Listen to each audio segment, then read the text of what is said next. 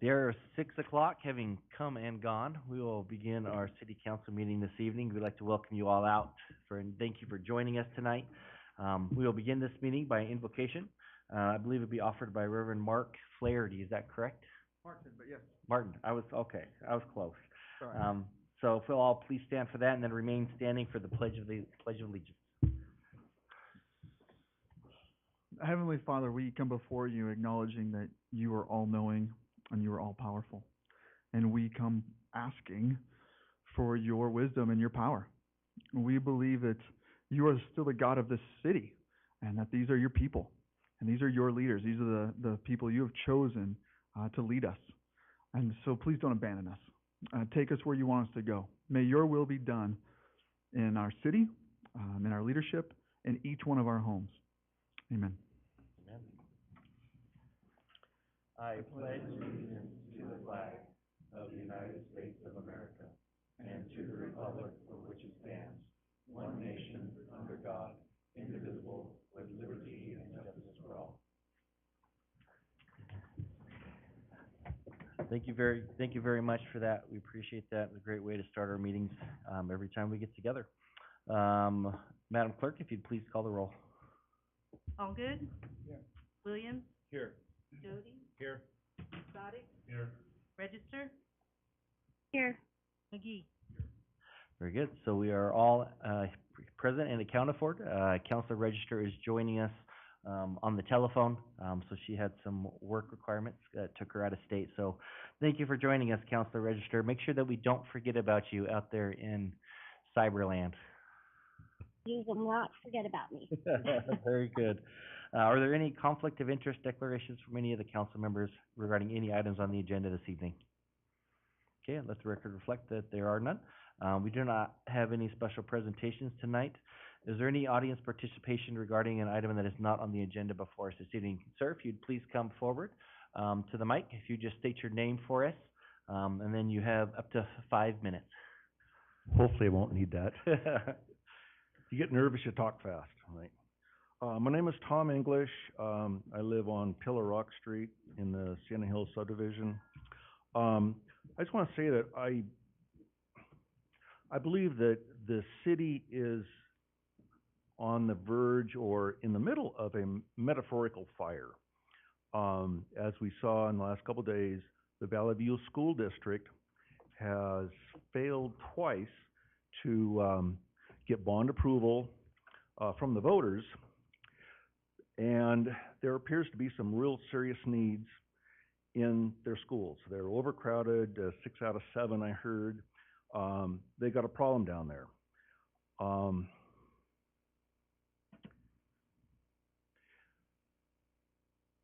People have been asking for some sort of property tax relief ever since we moved here 4 years ago, okay?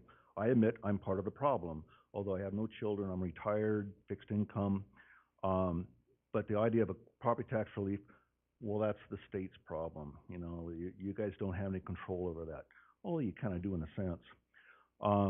But in my opinion, the Valley View voters have kind of instituted their own form of property tax relief.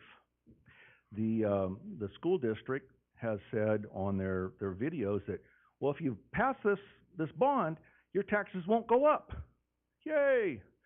Well, conversely, if you don't pass the bond, our taxes will go down.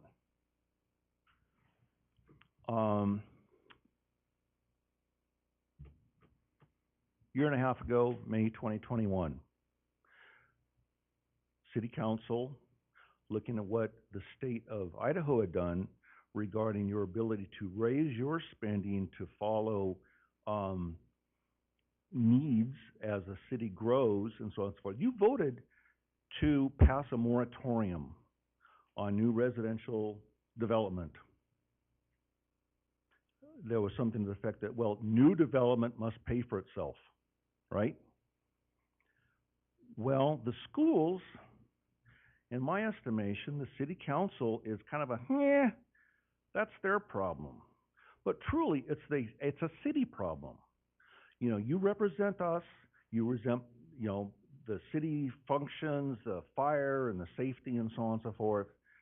And so your actions really do impact other government functions like schools. So what I would ask you to consider, and I know that on your agenda, I did go through that, you got a lot of agenda items to annex and approve and new development and so on and so forth. It won't be an immediate impact on the schools, but certainly down the road, what you're actually doing as you make decisions today is throwing fuel on that fire, that metaphorical fire. And so, again, as you look through this, as you're going forward, you're making life a lot more difficult for the school districts. So that was pretty much my little statement, and thank you for the opportunity to express, and I hope you'll consider that. I mean, tonight, what you're doing tonight, I believe that deed is done. It's been, preordained, it's been settled. But as you go forward, there's a lot of development around our neighborhood, around schools that are already overcrowded. They're throwing up houses. The matter's going to get worse for them. And the schools, believe it or not, are actually a part of the city of Caldwell. That's it. We're good. Thank you so much for coming. We appreciate that, Mr. English. I know I see Mr. Palmer here tonight. So he's with the Valley View School District. Probably a little heartbroken still. I didn't coordinate with anybody. I just kind of wrote out these notes going, hey, something's messed up. He likes to come hang out with us, so he's here oftentimes. So, but we appreciate you being here tonight, Mr. English, so thank you so much. Thank you. Is there anybody else in the audience that would like to come and, Mr. Palmer? Okay. And just, again, to make sure that this has nothing to do with any of the items on the agenda before us tonight. Yes, Mayor Wagner, there's a little bit of gray area there. So the warm-up in what I'm about to share is in regards to two agenda items tonight. However, it's more of a blanket statement of any time we do any kind of agreement with developers in general. So if you prefer me to, I could skip the first paragraph and get straight into the general statement rather than warm-up. Yeah, let's do that, and then If if you that'll want to work. testify at that hearing with the first paragraph, you're more than welcome to. Okay, sounds good. So let's see here. Let me gather my thoughts on how I'm going to revise this mentally. How about this? There are developers who agree to mitigate the needs that growth is having on our schools. I think I nailed it. However, I must be very clear. When Valley View reports to the City Council that a developer has agreed to a donation, it should not be interpreted as an endorsement from the Valley View School District. In fact, Valley View's preference is that all approvals would cease until a bond has passed. However, Valley View understands the reality that developers will be approved or denied despite Valley View's input. With this in mind, if the City Council decides to approve a subdivision, we want to be able to at least collect donations when developers are willing to give. Because the truth is, Valley View is caught in the middle between City Councils approving new developments and a state law that does not include school districts as impact fee recipients. Valley View School District understands that these donations will not solve our problems.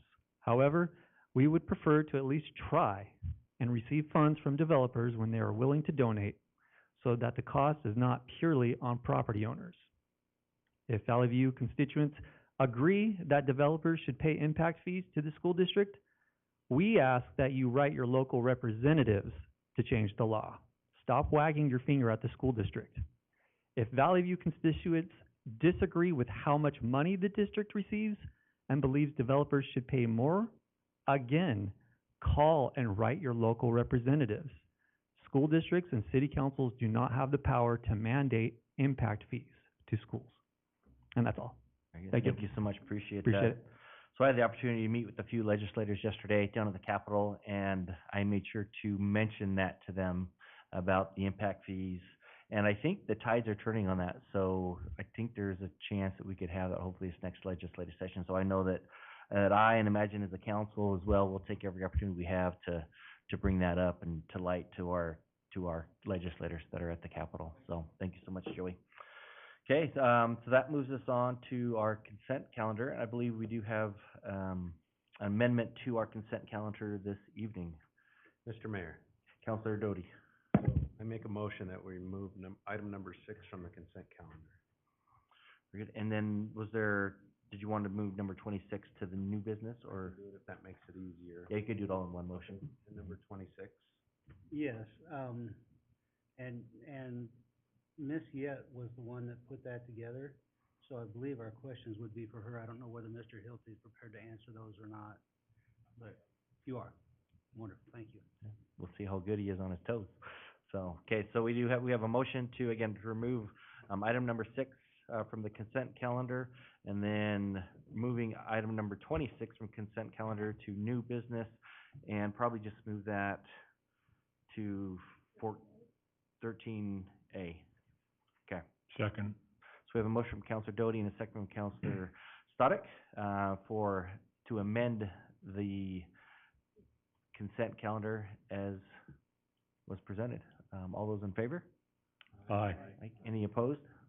Okay, so we have, the consent calendar has been amended. So now before you for approval is the consent calendar as amended. Mr. Mayor, Counselor Allgood. I move that we approve the consent calendar as amended. Very good. So we have a motion to approve the consent calendar as amended. Do we have a second? So we have a motion from Counselor Allgood and a second from Counselor McGee to approve the consent calendar as amended. Madam Clerk, would you please call the roll? Allgood? Yes. Williams? Yes. Doty? Yes. Exotic? Yes. Register? Yes. McGee? Okay, so that passes unanimously. And so make sure I make a note so we don't forget about that one. That moves us on to old business. So the first action item on old business is a public hearing pursuant to Idaho State Code 20-1002 to consider acceptance of the budget amendment for fiscal year beginning October 1, 2021 and then ending September 30th, 2022. And Rochelle, are you doing this one? So this is a fairly standard one that comes before us every year, just to balance everything out at the end of the year, if I'm not mistaken. Yes, this is the budget amendment for fiscal year 2022. Council and Mayor, thank you for having me tonight. We have the public hearing for this budget amendment. Just some highlights. The total amended expenditures is that's revenue. Total budgeted expenditures was $121,501,452, and the increase to budget expenditures was $13,769,037. Out of that $13 million, most of the expenditures were grant revenue. We had about 49% of that was for grant revenue. 23% was for urban renewal projects that the city completed. 1.8 million was approximately for fire and police equipment. 93 million for unexpected retirement, and about 1 million for enterprise-related projects. Other miscellaneous operating costs and whatnot came to about $852,000. And with that, I'll stand for questions. Okay, any questions from any council members? Okay, Council Register, any questions from you? Nope. Yeah. Thank you. Very good, thank you so much, appreciate it. And this is a public hearing item, but there is nobody that has signed up to speak regarding this action item. So would that move us straight into the consideration of bill number 56, ordinance number 3450? We need to close the public hearing first, though, correct? So do we have a motion to close the public testimony portion of this hearing? So moved. So we have a motion from Councilor Stoddard and a second from Councilor McGee to close the public testimony portion of this hearing. All those in favor say aye. Aye. Any opposed? That motion passes. And so now we would move on to the bill and ordinance. Is that correct, Mr. Hilty? So this would be for consideration of bill number 56, ordinance number 3450, amending ordinance number 3367, bill 48 for fiscal year beginning October 1, 21 and ending September 30th, 22, with a request to move for its passage by title only. Do we have a sponsor of that bill and ordinance? Mr. Mayor, Councilor Allgood. I'll sponsor bill number 56, ordinance number 3450, and move for its passage by title only. Okay, do we have a second? So we have a motion from Counselor Allgood and a second from Counselor Williams, for adoption of this, and I will read this, by its title only. So this is Bill number 56, ordinance number 3450, an ordinance of the City of Caldwell, Idaho, amending ordinance number 3367, Bill 48, the appropriation ordinance for the fiscal year beginning October 1, 2021, and ending September 30th, 2022, appropriating additional monies that are to be received and or expended by the City of Caldwell, Idaho in the sum of $13,769,037, and providing an effective date. Mr. Mayor, I just want to make it clear, Yes. it's bill number 56, changing bill number 48, correct? That is correct, yes. Okay, and so we do have a motion and a second. Madam Clerk, if you please, or is there any discussion on that motion? Okay, Madam Clerk, if you please call the roll. Oh, so was from, the motion was Counselor Allgood, the second from Counselor Williams. Allgood, Yes. Williams, Yes. Doty, Yes. Sadek, Yes. Register, Yes. McGee. Very good. So that passes unanimously, and that moves us on to old business action item number 3. Consider resolution adopting a schedule of FY 2022 fees for services provided and regulatory charges as specified by the Caldwell City Code for the Caldwell Event Center, Canyon Hill Cemetery, City Clerk Department, Caldwell Fire Department, Golf Department, Caldwell Library, Planning and Zoning Department, Caldwell Police Department, and the Parks and Recreation Department. Do we have any presentation on that at all? Just if there's questions? Okay, sounds good. Do we have that resolution? Do I need to read that resolution, Mark? By title only.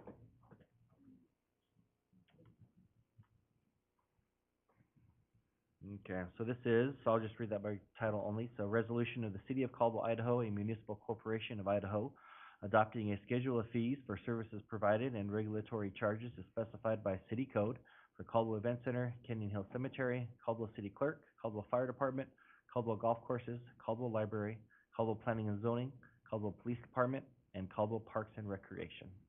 So do we have a motion for the adoption of this resolution? And a second? Second? So we have a motion from Counselor McGee, is that correct?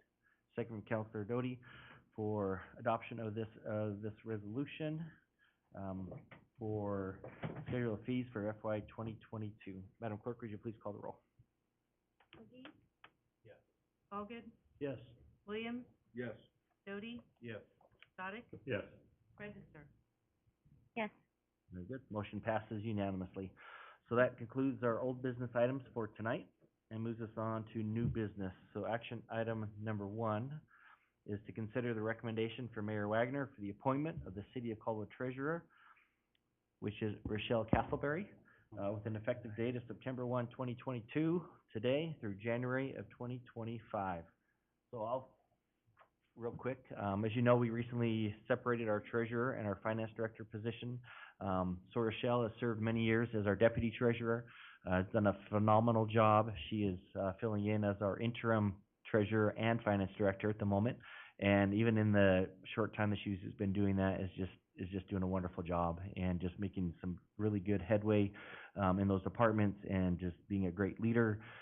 And, you know, with new staff that she has as well and all the responsibilities on her, she has just picked that up and is just doing a phenomenal job. So it gives me great pleasure to present her to you as my recommendation for the City of Caldwell Treasurer.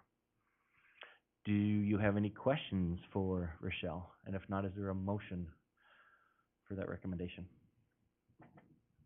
Mr. Mayor, Yes, Councilor Register. I moved to, I'm sorry, it was for treasurer, right? Yes, that is correct. I don't have my notes here in front of me, I apologize, it's Rachel.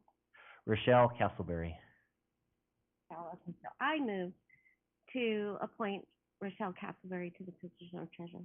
Very good. Do we have a second? So we have a motion from Councilor Register and a second from Councilor Stoddick for the appointment of Rochelle Castleberry as the City of Caldwell Treasurer. Madam Clerk, if you'd please call the roll.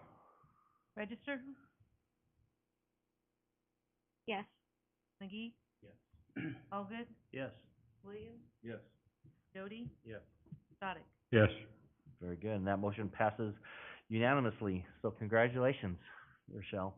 So that moves us on to the oath of office for the appointment of the City of Caldwell Treasurer. So we'll do that at this time.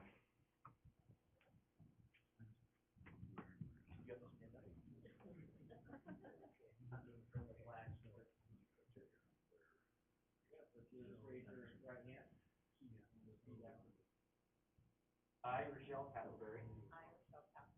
Do solemnly swear. That I will support the Constitution. Of the United States. The Constitution of the State of Idaho.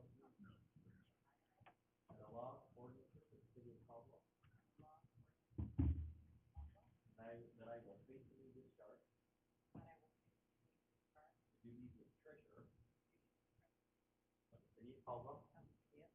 Canyon County, Idaho. To the best of my ability. If number 3 pops up for me. That's what it should look like right there.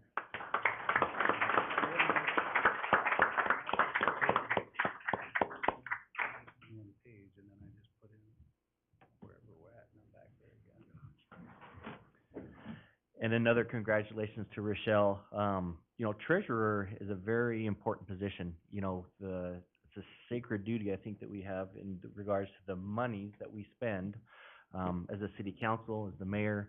Those obviously come from the taxpayers of Caldwell. And you need somebody that you can trust 100%, that controls that, those purse strings and those monies. And I can't think of anybody better than Rochelle to do that. So congratulations, and super excited to continue working with you in that position.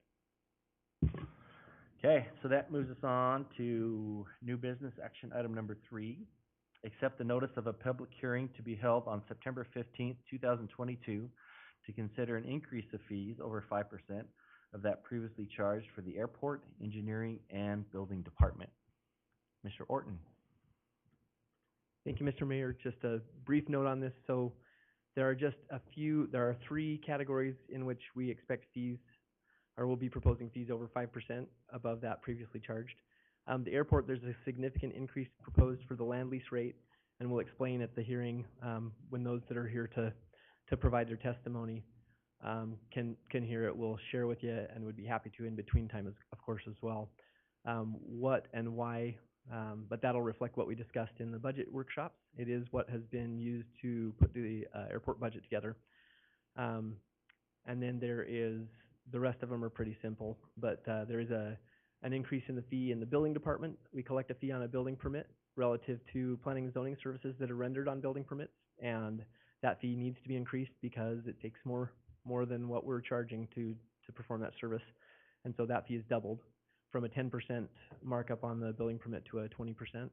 And then the last one is engineering fees.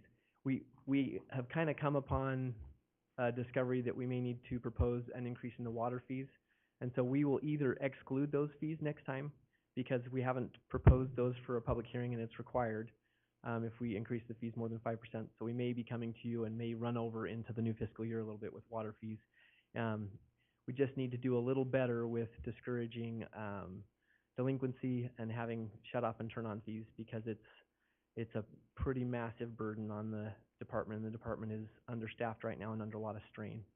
So we're hoping to find a way to encourage against that, and that we're going to have to regroup a little on that one, because we've just kind of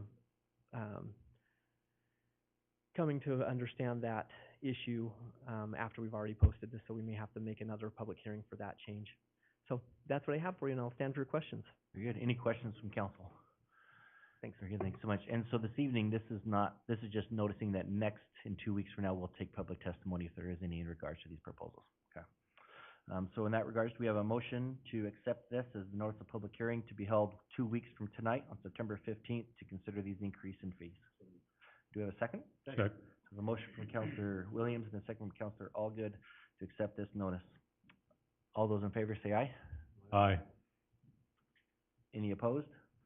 Motion passes. So that'll be, again, September 15th.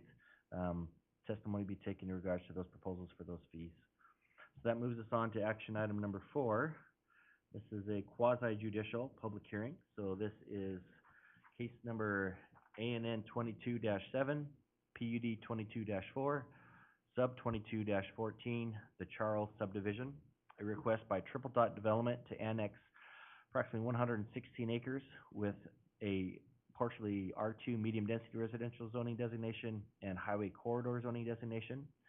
Concurrently, the applicant is also requesting preliminary plat with the PUD for the Charles at Karcher subdivision. That development is proposed to consist of 192 total lots, 143 of those single-family, 5 multifamily lots, and 15 commercial lots, and will be completed in 8 phases. Subject property is adjacent to 15979 Lake Avenue in Caldwell, Idaho. And with that, Alex, we'll turn it over to you for staff presentation. Alrighty, thank you, Mayor and Council. We're gonna start something new in the planning department of having presentations for these cases. So, once Brent can get that up there, we're gonna give this a try. Hopefully it'll be a little more simple for the public to see what's going on. So as I said before, this is the Charles annexation, PUD, and subdivision. The location of this is the corner of Karcher and Lake. No great landmarks to try to point out where this is exactly. Currently, this is zoned in the county. They would like to annex into the city for the northern part to be medium-density residential and the southern portion to be highway corridor. The proposal is 143 single-family lots. These are single-family lots and townhomes, 5 multifamily lots, 15 commercial lots, those being a national grocer, fuel center, and various retail. They are dedicating land for a joint fire station between the Caldwell Fire Department and the Nampa Fire Department. And this development is approximately 116 acres, so it's quite a large development for the city. For density in the R2 zone, which is mainly the townhomes and single-family lots, it's 4.86 units per acre. In the highway corridor zone, it is 13.13 units per acre. This is mainly a mixture of townhomes and the multifamily.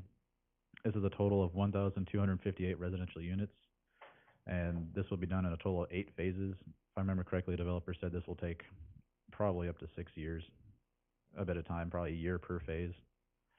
They can speak more on that later. For open space, we're looking at 10.3% qualifying open space, but for 116 acres, that's quite a bit. They are providing land for the Cougar Pathway, which runs all along their western boundary. And for amenities, we're looking at a central community park with amphitheater, clubhouses, outdoor lounging areas, 1.5 acre lot dedicated for joint fire station, playgrounds, and a dog park. And they are asking for some deviations from zoning standards. That's located on page 8 of the staff report. Would you like me to read those off, or do you want to just look at them on the staff report? Or could Brett pull them up? Do you want those read, or? Summarize them. Yeah, if you could summarize, that'd be great. It's mainly just decreasing lot sizes. So for patio homes, it's a 15-foot setback instead of a 20. Side setbacks would be 0 for the townhomes, which is normal for our code. Minimum lot width is generally 45 foot. They're going for 40 foot for their patio homes and 20 foot for townhomes. With that, additional parking is required. They've met this standard. The minimal lot area, instead of it being 6,000 square foot, they're going 5,000 square foot for patio homes and 1,660 square foot for townhomes, usually pretty standard for townhome sizes. They do want to increase the maximum height for townhomes from 35 foot to 45 foot, and that's mainly it. It's up there on the screen for anyone else who wants to see. Good. And maybe one quick question before you kind of turn over to City Council. You mentioned about them dedicating land for the Cougar Pathway. Would that also include the construction of the pathway? Yes. Okay, good. Any questions from any council members? Mr. Mayor? Councilor Stoddard? Alex, would the 45 foot for the townhomes, is there gonna be a buffer between, say, the backyards and the other structures that they're gonna build at all? I believe so. I think the developer can speak more on that. I know they have an additional presentation they're gonna give. Nobody's looking down on everybody else's patio? No, the townhomes are all joined together, so if anything, they'd be looking into a common open area. Okay, thank you. Any other questions? Yeah. Councilor, all good? Mr. Horton, I just want to orient it on the map. Can you pull it up on the map so I can see where it sits exactly?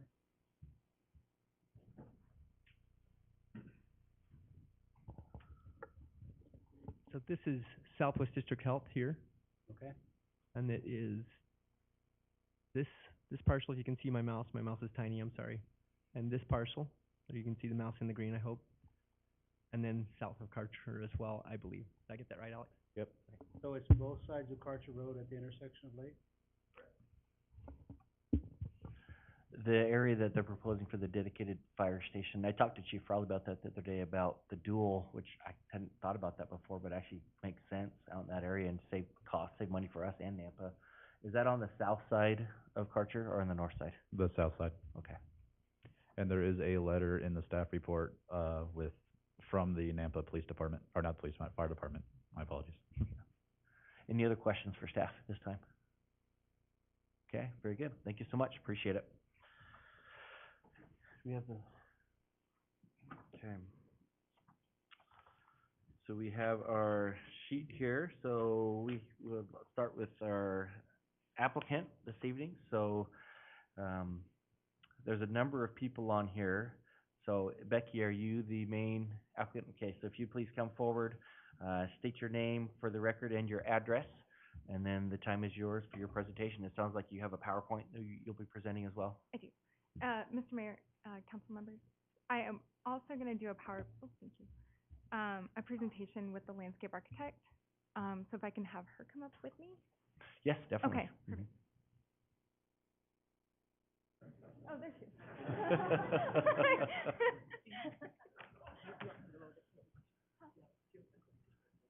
Oh, I emailed it to Alan.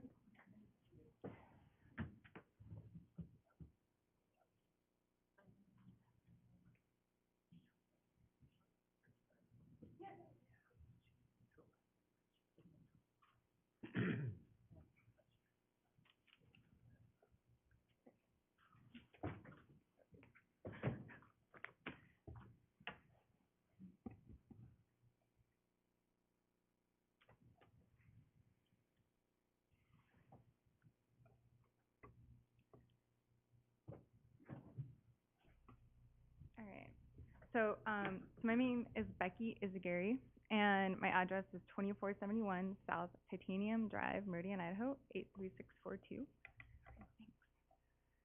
And do you want to swear Jamie in as well? So we don't do swearing in, just state your name State and name, address. yeah. Yeah, that'd be great.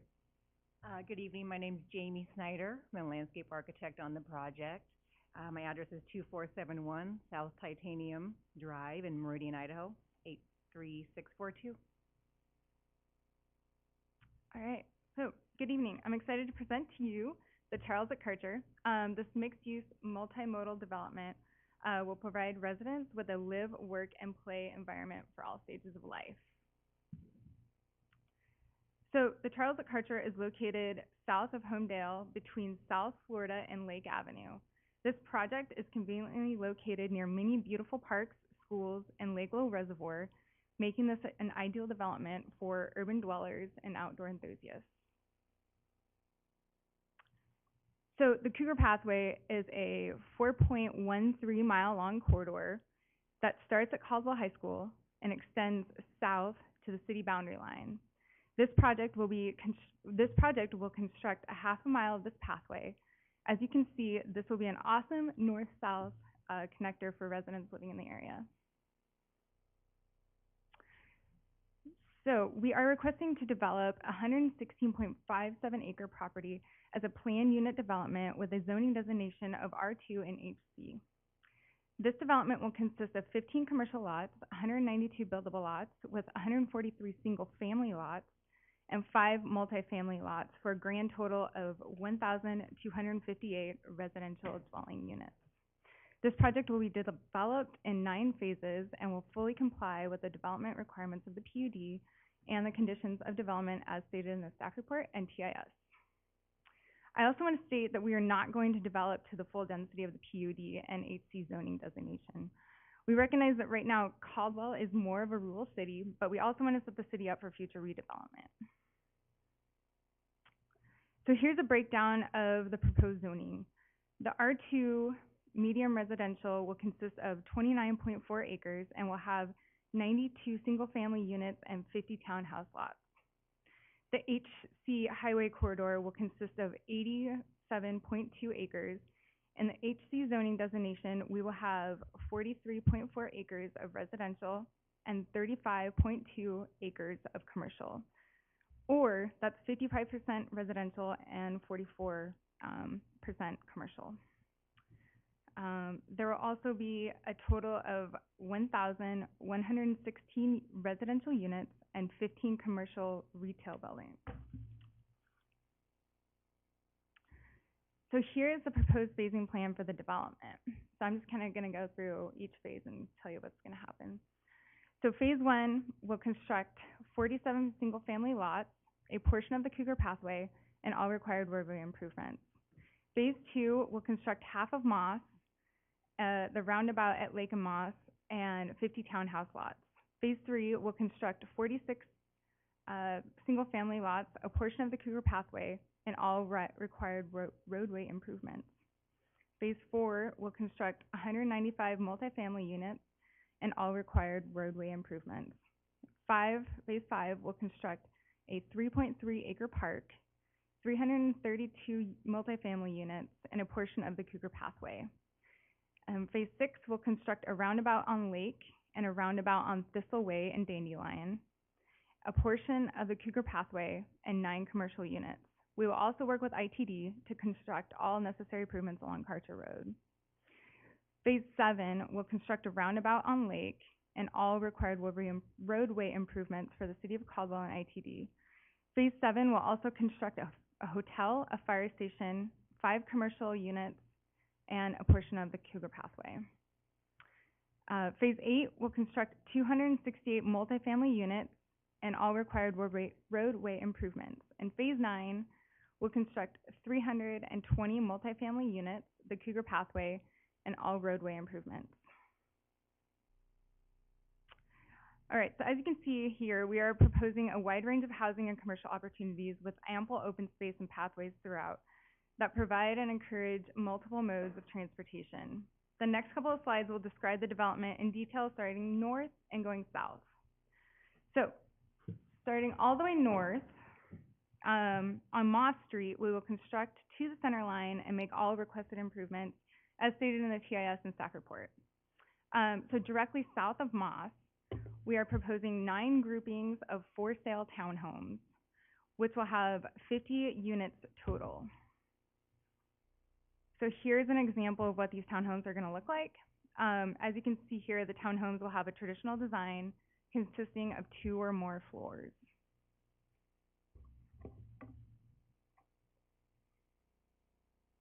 So at just over 1 acre of open space, the green areas around Building A townhomes are meant for these residents to build a sense of community and provide spaces for the neighbors to gather and get to know each other outside their townhomes. A multitude of spaces here are designed to include a central clubhouse, outdoor lounge areas with room for barbecues, fire pits, and seating. And since this residential product doesn't have a private yard space, there's plenty of wide open lawn areas for active recreation. All right, so just south of the townhomes, we're proposing 93 single-family patio homes with alley-loaded garages with an average lot size of 5,043 square feet. So this is what this product will look like. As you can see, these will be for-sale patio homes. They'll be low maintenance, they'll take up the entire lot, and may or may not provide a small patio or yard space. It kind of depends. And these homes will appeal to both empty nesters and entry-level buyers for an affordable way into homeownership.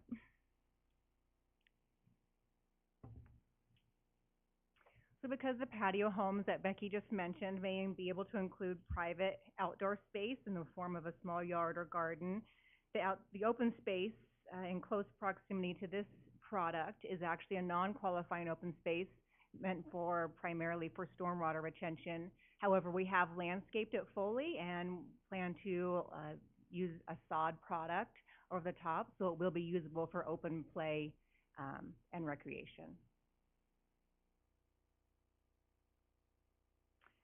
On the slide here, this is our flagship open space for this Charles at Karcher subdivision.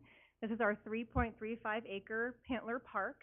It's nestled in a central location and adjacent to the Cougar Pathway. We envision this park not only as being a space for our Charles residents to frequent, but for our neighboring community members to enjoy. It's bisected by a strong shade-covered alley of trees and designed to be both passive and active. There's space for an amphitheater to hold local performances, a playground structure, 2 full basketball courts, and 3 lawn spaces of over 50 by 100 each. All right, so east of the park, we're proposing a town home style apartment. The C1 units will consist of 7 total buildings with 9 units per building. The C2 units will have 4 buildings with 6 units per building. These units will be surrounded by a large communal open space. Additional off-street parking will be provided for all units. So below are examples of what these units are going to look like. The goal is to have a mix of single and multi-story for-rent townhomes. These homes tend to bridge the gap between apartment-style living and single-family home living. And then The townhome style type C product has a centrally located 0.73 acre open space for this community and is meant to provide these residents, no matter what their age, an opportunity to get out and recreate. The amenity package truly offers something for everyone, and includes space for entertaining or spending time with friends on paved patio lounges that will be equipped with barbecues and fire pits, open lawn space for unscripted play for children, a fenced dog park for our off-leash fur babies to play, and dedicated pickleball and bocce courts. Okay, so to the southwest, we are proposing higher density multifamily units. There will be a total of 2 buildings with 166 units per building. There will be parking garage on the first floor of each building that will accommodate parking for both residents and their guests. The rooftop of both parking garages will be loaded with amenities that Jamie will talk about in a later slide. This development will have direct access to the Cougar Pathway, making it easy for residents to maintain an active lifestyle. So this is what we're envisioning for this development. As you can see, it's a higher density development located directly south of the park and adjacent to the commercial retail. It's a pretty awesome location for this type of development. Each unit will have a built-in washer and dryer, updated appliances, and small storage off the back patio.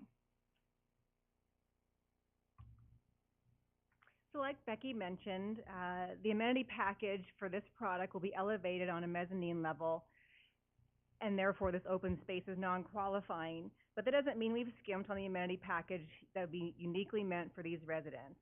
At the heart of these units, outlined in red, they are meant to be indoor and outdoor spaces, making it easy accessible for the benefits of fresh air for all residents. The activity decks are programmed to include spaces for an indoor-outdoor fitness center, dog washing center, outdoor living rooms, fire pits, and sports areas for bocce or other court games. Okay, so to the east, we are proposing a lower density apartments with 9 total buildings and 12 units per building. There will be a large communal open space in the northeast section of the development. Off-street parking will also be provided for all units. And this is what we're envisioning for these apartments.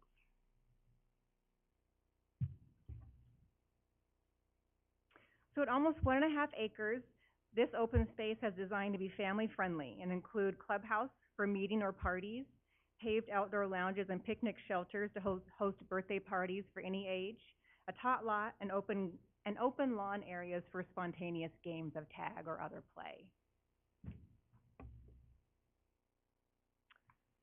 So moving directly south, we have designed a space for big box retail grocer, a fuel center located on the southeast corner of Karcher and Lake.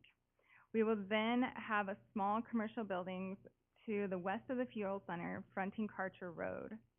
As you can see here, there will be plenty of parking to support all commercial spaces. We will also be working with the city to meet ITD requirements for this section of development. And here are some examples of what we would like to see in this space. We want the space to have a neighborhood market look and feel to encourage multi-modes of transportation. To the west, we are proposing a mix of restaurants, retail, and commercial buildings with a bank located on the east corner of Karcher and Thistleway. There will also be a drive-through on the lower west corner of the project. This development is also located right along the Cougar Pathway, creating a nice multimodal development. So we want this area to have a relaxed, comfortable feel. The back of the development will face the Cougar Pathway, making this an ideal place for outdoor dining and lounging. So as Becky was just pointing out, the vision for this portion of the Cougar Pathway is an area to be active and engaging, a space that can flow between the outdoor dining and the pathway. But people sometimes wonder if pathways actually add a real tangible value to communities, and the answer is a definite yes. Studies continuously show that pathway systems in our community have a benefit to our health by encouraging more physical activity that accounts for measurable savings in healthcare costs. They have a benefit in the environmental quality, contributing to a reduction in vehicle trips. They have economic benefit. Businesses located along pathways are also associated with increased spending, and neighborhoods can also see a rise in housing prices that are associated with pathways. And also increased safety. Research dating back to 1998 shows that pathways can actually deter crime in an area by creating lively and frequented spaces. They also provide accessible routes for transportation disadvantaged populations that mean easy access to everyone for recreation, retail, and business needs.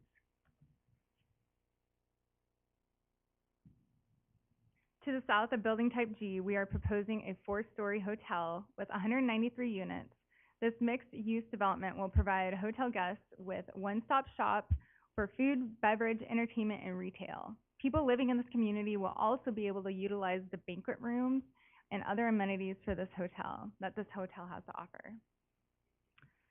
And this is what we're envisioning for this 4-story hotel. Now, just south of Karcher, located east of the hotel, we are proposing 5 commercial building units, a joint fire station between Nampa and Caldwell, and a large community gathering area. This is what we want this development to look like. Again, it will have a walkable pedestrian feel.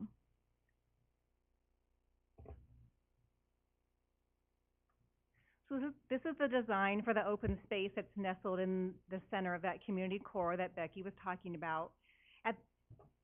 At a little over 1 acre, this open space is designed to be a bustling hub of activity, full of pavers for outdoor seating, for a place to grab coffee with friends, and large lawn spaces to host community pop-up events, such as art shows or music nights, and they're all connected by accessible pathways.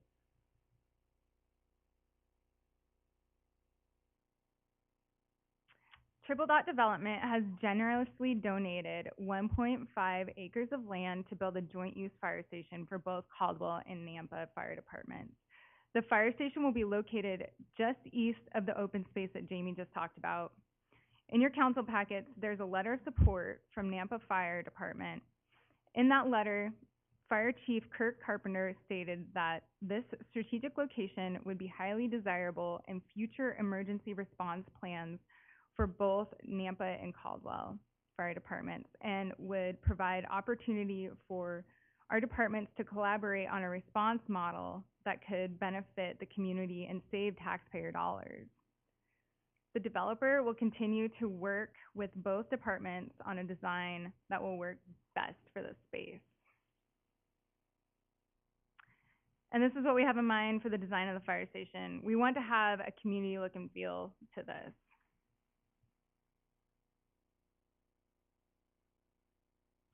This slide just represents another one of our open spaces that is technically non-qualifying open space, but we're just showing here that we are landscaping it again to be a usable park-like feel for residents.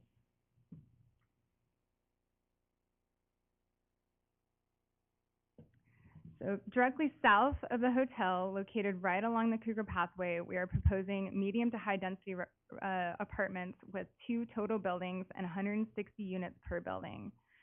In the center of the 2 buildings will be a community area loaded with amenities. This development will also have direct access to the Cougar Pathway. Here are a couple pictures of what we have in mind for this development. The community center will be in the middle of the development and parking will be located around each of the units.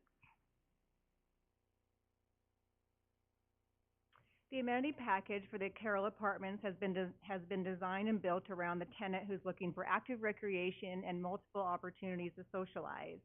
There's a large clubhouse that opens freely to the pool deck, and as Becky mentioned, this product sits directly off the Cougar Pathway and is connected as so with a gaming corridor filled with fire pit lounges and bocce courts.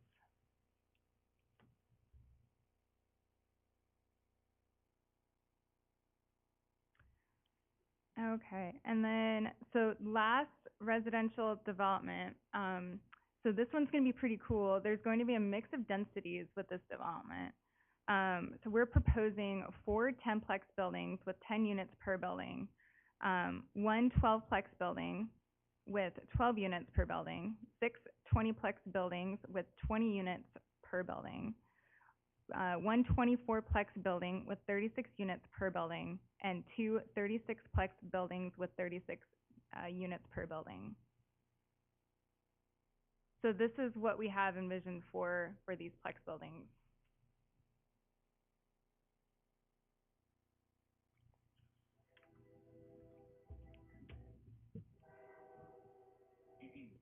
At a little over 1 acre, the amenity package for the Charles Townhomes is uniquely designed to hold something for everyone. Nestled between the northern buildings is a clubhouse and pool area, and at the heart of the community zone there in the red triangle, it's split into multiple use types for active recreation. The east end holds the playground and picnic shelters, and the west end is 2 pickleball courts and outdoor lounges.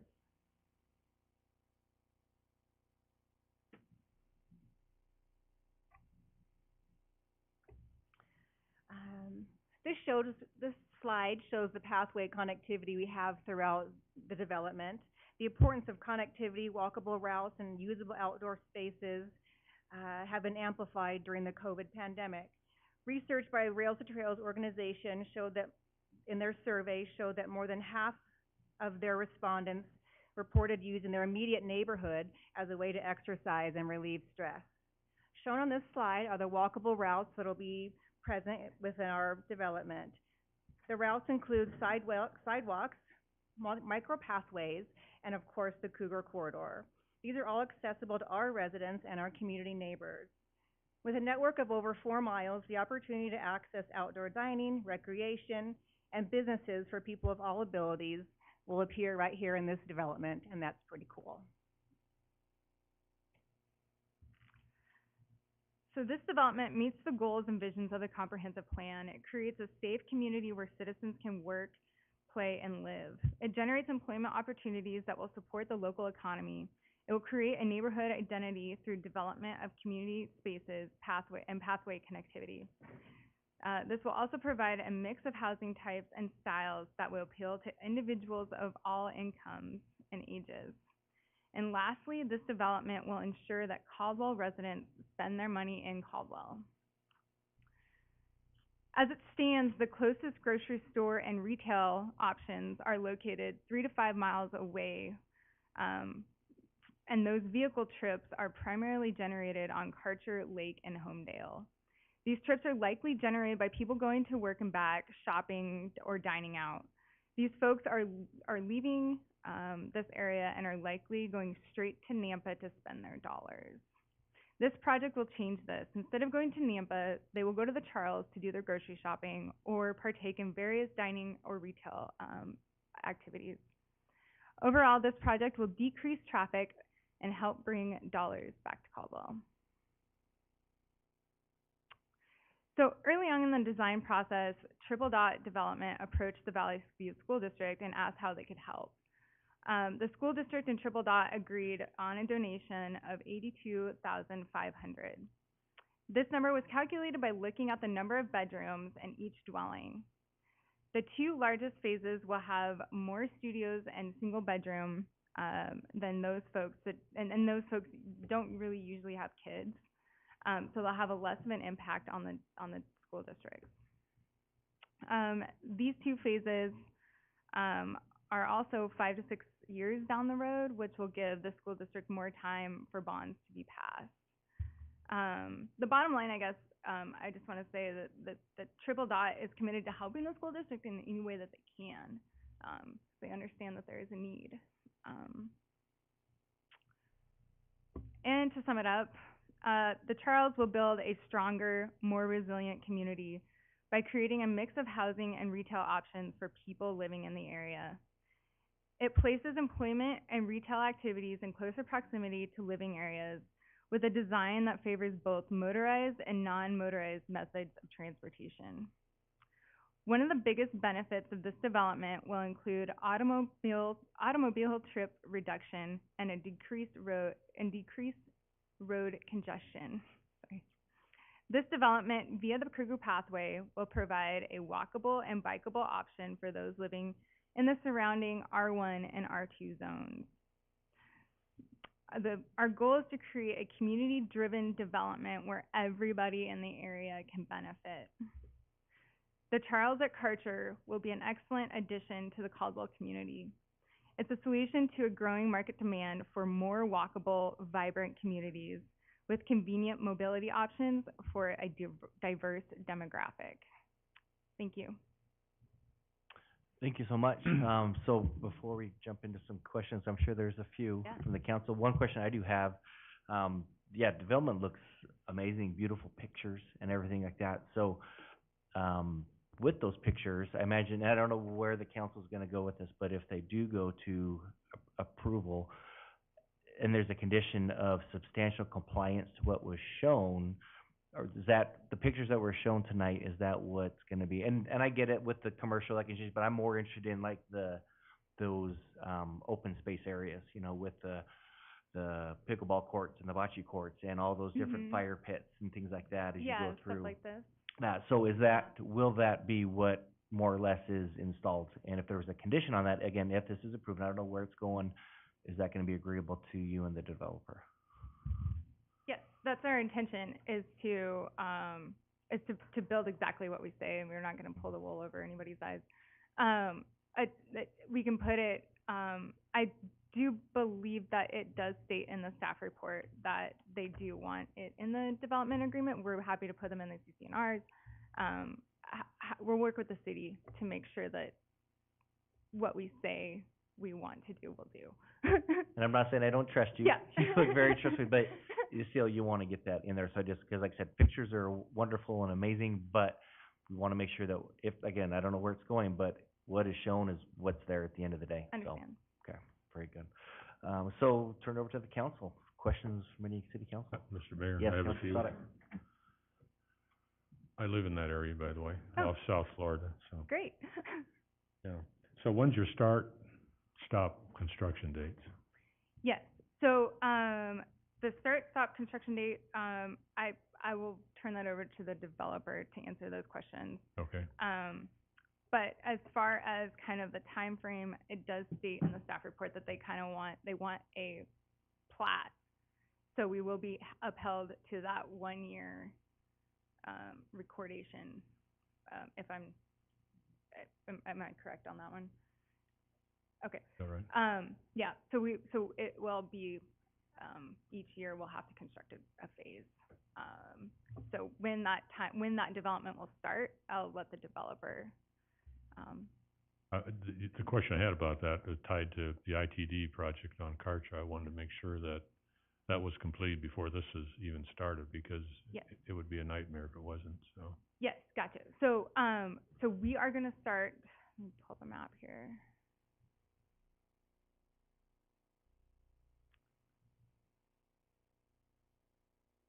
Sorry about that.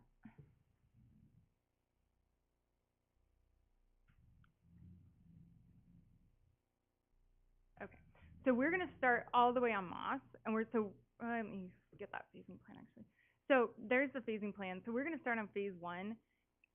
Hopefully at the same time ITD is doing their work on Karcher. So hopefully by the time, we won't be tearing up the same pieces of road that they have built to bring sewer down. Does that make sense? So we're gonna try and time it to bring sewer as ITD has the road tore up. Okay. Yeah. You talked about a big box grocer. Do you have somebody lined up for that already? I'll let the developer speak on that one. Okay. Pricing, do you have any idea what the pricing is gonna be on these various, units? I'll let the developer speak to that one. You know, the question I had was how in the world is all this gonna decrease traffic around that area? I mean, that's you know, I live there and it's backed up from the boulevard sometimes all the way back to Lake in the mornings and even in the evenings too, so. Yeah, so let me go back to the big overall map here. Sorry, I keep flipping around. Okay, so you can see our development, that big square. Mm-hmm. Is this how it faces? So basically, folks are having to go to Winco or to Fred Meyer or up to Albertsons or you know, any other retail stuff. They're gonna go down Karcher and then go back, right? I mean, you're gonna have your exceptions of people trying to get onto the freeway and accessing work and wherever else. But for the most part, people are kind of going around that area. And so by putting a big box grocer and putting retail and putting commercial and dining options in that area, you're gonna reduce the amount of vehicle trips on that road just purely from people that have the option to stay in their community. Yeah.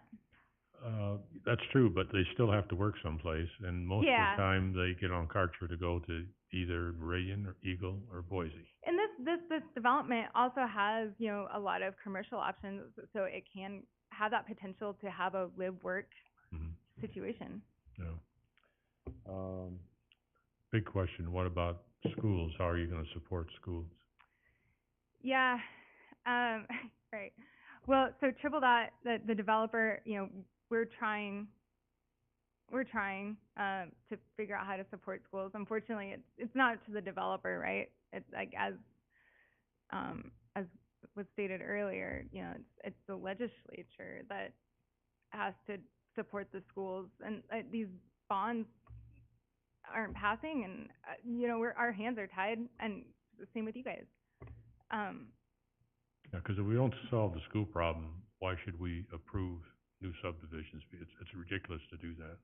Yeah, we're trying the best we can by offering a donation and by working with the school district. Okay, so you have talked to them, or you're going to talk to them, or? Yes, so in this letter here, Triple Dot signed a letter. This is a signed letter, and I believe it's in your council packet, that we are going to donate $82,500 to Valley View School District, and Valley View has signed off on it. So we're doing our part, and we're trying. Because like say 82,000 will pay for about 3 portables, and that's it. That's what they agreed on, yeah. So, well, as far as staff is concerned, what about sewer, water, and all that? That's a awful big development. Any comments on that, Brent? Mr. Mayor, Councilman Stoddard, yes, the sewer master plan is designed to accommodate a complete build out of the area, so it should support this, okay? Okay, good, thank you. Hotel units, you said it had 193 hotel units Correct. there? That's correct, yeah. Okay. All right, that's all I have for now, but. Okay. Very good. Other questions? Councilor Williams. Yeah, Mr. Mayor. First of all, looks to me like a first-class development, and as much as I agree with so many of the questions that are being asked, these are the kind of developments we see in Eagle. These are the kind of developments we see in Meridian. These are the kind of things we want to see in Caldwell, and so it's exciting for me to see that. It still takes my breath away as I think about how do we solve the other problems, and I wanna go back to that, and maybe it's a developer question. I know the problem is we're not passing bonds and we don't have legislature movement in a positive way. So rather than everybody saying it's not my problem, I'm wondering what a multi-pronged approach would look like. And admittedly, you're already helping, you're taking apart. I think it's appreciated, and I mean that sincerely. I don't want the developer to think that I'm thumbing my nose at $82,500. Yeah. And yet I wonder, are there ways we can get more skin in the game from more players, because the problem isn't being solved and it's not going away. We're not gonna stop development. How can we mitigate the challenges that it's creating in this growth? We knew it would come to this someday in one sense, that the valley's growing this way. Caldwell has missed some opportunities like this for these grocery stores and these commercial places and these upper scale apartments that are going to solve some of our problems. They're bringing in revenue by bringing in spending dollars. And so I'm want to see my way through this. I was wondering today, what about donating a modular building? Maybe we could find a way to plan that in there, because the schools do have a problem, and I'm sympathetic. I was personally disappointed that the bond wasn't passed. Yeah. I don't know how to communicate better to people that there has to be a multi-pronged approach to this. So these are good things. The fire department contribution is another way that I want to recognize the developer contributing to the city, and I think that's important. And I'm glad to hear that the cities are thinking about using it jointly, because there is an overflow. I almost wish it was, and again, I'm not thumbing my nose at what is it, an acre and a half? Yep. I almost wish it was 2 acres, because it'd be a great place for a substation for the police department, because with this kind of growth, this kind of residence, this kind of development, it's at the far end of our city, and we need a substation. It would be something to consider, which brings me to another thought, and again, maybe it's a developer question. Phase order, how locked into that are we? And it's great timing with ITD, it really is. I'd be more concerned about this project if ITD weren't starting next year, Mr. Orton, more or less. I can't remember. I apologize. It's And you either- can't it's answer either for ITD either, but. Or actually, it's either 2023 or 2024. So I bet you that there's people. we're on the precipice of it, and so I find it to be good timing, but what if we see the need to build out that other end first? Are we able to move those phase orders around at all? Yes, yes, and especially if big box retail comes in and they want to build first, or, yes, it's just a proposed phasing plan. Because that was another thought, that if a grocer were to go in there, I've thought for many times driving out towards Chuck's house, and he's never invited me to his house, but I've thought many times driving out there, we need a grocery store out there. They're all having to come in, they're either coming into Albertsons or they're going to Nampa. Yes, yeah, And I'd rather keep the dollars in Nampa, because that helps our schools. yes. That's going to be a Yeah. game changer right there. I'm missing water features. Gotcha, okay. I don't know, I don't know if that's something that, and again, I hate to suggest something because it adds dollars, but as I look at this development, it looks so much like something I would see other places, except I'm missing some water features. Is that something that could be considered? I think we could definitely consider that. We have the open space for it, we have room, and yeah, all the amenity packages that are shown in here, are scaled correctly to hold those elements. So you can see that all the, the open lawn areas, we have more open space to play with to do something. And one other thing I thought might be missing, maybe it's in there, you just didn't mention it. Any electric car charging stations in there? Like it or not, we're moving that direction. Yeah. And I think in a development of this scale, and forgive me, I'm not planning on buying an electric car next year, but as we develop, if we're missing that, and I just wonder if that shouldn't be considered as well in this, and maybe even a condition to have them in some place, because that's the direction we're going. Right. To miss it in a development of this scale, I think we might be overlooking something. But again, I'm optimistic. I'm extremely optimistic about a development of this scale in the city of Caldwell. We still have to solve the school problem. Yes. Watch out. Oh, sorry, I didn't know. Thank you, Mr. Mayor. Yeah, no problem. Any other comments or questions?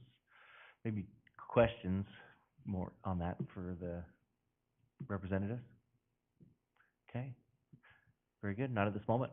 So, okay, so we will move on. So next person signed up, they indicated they did not wish to testify. They are signed up in favor is Kelly Perryman. Is that correct? You do not wish to testify? Okay. Next person signed up and they indicated they do want to testify is the developer, Tanner Layton. If you'll please come forward and state your name, and address for the record. Yes, sir.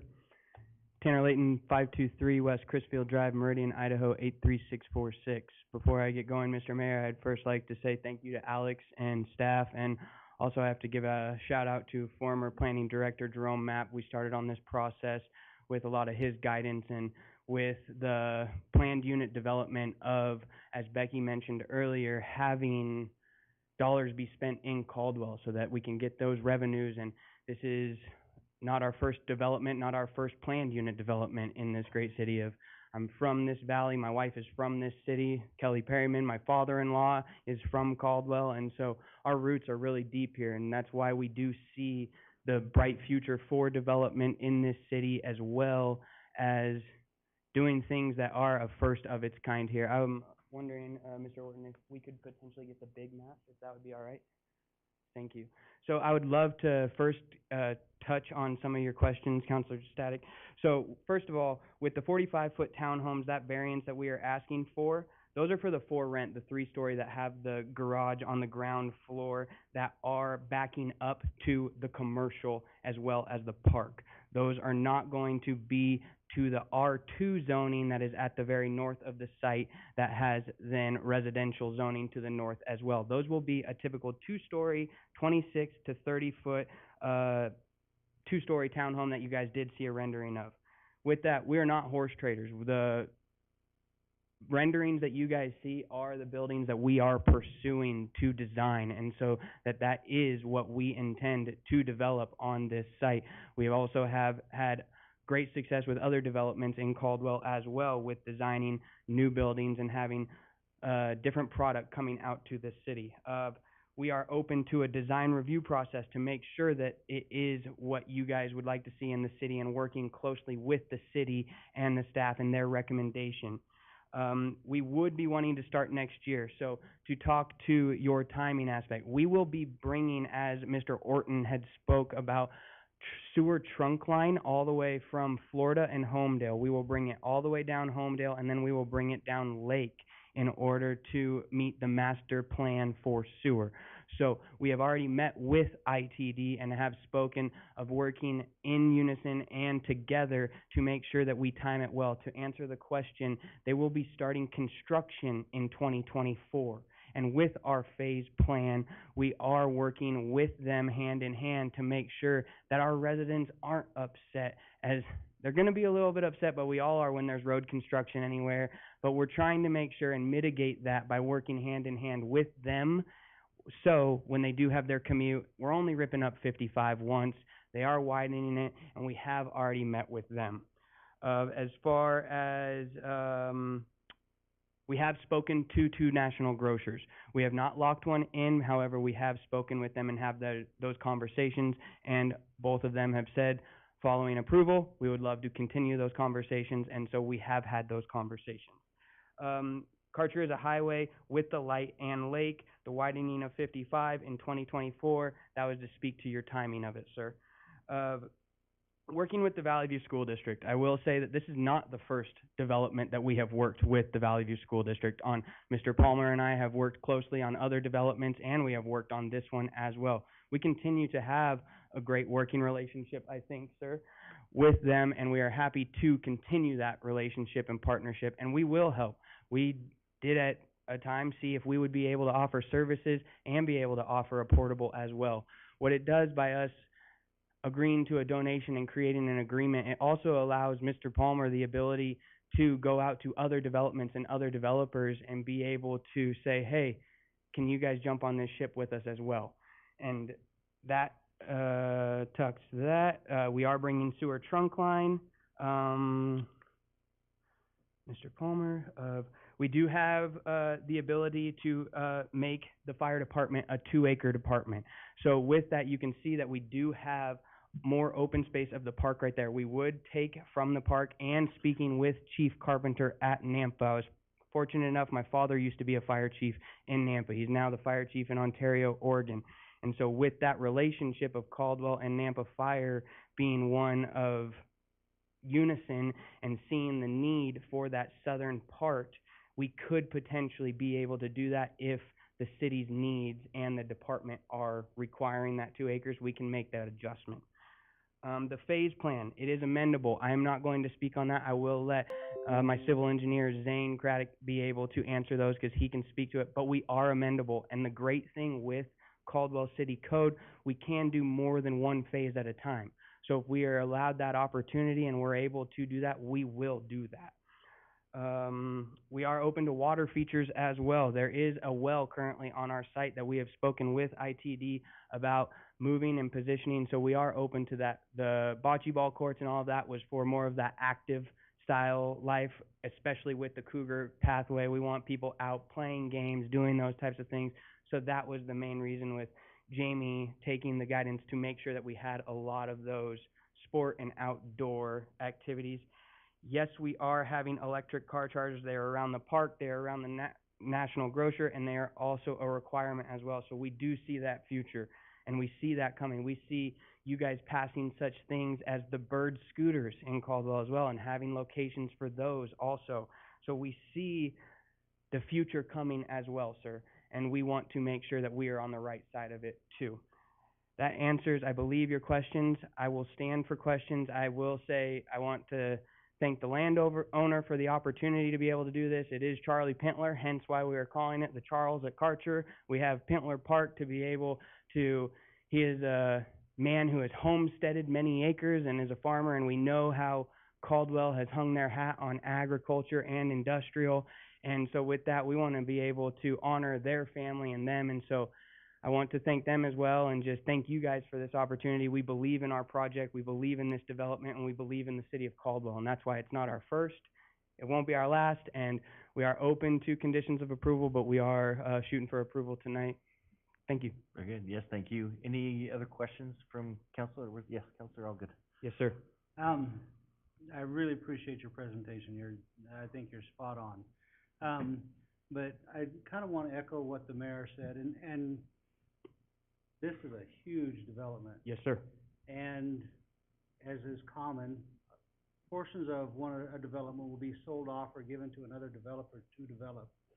And my big concern is that if that is the case, that we stay with the plan that you're presenting tonight.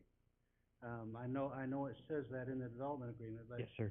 But I just want to emphasize that if someone else comes in for a portion of your development, that it stays with what was presented here tonight. Yes, sir, and between us, I also am glad that it is in the development agreement to make sure that we have been working on this project for 2 years now and it has a special place in my heart. So I was very glad when the hearing examiner made that a condition and put that in the development agreement. So yes, sir, I am right there in alignment with you. Any other questions? Other questions of any council members? Okay, very good. Thank you so much. Appreciate that. Next on our list, and they did indicate to not testify. We just want to verify on that. So we have these next 3 indicated that they are in favor, but to not testify. Brady Hanson, Max, and I can't read the last name, and then Brooke Rhodes. Is that correct? In favor, but do not wish to testify. I see thumbs up back there, so okay. And then the last person signed up in favor to testify is Zane Craddock, the engineer, if I'm not mistaken. So, very good. So if you'll just state your name and address for the record, and then the time is yours.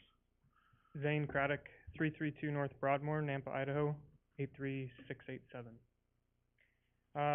There's a couple questions that I just wanted to address. The phasing plan. So the way that the utilities work on this parcel is the sewer is coming from the north, so naturally we would like to start from the north and work our way south.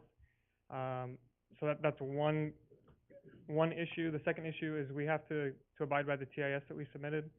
Part of that is before we can bring in the big box grocer, it definitely is going to need Karcher widened. So we would be restricted by both the TIS findings and the sewer location as far as the phasing goes. But other than that, as far as phasing, that's why we have it staged to go north to south, simply because we have to bring sewer from the north. But other than that, we don't have a lot of other constraints about changing the way the phasing goes. And then the other thing is just working with ITD.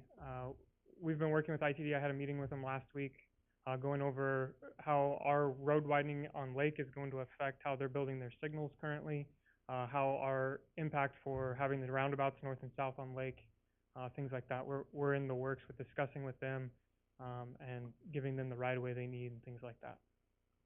I think that's the two big things. I guess the last question was on the lot width reduction for the single-family patio homes.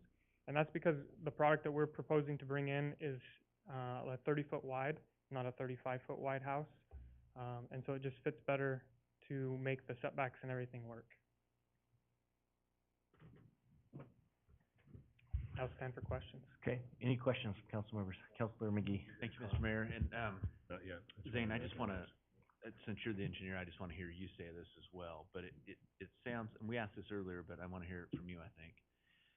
It sounds like the ITD planned expansion, which the planning at least and preliminary activities will take place next year, 2023, but actual widening and construction in 2024, you believe that that lines up with your building calendar, is that correct? Yeah, so our hope is to have the sewer trunk line is the biggest thing. There's already water in Lake, there's already water in Karcher, so we don't have to bring water across, but we're gonna have to bring our pressurized irrigation across Karcher, and we're gonna have to bring sewer across. So our intent is to have the sewer master plan designed so that we can get it across Karcher at the same time they're widening that intersection. Okay, Mr. Mayor. Yes, Councilor Stoddard. A few more. I mentioned pricing. Do we have, any pricing? That'll have to go back to Tanner. Yeah, yes, please. So with pricing, our for sale product is a single family, the patio home. What it allows for is it allows for a starter home as home costs go up. So our townhomes from the north, the 50 that we're starting with individually platted, you're looking right now, sir, and of course, costs are going up, costs are changing, but we're planning of your low 300s for that, and then you're going in to your high 3s, low 4s for a patio home, which when you work at 30% of a household income of being able, based off of the, I'm drawing a blank, sorry, the median salary in the state of Idaho, you can qualify for that. Yes, interest rates are going up, but by the time that we are able to have a product to sell, that is what we anticipate, sir. Okay, good. The only other thing I have is, I can't tell you how many times, we have projects like this come forward, and the developers always tell us it's our intent to do this, and all of a sudden something changes. So I just hope that you live up to your word, that your intent is actually facts and not changing everything, when we get into this thing, because it's terrible when that happens, as far as we trying to explain to our constituents that, well, it was supposed to be this way, but something came up and it was something else, so. Yes, I hope sir. you stick to your guns. Yes, sir, and that's where we're fortunate that you guys also stick us to our guns with the development agreement, and that's where we do what we say we're gonna do, and so, yes, sir. Okay.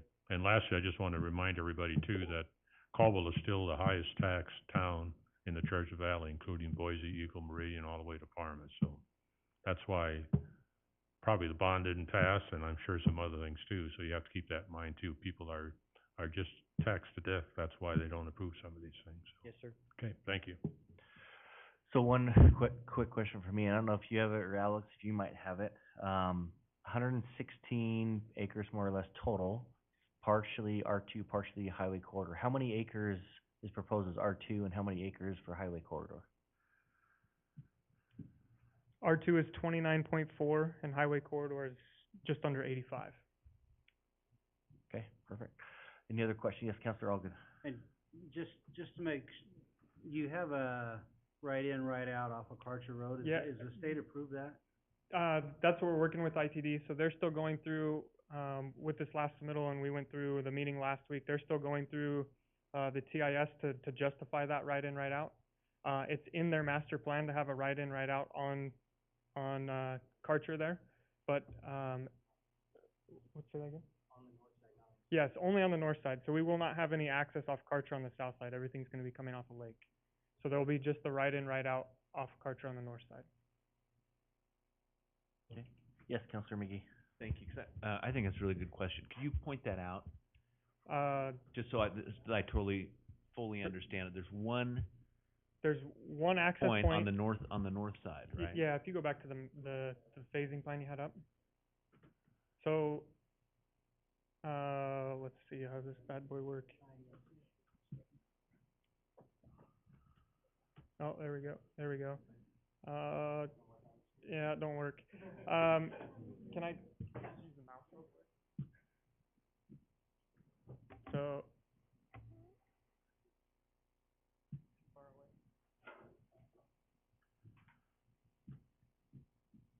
So right here. Can you guys all see my mouse? Mm-mm.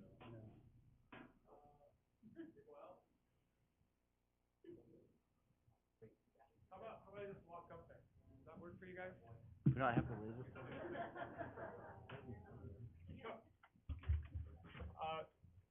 This is Carter Road, north is this way, so Lake runs here, Cougar Corridor along the south. This is a right-in, right-out right here. On Carter. So Carter, you'll have a right-in, you'll come to the roundabout, and you'll come back out to the light. All right. That's, If you wanted to go back into town, if you wanted to come out, you'd be able to take a right out from Carter and head out. all right, thank you. Okay, any other questions? Is that there's the laser pointer, we were looking for that. Oh, there we go. Mr. Mayor. Public Works Director side. Yes, Counselor Register, any questions? Yeah, I do have a question. Can I see it, on the map again, where it was north and south of Carter, is that right? That is correct. So do you wanna see like an aerial, or maybe that No, one, Brent, that shows it? I'm just trying to figure out, maybe Counselor Allgood can help me with this, but I think the south side of that is probably gonna be like Canyon County Sheriff, and the north side is either Canyon County Sheriff or Caldwell Police, and I'm wondering if they have any statements from the police department as far as it's gonna affect their staffing and services. So once annexed, it'll all be City of Caldwell, Police, and I know Chief Ingram is here, Currently, it's 50-50. Depending on which way you're going, Mhm. depends on who handles it. on that. Okay. So do you want Chief Ingram to come and answer that, Counselor Register? I think your Well, question was yeah, just making sure that we have adequate police to cover this new area, is that kinda where you're going? I think every time we have a proposal coming in for building, we talk about the schools, which I think is super important, and I was gonna ask also if Mr. Palmer was going to speak to this, so that we could hear, from Valley View. And I think that's super important, but I think we continually forget to ask the police department what their opinions might be on something, at least something this large, that's gonna take more officers when they're already understaffed. Very good, excellent. Chief Ingram, do you mind just making to put you on the spot and? And also, Mr. Mayor, can Mr. Palmer speak as well? What was that last part? Will Mr. Palmer be speaking to this? Yes, we will have Mr. Palmer speak, so, yeah. Okay, thank you. Mhm. Good evening, Mayor, Council, Council Register, to answer your question. Yes, it would, require more police officers, specifically just because the reason it's so far away from the downtown area, which is, concentrates more of our police force here. And to Councilor Williams' statement prior to having a precinct open possibly down, south, that would obviously be ideal, but at this point, we're nine officers short as we are. And so we try to staff one officer for every 1,000 people. And how many folks are gonna move into this complex? Okay, so. Couple thousand, so a couple more officers. But in a nutshell, I appreciate you guys bringing that up. Very good, excellent. Okay, thank you so much. And we will make sure to get Mr. Palmer up to answer any questions, here in just a minute, Council Register. Any other questions at this moment for the engineer on the project? Okay, that is the last person signed up in favor, so we do have 2 people signed up in neutral. Oh, yes, I heard, oh, yeah. Procedural matter Yep. mostly. We've been talking about a development agreement. Mhm. Alex, I don't think we have a development agreement drafted, do we? I didn't see it in the packet, and I didn't see it on the agenda for action.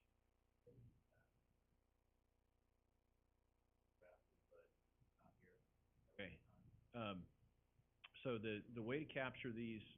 Is that mic on? I just wanna make sure. Okay. The way to capture this intent that's being expressed and these photographs or pictures that are being, shared really is through a development agreement, the statutory development agreement. It is one of the requirements, proposed requirements or conditions of approval. And that really needs to be in place prior to final action on this. So my recommendation would be that if the council is favorable on this application, that we would continue it until we have a signed development agreement that you can approve at that time. If we get into a situation where we've approved and annexed the property and then run into a hiccup on negotiating a development agreement, it's gonna leave both the city and the developer in a little bit of limbo. So I know there's a desire to have it approved tonight, but from a procedural standpoint, we really need to think about having that development agreement finalized and signed, before we have an annexation. Perfect, excellent, thank you so much. Yes, Councilor McGee, you have a question? Yeah, thank you, Mr. Mayor, and this question to the city attorney, then we can certainly go ahead and hear all public testimony and all the testimony tonight. But what you're suggesting is making sure that that agreement is solidified before the final vote takes place, is that right? Yeah, correct. And I think, you know, it even, you know, the difficulty, I guess, is if it's not going to be approved, it's kind of a moot point. Certainly, if the council is not going to approve this, you can certainly do that tonight. But if it looks like it might be approved, then we're gonna wanna get that development agreement in place. Okay, very good. So, and we'll have you up for rebuttal and afterwards. So, so we'll move on to, so Tyler Anderson, do you wish to testify? You'd signed up in neutral. So if you would just state your name and your address, and then the time is yours. Tyler Anderson, 4309 Newbridge Street, Caldwell, Idaho. I wasn't sure whether I would stand or speak. I am neutral. I think I still kind of am down the middle, echoing Councilman Williams' comments that there's a lot of exciting things, I think. I like a lot of the commercial aspects that are being proposed that would bring some good things for the city. But number one, I mean, I'm a father of kids that go to school in the district, and you know, there's two proposals on the agenda tonight for major development in proximal area. So I am concerned with no clear path as to how schools are gonna handle the influx of families and children and with some of the challenges we're seeing. And I know this has been echoed, it's a larger legislature issue, but we don't see that clear pathway as families, and it's a concern. So I think that's where I'm just still on the fence about a lot of the development that's happening. I'm a beneficiary of having moved into the area, so I know development is part of the process, and I think it's great that that's happening, but it also needs to be done so I think more strategically and thought out to also make sure that schools can take care of those kids, because it's not like some of the communities I see out in Meridian are the 55 plus active, but this is obviously not that style. It's the whole gamut of elderly to young families. So I just think that's an important consideration to factor into this whole decision. So those are my thoughts. Excellent, thank you so much. Are there any questions from council? Okay, thank you so much for being here, appreciate it. We do have one other individual signed up in neutral to testify, and they're via Zoom, it says, Patricia Weiss, is that correct? Is she on? I don't see her on there. So, Mr. Mayor, I haven't seen an admit request to join the Zoom meeting from anyone so far, but if, may I just, if we see that come in before the public testimony is done, can I give you the? Yeah, and can you just double check the waiting room right now real quick, just to make sure she's not in there? Bet. Mr. Mayor, Mr. Palmer needs to step up too, yes, so. So we'll do that. So I don't see her in there, so let's have Mr. Palmer, if you don't mind coming forward, and then we'll check again to see if she's in there before we go to rebuttal, so. Appreciate it. And thank you, Councilwoman, Register Online for, the invitation. Very good. Do you want to just stand for questions? Yes. Okay, questions for Mr. Palmer? Council Register, we'll give you the first whack at him. Okay. So I know that I know that you've come to meetings in the past and been seemingly more supportive of developments that have you know, decided to work with you as far as helping with the schools. So I guess I'm wondering what your thoughts are on this one, because this is a big one, and with the bond failing last night, I think that, you know, I think the citizens have spoken that they don't want to pay for another school. So if this one, it's beautiful, I think it's great, I think this is something that Caldwell needs, but how much is this going to impact the school? How much do you guys have saved up to go, you know, towards building another school? Like, where are we at with that? Because are we going to put 1,000 more people and just really upset the school system at that point, especially when they want to start, you know, within a year? Yeah, I appreciate that question. It allows me to clarify. It sounds like I have given the impression in the past that I do support developments, or Valley View School District supports developments if they're willing to donate. What I was trying to relate, I think if you go back and watch public testimony on YouTube, I'm not saying approve of this development. I've never said that on behalf of the Valley View School District. What I'm trying to relay to local leaders is that it is possible to have conversations with developers and see if they'll give donations to us. And what I was trying to do is get everyone from the Napa City Council, Caldwell City Council, Middleton, Canyon County, to say, will you partner with the Valley View School District to help us talk to developers to see if they'd at least donate something, so that way the tax burden isn't purely 100% on the property owners. And the feedback that I received and trying to come to some agreement is that we could get in legal trouble as cities, and we want to steer clear of that. So whatever you do with developers, great, go for it. So me coming to the city councils and testifying and saying, look, it's possible, that my enthusiasm is showing that it's possible that we can get money from developers, that they are willing, not that I'm enthusiastic about developments being approved. I'm hoping that clarifies that. And then to speak to your other concerns about where we're at specifically in the school district, you'll notice on the map up here, next where the blue is, I believe is the Charles, Central Canyon is right there. So whoever buys a home in there in the future will be able to stand on their patio and you know, block the sun out of their eyes and see Central Canyon, and they're going to be fired up when they reach out to the Valley View School District, and they're going to say, why can't my kid go to Central Canyon Elementary School? For God's sakes, it's right there. Why are you shipping my kid all the way out to West Canyon Elementary that's 9 miles away? Or they'll call us fired up and say, well, if we can't send them to Central Canyon Elementary, why can't you send them to Lakeview, which you'll see is, yeah, thank you. You're spot on. I appreciate it. Well, why can't you send them to Lakeview Elementary? Well, that's because that school has a capacity of 725, and the enrollment today is 956 students. So we have now closed that school to any other. Every day, more and more students are coming to be enrolled. We have now closed Lakeview, and we're telling families, you will take the bus to Lakeview Elementary, then you're going to catch a shuttle bus and go to Central Canyon Elementary, where we're overcrowded, but not as overcrowded. And, you know, a little guy close to my heart actually is my son. Asher is one of the 90 fifth graders that has to get his education in a portable building with 35 students. And then we also have a whole preschool class out there, as well as a music class out there. So, and then the next phase after that, once that gets overcrowded, Central Canyon, then we're going to have to start continuing to ship kids out to West Canyon, which we've already designated newly approved zones within Central Canyon and Lakeview, going out to West Canyon. Pretty soon that's going to turn the school district into 7 out of 7 elementary schools over capacity. And then at that point, if bonds continue to fail, well, we don't know what to do other than to continue to pester senators, and hopefully they'll give us the time of day. We're pretty much stuck at that point.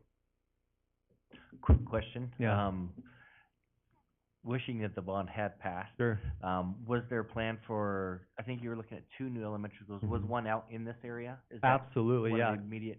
Yeah, Valley View Middle School, if you know what that is, off 10th and 55. And between Gem State Academy and Valley View Middle School, we already own property in between those 2 campuses. We would be able to build that elementary school there and immediately alleviate the crowding of Lakeview and Central Canyon. Had the bond passed 2 days ago, it was projected that that elementary school would be built within 3 years, opening the fall of 2025. Now that the bond didn't pass, it's more likely that interest rates are going to increase, which is going to cost property owners even more because of their decision to deny the bond. It's also gonna delay construction even longer, could be fall of 2026 till we find relief. And then it's gonna make, retaining and recruiting teachers even more difficult because they would probably prefer to teach in communities where they're appreciated and bonds do pass, and that way they have classroom space to do their job appropriately. I have to hand it to Triple Dot. They set the tone. They immediately reached out to us proactively. They were the first developers to say, we want to help. They were the ones that were able to model to other developers, hey, we're leading and we're donating, you guys should too. Since then, developers had followed their lead, and other developers had still said, no, we're not giving you anything, and they have still been approved. So that's where we find ourselves, a very fascinating situation. We're at the mercy of voters, city councils, legislators, developers, and somehow people want to demonize the school district. I don't understand. You guys are doing a great job. We appreciate that, Mayor Wagner. So, any other questions? Any other questions, Council Register, for Mr. Palmer? Well, no, I don't know that he can answer this question, but I'm starting to wonder what the city can do in requiring the developers to build schools, to come together and build schools. I don't even know if that's possible. I do have But a I think suggestion, that's- actually. I love that. Okay. Um, I think, first of all, voters who voted no on the bond, I think they can be allies with the Valley View School District. All they need to do is do something more powerful than voting no, and more powerful than writing a snarky comment on Facebook. They can write their local representatives and ask for change. City councils can help us out too by, like you said, Mayor Wagner, getting us the right connections to be able to have that conversation at state legislators. Developers like Triple Dot can actually go to local representatives as well and say, hey, I'm a developer and I'm willing to pay impact fees because it's for the good of the whole community. If we all come together and do more than just voting no to teachers and children and school bonds, we can make a difference. I think everybody wants impact fees, but I think people don't have a clear path on how to make that change at the state level. Thank you so much. Other questions with council members? Councilor Williams? Follow up, and again, you know, we were even in communication, remotely recently, and I do think it's important that you express that appreciation, and I want to express it again, because I want developers to hear that. And obviously, we can't require that. That's out of our power, out of our purview. But there's a developer here today who has taken that step, and it's important for us to, again, recognize that. Thank you so much. Any other questions? Okay, thank you so much. All right, Mr. thank you for Palmer. letting me Appreciate preach. it. Preach on, brother, preach on. Can you check real quick to see if Patricia is in the waiting room? Okay, very good. So then we will, move on. So that is all that was signed up in neutral. We actually do not have anybody signed up in opposition, for this case. So then that would move us back to the developer, for final rebuttal testimony. Thank you, Mayor. So I would actually like to ask a question with the city attorney with prior developments that I have had in the state, or in the city of Caldwell, is we have received approval, and with the conditions of approval, then the development agreement is created, and hopefully Alex can also help me with this as well. But then the development agreement is also voted on by you guys at a later hearing and then signed into effect by you, Mr. Mayor. And I just wanted to make sure that if I am correct with that process, Mr. Attorney. Yeah, I don't remember it happening that way. I do remember one time where we got into trouble because we had annexation, and with no development agreement, and a developer quite sure that thought should be in the development agreement. So if it's happened before, I'm unaware of it, but certainly could have. It happened with a planned unit development called El Monterey over off of Marblefront next to Van Buren Elementary School. And I do believe that it happens with PUDs and planned unit developments. And so I'm just speaking to my personal history with developments that we've also had with Cougar Crossing, which is a planned unit development that also comes with a development agreement. So we were able to receive approval from you guys, and then the development is agreed upon, and then voted on at a later date with you guys and then your approval. Alex, am I correct?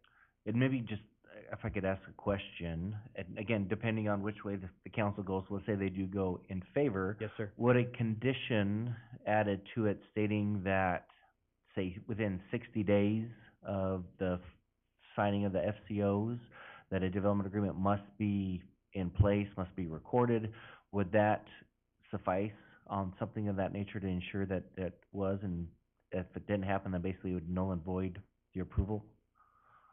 I have the statute in front of me, Mayor, but my memory is that the statute requires a public hearing, Mm-hmm.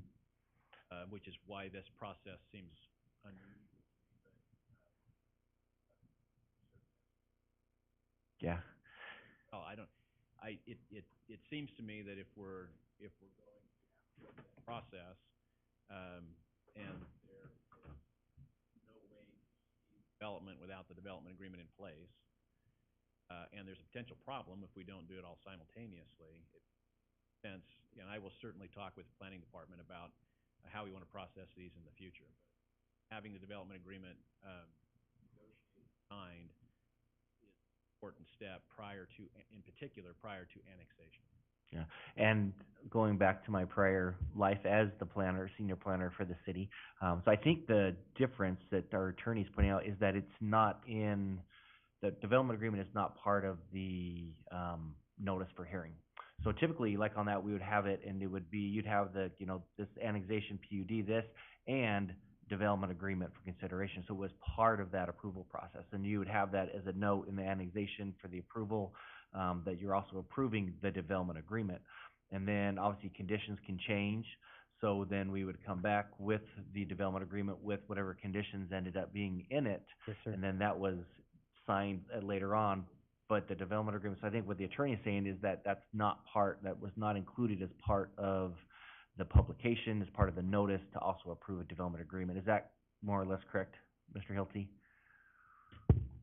That is correct, Mayor. I am looking at the statute now. It does require notice and a hearing on the development agreement itself. I'm just double checking. So there's the request. Let me go back to, do we have the, I just want to make sure that the legal notice, because it does, I mean, it mentions the proposed development is subject to a development agreement. Do we have the note, where would the? And also, Mr. Mayor, the hearing examiner made it of a condition of approval as well that is included in that to make sure that we design and do what we said we were going to do. Otherwise, if we do not, the zoning reverts back to R1 zoning of estates to make sure, and all of that is also a condition of approval that was put on by the hearing examiner. Good. Do you have the notification by chance? Are you able to look that up? Do you have the case file to see what the notification that went to the paper says? And I guess, and if it's not in there, we have to do another hearing. Maybe could we do, say, does that have to go to planning and zoning and then to city council, or can that come straight to city council? Mr. Hilty, do you know? State code, I don't think it needs to go to the Planning and Zoning Commission, just city council. Okay. I have to check our city ordinances to make sure that that's.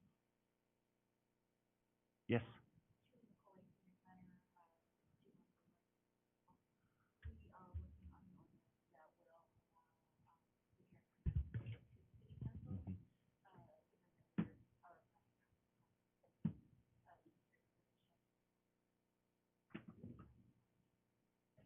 Yeah, I think so. I think I saw that on that, so.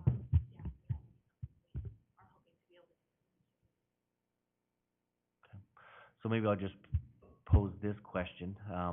If, again, this may all be moot, we don't know, we'll find out here soon enough. But if the council is amenable to this and for this approval, and there was, say, a condition of within 60 days, you must have a approved development agreement that needs to come before the city council, so you'd have to get obviously with staff and Yes, sir. bring that forward back. Otherwise, it would null any approval. Do you think we could run into any issues with that? And again, that's, who knows, but would that suffice, or do you think you're still in trouble approving it without the development agreement attached to it, if you put a condition that has to come back with a development agreement? Yes, sir.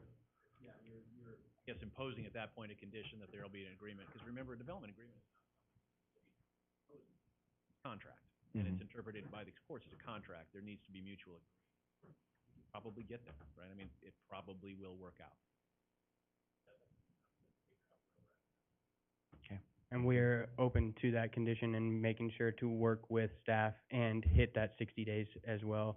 We've had a great relationship with staff input so far, and so we're happy to keep that going. Okay, very good, excellent. Annexing and unannexing, how's an issue? So if we annex it, is that what you're saying? If there's a yes vote today Mhm. and it gets annexed, but if he doesn't fulfill the agreement, do we have to undo the annexation?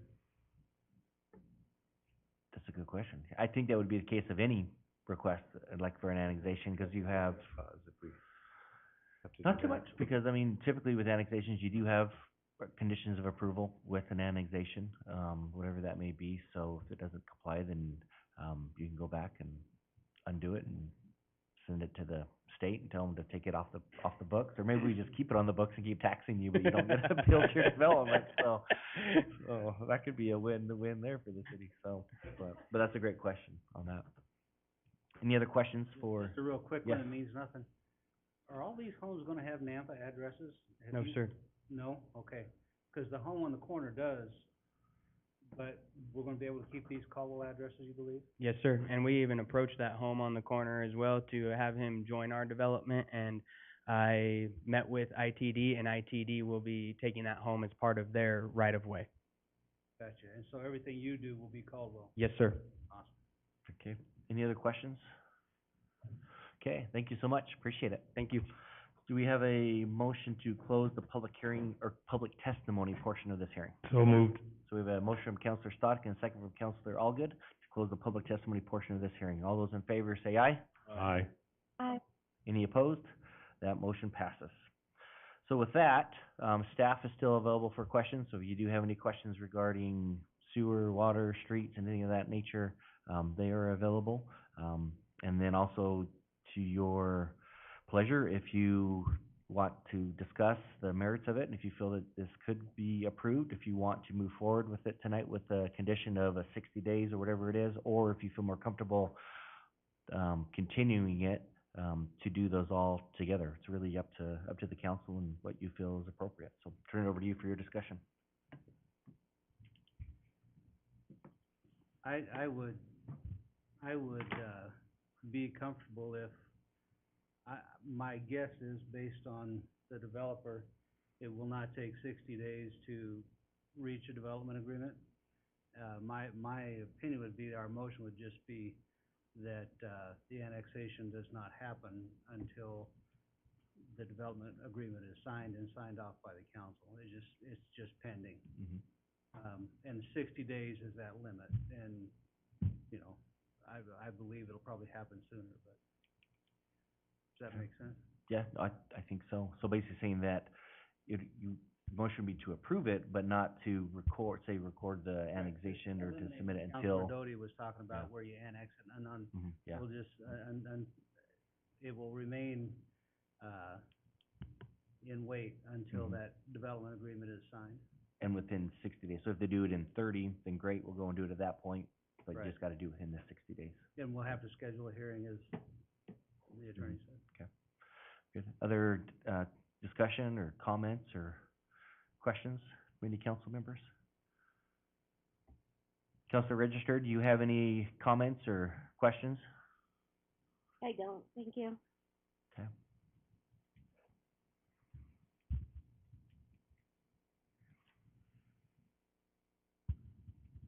Councilor McGee? Well, I'm just trying to get my arms around taking the advice of the city attorney, but making sure we proceed in an expeditious manner, because we have now heard the testimony, or we will soon have heard the testimony. So I just want to make sure, I guess I'm looking for a signal from the city attorney that, if we do a motion similar to what, Councilman Allgood's talking about, that you know, that makes you comfortable, that puts us in a position where we're not exposed at some point. Well, here's what prompted my comments to begin with, and the scenario that I don't want to see arise, which I think is unlikely with this development. That Idaho law provides that once a body makes a decision, a zoning body makes a decision, that the activities that go along with implementing that decision are ministerial, right? Meaning you have to go along and finish out what you've done. So if you were to annex this property without conditions, okay, it would be given a zone designation, and then any development that was permitted in that zone could be pursued, regardless of what was presented as the intent at the hearing, okay? And I heard numerous folks of you say, we want to make sure that you're going to do what you're telling us that you're going to do. And I heard the developer repeatedly say, yes, absolutely, we're going to do what we're telling you that you're going to do. My advice is this. That needs, and I understand that there are conditions of approval that typically are not challenged, but the legislature has laid out the process for how you capture that, and that's through the development agreement. So it'd be my advice that we have a development agreement. And I did see and hear that clearly there was a condition that there be a development agreement prepared. My memory, which maybe is flawed, is that typically that development agreement is worked out prior to the hearing and that everybody's on the same page. And I do remember one time that did not happen. And it did present some difficulties. I think we figured out, short of litigation, how to resolve those. But, you know, for example, if there's no development agreement, we start drafting one and the developer says, well, I don't know that necessarily I want to do that. And maybe that's not quite what we meant, or that was our intent, but we can't commit ourselves to that. We need to have some flexibility. You know, those kinds of things happen. Then the issue is, well, if we can't get that resolved to the council's satisfaction, do we have property annexed without a development agreement? And have we put ourselves in a position where we can't enforce what we thought were the commitments because it was only the intent, okay? And again, I'm not casting aspersions on any developer or anything that was said by anybody tonight. I think that it's low risk. If we go forward as you've outlined, Mayor, we'll probably be able to get it done. We typically are. We work well with people, and we're reasonable, and we'll probably get there. Generally, as a processing matter, I think that we ought to be bringing these things together in concert. So we have an annexation or a zone change, a PUD if there is one, and then the preliminary plat and the development agreement. So we have a complete package that can be acted on, everybody's on the same page, and importantly, those that get notice of those things then can comment on any portion of the application, including the terms of the development agreement. And I know there was nobody here in opposition tonight, but it's been fair for them to say, what is this development agreement going to look like? Is it really going to permit them to do these things?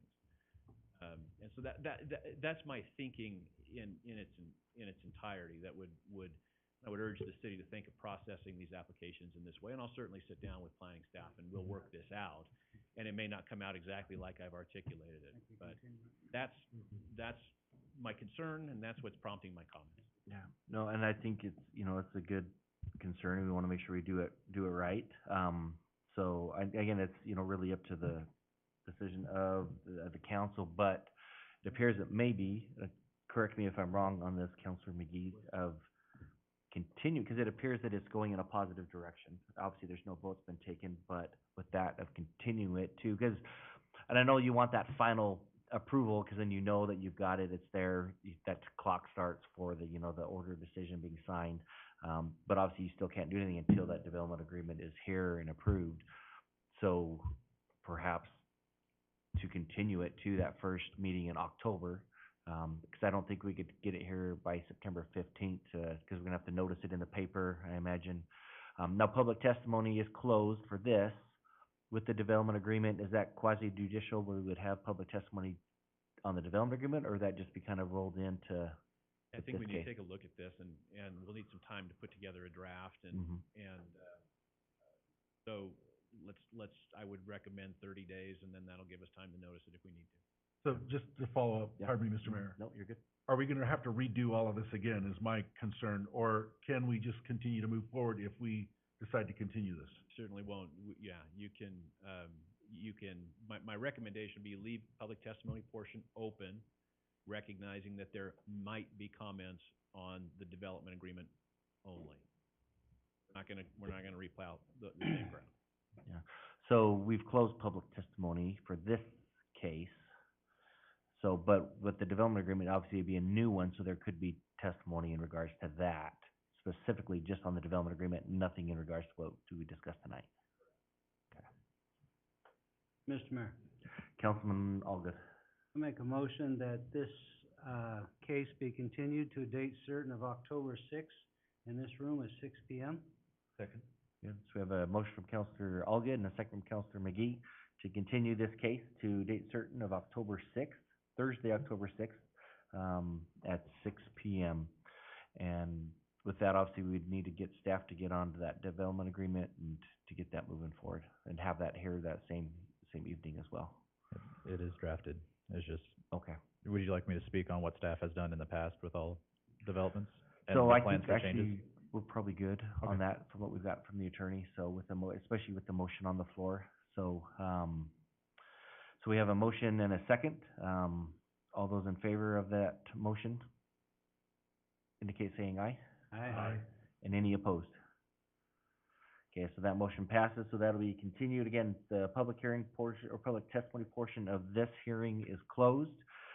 It is still an active application, so we just remind council members to not discuss it amongst yourselves, not to discuss it with the public. So if you do get emails or phone calls, politely inform them that you need to refrain from any of that because it is still an active case before the council on that regards. And then we'll work on getting that development agreement noticed and before you the night. So obviously you need to work with the developer, kind of incorporate what was discussed tonight and have that final agreement to be approved, if that's the way it goes, on October 6th. Okay, so that would conclude that item for the time being and move us on to a break. So we are going to take a 10-minute break at this time. So we'll be back at 8:15-ish.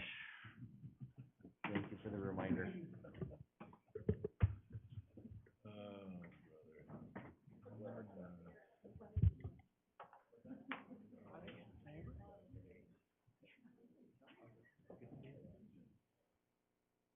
How are you?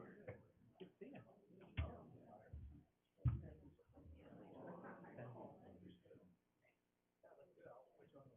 Oh. So that one, so yeah, so actually Brent is the one that kind of brought it, or he's the one that did all that research on that, so you have to kind of pick it up with him, so, yeah. He's the one. I was just a lot of in the back, I was out on email, but no, he's the one that kind of did that research and talked along and figured out.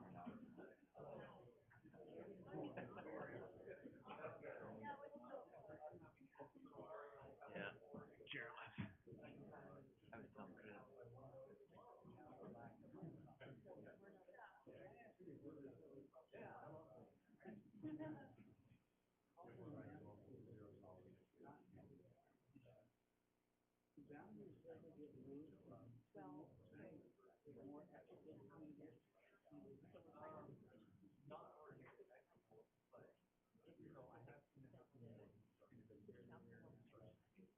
Oh, on it.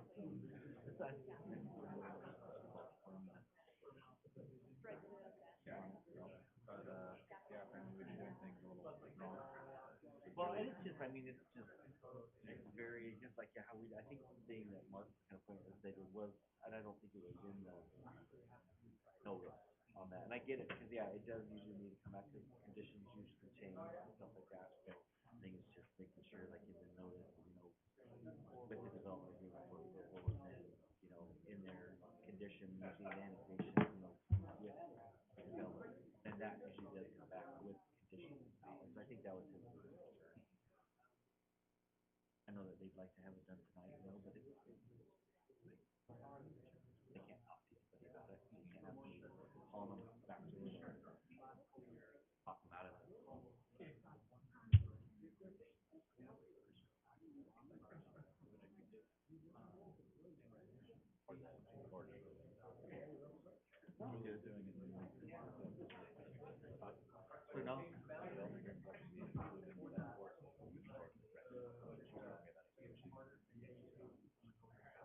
No, that's good.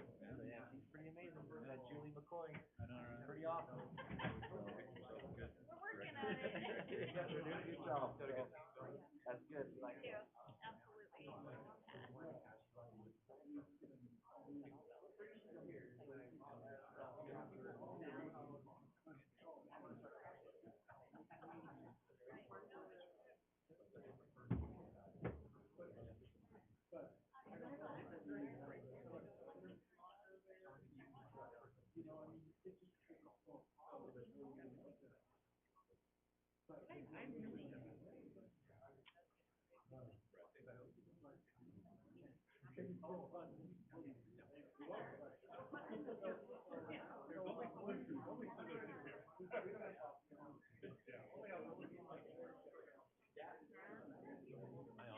Right, I don't.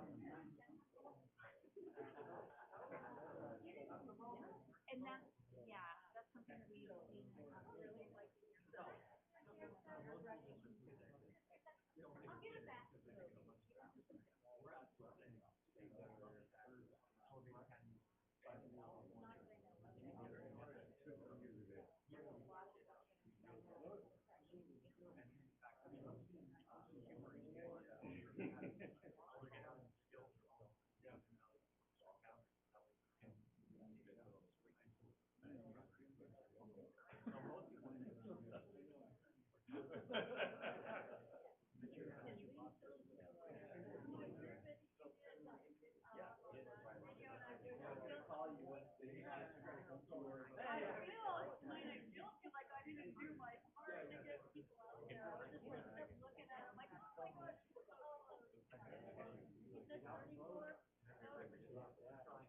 I mean, I had a guy, text the next day, this guy was good, job,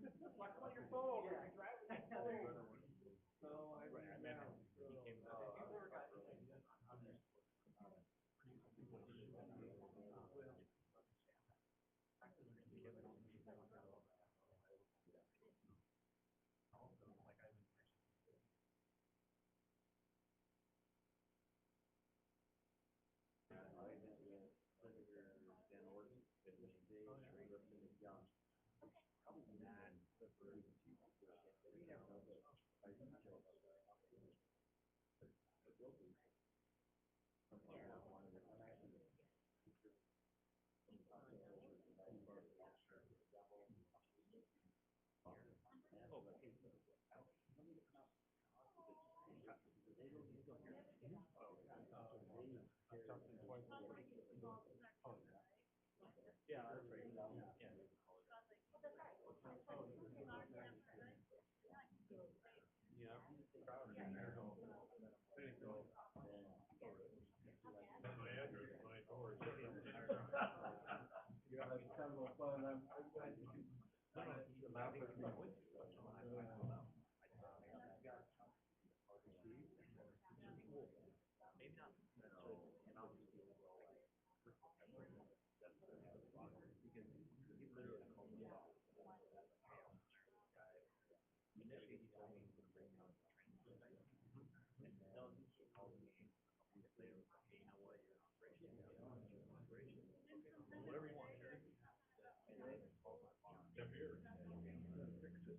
Yeah.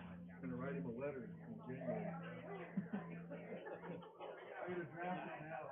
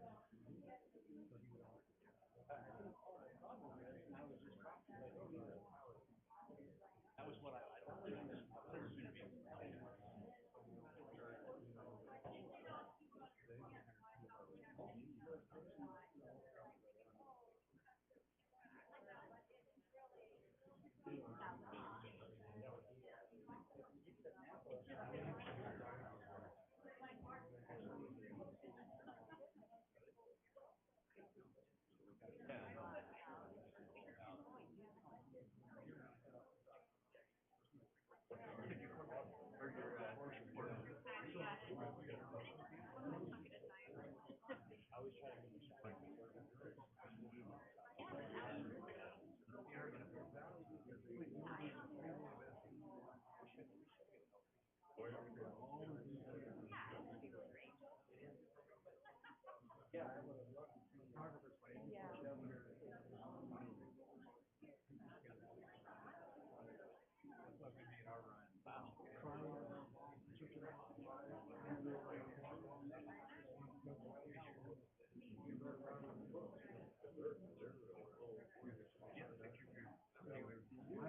really hoping, I keep saying,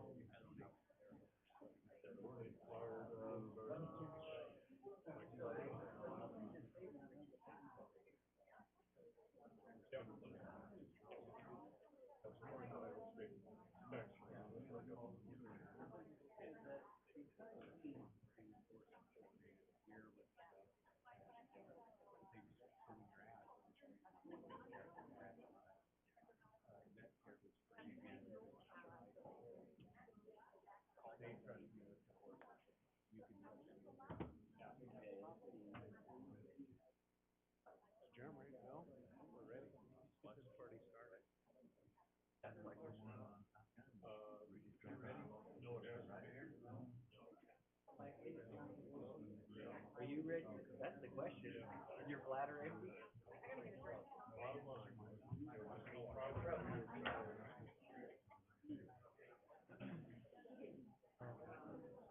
Might have to, I don't know if I wanna pay that much, but you might have to take me for a spin in that Porsche. Maybe you can cut me a deal. My boss has said to me today, no deals for anybody. Yeah, exactly, nobody. No exceptions. No friend of a friend thing. Well, I had somebody that wanted that Falcon this Saturday, he doesn't rent it out, so I was gonna, they only wanted it for like 4 hours, I was gonna make them a deal, cause I thought money in the bank is better than sitting in the garage. So, I was all ready to make them a deal, and then they said, what about that $1,000 deposit we require? Our security deposit, we can't afford that.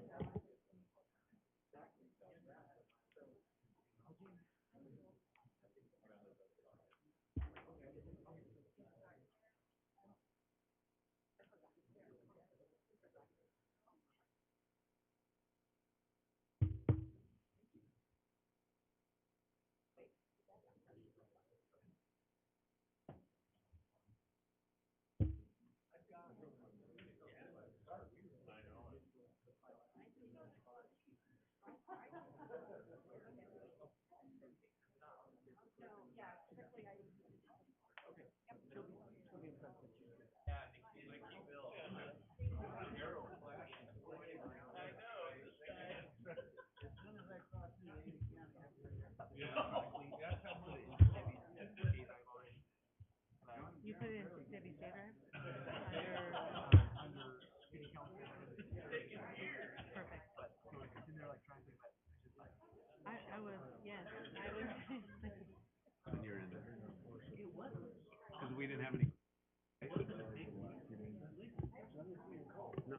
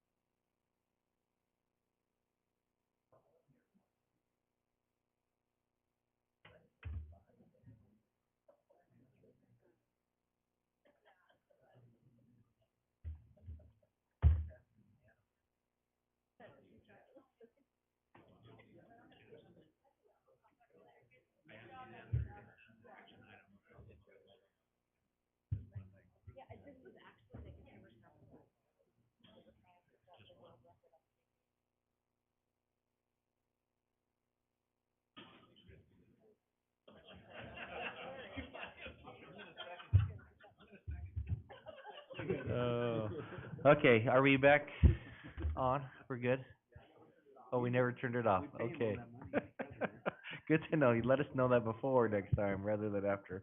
When are we getting that AV, or that audio-visual position hired? Sooner rather than later? Okay, so we are back, so we are now on to, so action item number 5 will be continued as well, because that's in conjunction with number 4, the case we heard previously for the annexation. So that is moot at this point, and that'll be under old business, October 6th. So action item number 6, case number ANN 22-9, SUP 22-11. This is a request for an annexation, of approximately 24.2 acres and approximately 16 acres with a zoning designation of R3 high-density residential. Concurrently, a request for a planned unit development and special use permit for Alante Homes consisting of 153 patio homes and 133 duplexes for a total of 419 residential units, subject to a development agreement. Subject property is located approximately 400 feet south of Walmart at 5108 Cleveland Boulevard. So with that, Mr. Mayor, oh, yes. So, do we have the development agreement or not? Are we gonna be in the same predicament as we just were? So should we continue this until we have a development agreement? I don't believe this is being annexed. I believe it's already in the city. No, it is annexed, so it is a request for annexation. So I'm just reading through. Mr. Hilty? So the first one did not say anything about a development agreement, but this one does mention the development agreement. So does that mean that we're covered because it is in the notice that was sent out regarding the development agreement? So it won't surprise you that, I had a urgent conversation with the developer's representative. Difference here, on how the CD is outlined and more detailed as the condition. At least according to the, let's see how this progresses. Worst case scenario, it would fall under the same pattern. I know you're anxious to get out of here, but I think it does make sense that we're here, several of us. This is one we may be okay. Okay, very good. Yeah, and I think that's kind of typically how it's been done, as long it's in that, it's in the notice, so hopefully that'll suffice for that, so, okay, very good. So with that, Alex, it is all yours. All right, thank you, Mayor and Council. Alex Jones, Associate Planner, 621 Cleveland Boulevard. Just for the record, this is an annexation PUD and SUP, which SUP was approved by the hearing examiner. I think in part of the note, and part of it didn't say PUD, but there is a PUD to it. All right, so for the location, this is south of the Walmart on the boulevard, as seen here. Right now, it is in the county. It will be annexed as high-density residential, or R3. That's what the comp plan has it designated as, so there's no rezone to this, just through and through. The proposal is 153 patio homes, which will be the northern portion of this development, and then 133 duplexes, which is the southern portion. This is approximately 40.16 acres, and they're proposing a connection from Laster Lane to the west all the way to Laster Street, which would become fully Laster Street at that point. So that would be our full connection Laster all the way through. For density, we're looking at 10.4 units per acre. This is a total of 419 residential units, and this has been split up into 6 phases, for the first phase being the Laster connection. Open space, we're looking at about 26% qualifying open space. They're providing a pathway along the Elijah Drain, They'll be building that. That'll be connecting to other developments to the north. They have clubhouses, pickleball courts, playgrounds, and dog parks. I believe there's other ones, but the developer can speak on that. And that's it for now. Want to pull up the map, Brent? Just so we can get an overview. All right, and I stand for questions. Okay, very good, excellent. And so the property is obviously that there in the center that is undeveloped, correct? Correct. North and south of Laster Lane. I call it like the knife. Yes, it is. Very good. Any questions from council for staff this time? Councilor Williams. Yeah, thank you, Mr. Mayor. Alex, I've got a question, and I don't know where I saw it. The last couple of days have been a real blur to me, and I've tried to get through this packet. Somewhere I saw that there was a special use permit involved in this. Correct. Can you explain that to me, and what is the difference between a special use permit and a zoning variance? It's been a long couple of days. No worries. So this one's been a little unique. They got a special use permit for a multifamily development.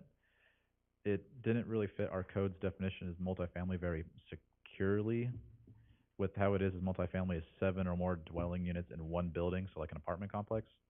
What they're proposing is a patio home style, which is all really connected. They're calling it horizontal apartments, is what they were calling it. The developer could probably talk about this better than I can. This is something new. It's similar to a product that just happened in Meridian, which the name escapes me, which that got passed, and I think they're passing a second one. It's a patio, imagine an apartment complex, but everyone gets their own little home and everything's super connected to each other. But that was approved. The hearing examiner considered that as a multifamily development, approved it as such. I don't know if that answers your question exactly. So, and I'm able to jump in a little bit. So a special use permit, within your zone, you have designated what is allowed outright, what's not allowed no matter what, and then requires special use permit approval.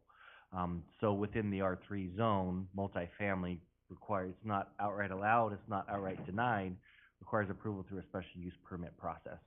Zoning variance is when you are wanting to do something varying from what the zone code allows. So like if the height's 30 feet, you want to go 50 feet. So that's kind of the difference between those two. Thank you. It's almost like you were a planner at one point. Hey, I still am. I haven't hanged that hat up yet. I still believe planning's good. So, okay, excellent. Any other questions from council? Okay, very good. Thank you so much. Appreciate that. Do you have the sheets? Okay, so we'll obviously start with our applicant.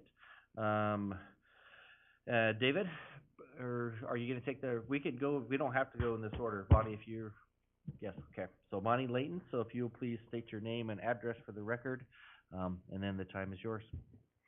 Great. Thank you, Mayor Wagner and members of the council. My name is Bonnie Layton. I am a senior planner with NV5. We're located at 690 South Industry Way in Meridian, Idaho, 83642. I'll be speaking on the first half of our presentation this evening, and then David Bourne with PEG Companies will come up and give you a little bit of a presentation on who they are as a company and the projects that they do. So again, thank you this evening for your time. We are here tonight requesting approval of our project, Alante Homes at Spring Run, an annexation with a PUD and a special use permit. And I can get into some more details of the PUD and the SUP request here in a moment. So let's see, click that. Okay.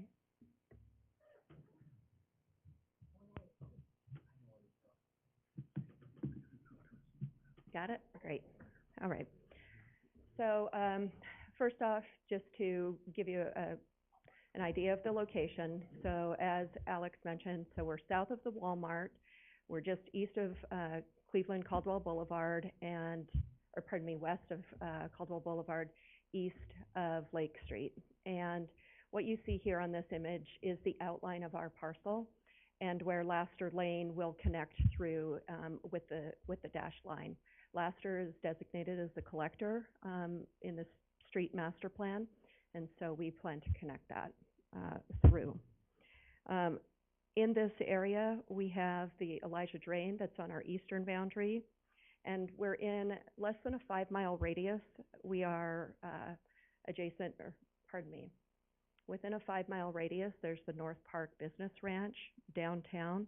Of course, we're close to many major employers as well as the three colleges here in town. So the vicinity map and surrounding conditions, this image here, and I think there was some confusion with some of our neighbors, and so I want to make it really clear for everyone this evening on the location and what our project is. So our property is the blue property. That's our parcel. There is, to the east of us, kind of the northeast, there's High Garden Estates, which is a duplex community that was previously approved. I think they're getting their construction documents approved. They're completing the crossing of the Notice Canal, and we are required to pick up from there and take Laster through our project and tie in on the west side. There's 2 out parcels that are owned by one person there. That's not part of our project. And we do not touch there's Notice Canal to the south and then the neighborhood to the south. So we do not connect through. All of our traffic will be routed to Laster Lane, and then it'll go east and west from there. And that's reflected in our traffic impact study, and the traffic calculations are done accordingly. So just want to be clear for everyone, because I think there's some misunderstandings with some of our neighbors of where we're actually located and are we going to connect through. We're not connecting through the neighborhood to the south, south of the parcel that's south of us. So just want to get that on the record. Let's see. So as Alex mentioned, this is the comp plan it's designated high density residential, which allows for 25 units to the acre, up to 40 units to the acre with a PUD. We're obviously coming in much less at just over 10 units per acre. And then the adjacent zoning in this vicinity, so we've got commercial zoning to our northeast and residential around us with some other out parcels that are in the county. So site-specific design considerations. The topography of the site is fairly level, but it does gradually slope from the west side down to the drain. Makes sense. What's really neat about this property is there's views of the Boise front, and so we've set up our site plan to try to maximize those views and make that really an amenity. In the evenings, in the wintertime, you can see Bogus Basin Ski Hill lit up from here, which is pretty amazing to me. Obviously, as I mentioned, we have the continuation of Laster Lane through the center of the site, and that includes the crossing of the Elijah Drain. So right now that doesn't happen. We're connecting in and we're coordinating. We've received the drawings from the adjacent property engineer to connect that up. We're also in part of the City of Caldwell's regional pathway plans along the Elijah Drain, and you'll see in our plans that we have accommodated for that pathway along the drain. One significant piece to this project is also the relocation and piping of the Highland Canal. That will allow for the extension of Laster Lane. What we have to do is shift that to the north. We've been working with Pioneer Irrigation District to make that happen, and as well with the city engineers. And then the building scale and heights of our project, we really looked at the surrounding conditions. This is a residential community, 1- and 2-story homes, and so the project that we're proposing tonight fits within that context in terms of building mass and scale. So planned unit development. So I'll get into a little bit more detail about the planned unit development in the SUP. So for an R3 zone, it was a couple years ago that the city moved to make multifamily units a special use permit in an R3 zone. The city eliminated multifamily development in commercial zones and wanted some control over what was a multifamily project going to look like if it came into the city. So that was a special use permit. We've applied for that as consistent with the zone. And then as staff was working through our application, Alex said, you know, multifamily for us is 7 units per building. And we said, well, we're all on one lot, but we're not all in one building. But we're essentially a horizontal multifamily development. These aren't individual parcels. It's all owned by one entity, one developer.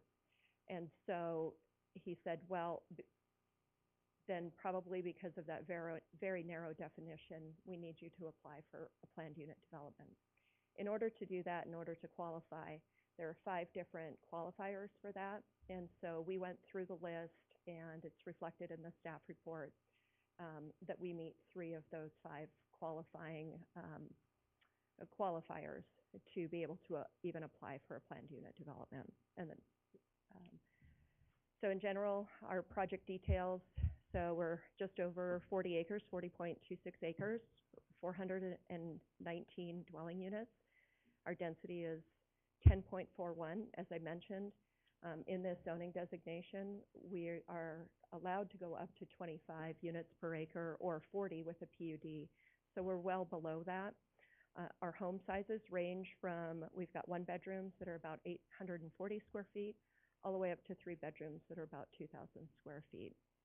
Open space and amenities, as Alex touched on, clubhouse, pool, fitness center, walking paths, tot lots, pickleball courts, dog park, water-wise landscape design. We've got some courtyard areas for some of the homes, and so just really trying to be conscious of the water usage in the community and being water-wise. Development, as I mentioned, a portion of the regional pathway along the Elijah Drain. We're providing for 844 parking spaces. There will be EV parking spaces sprinkled throughout the community.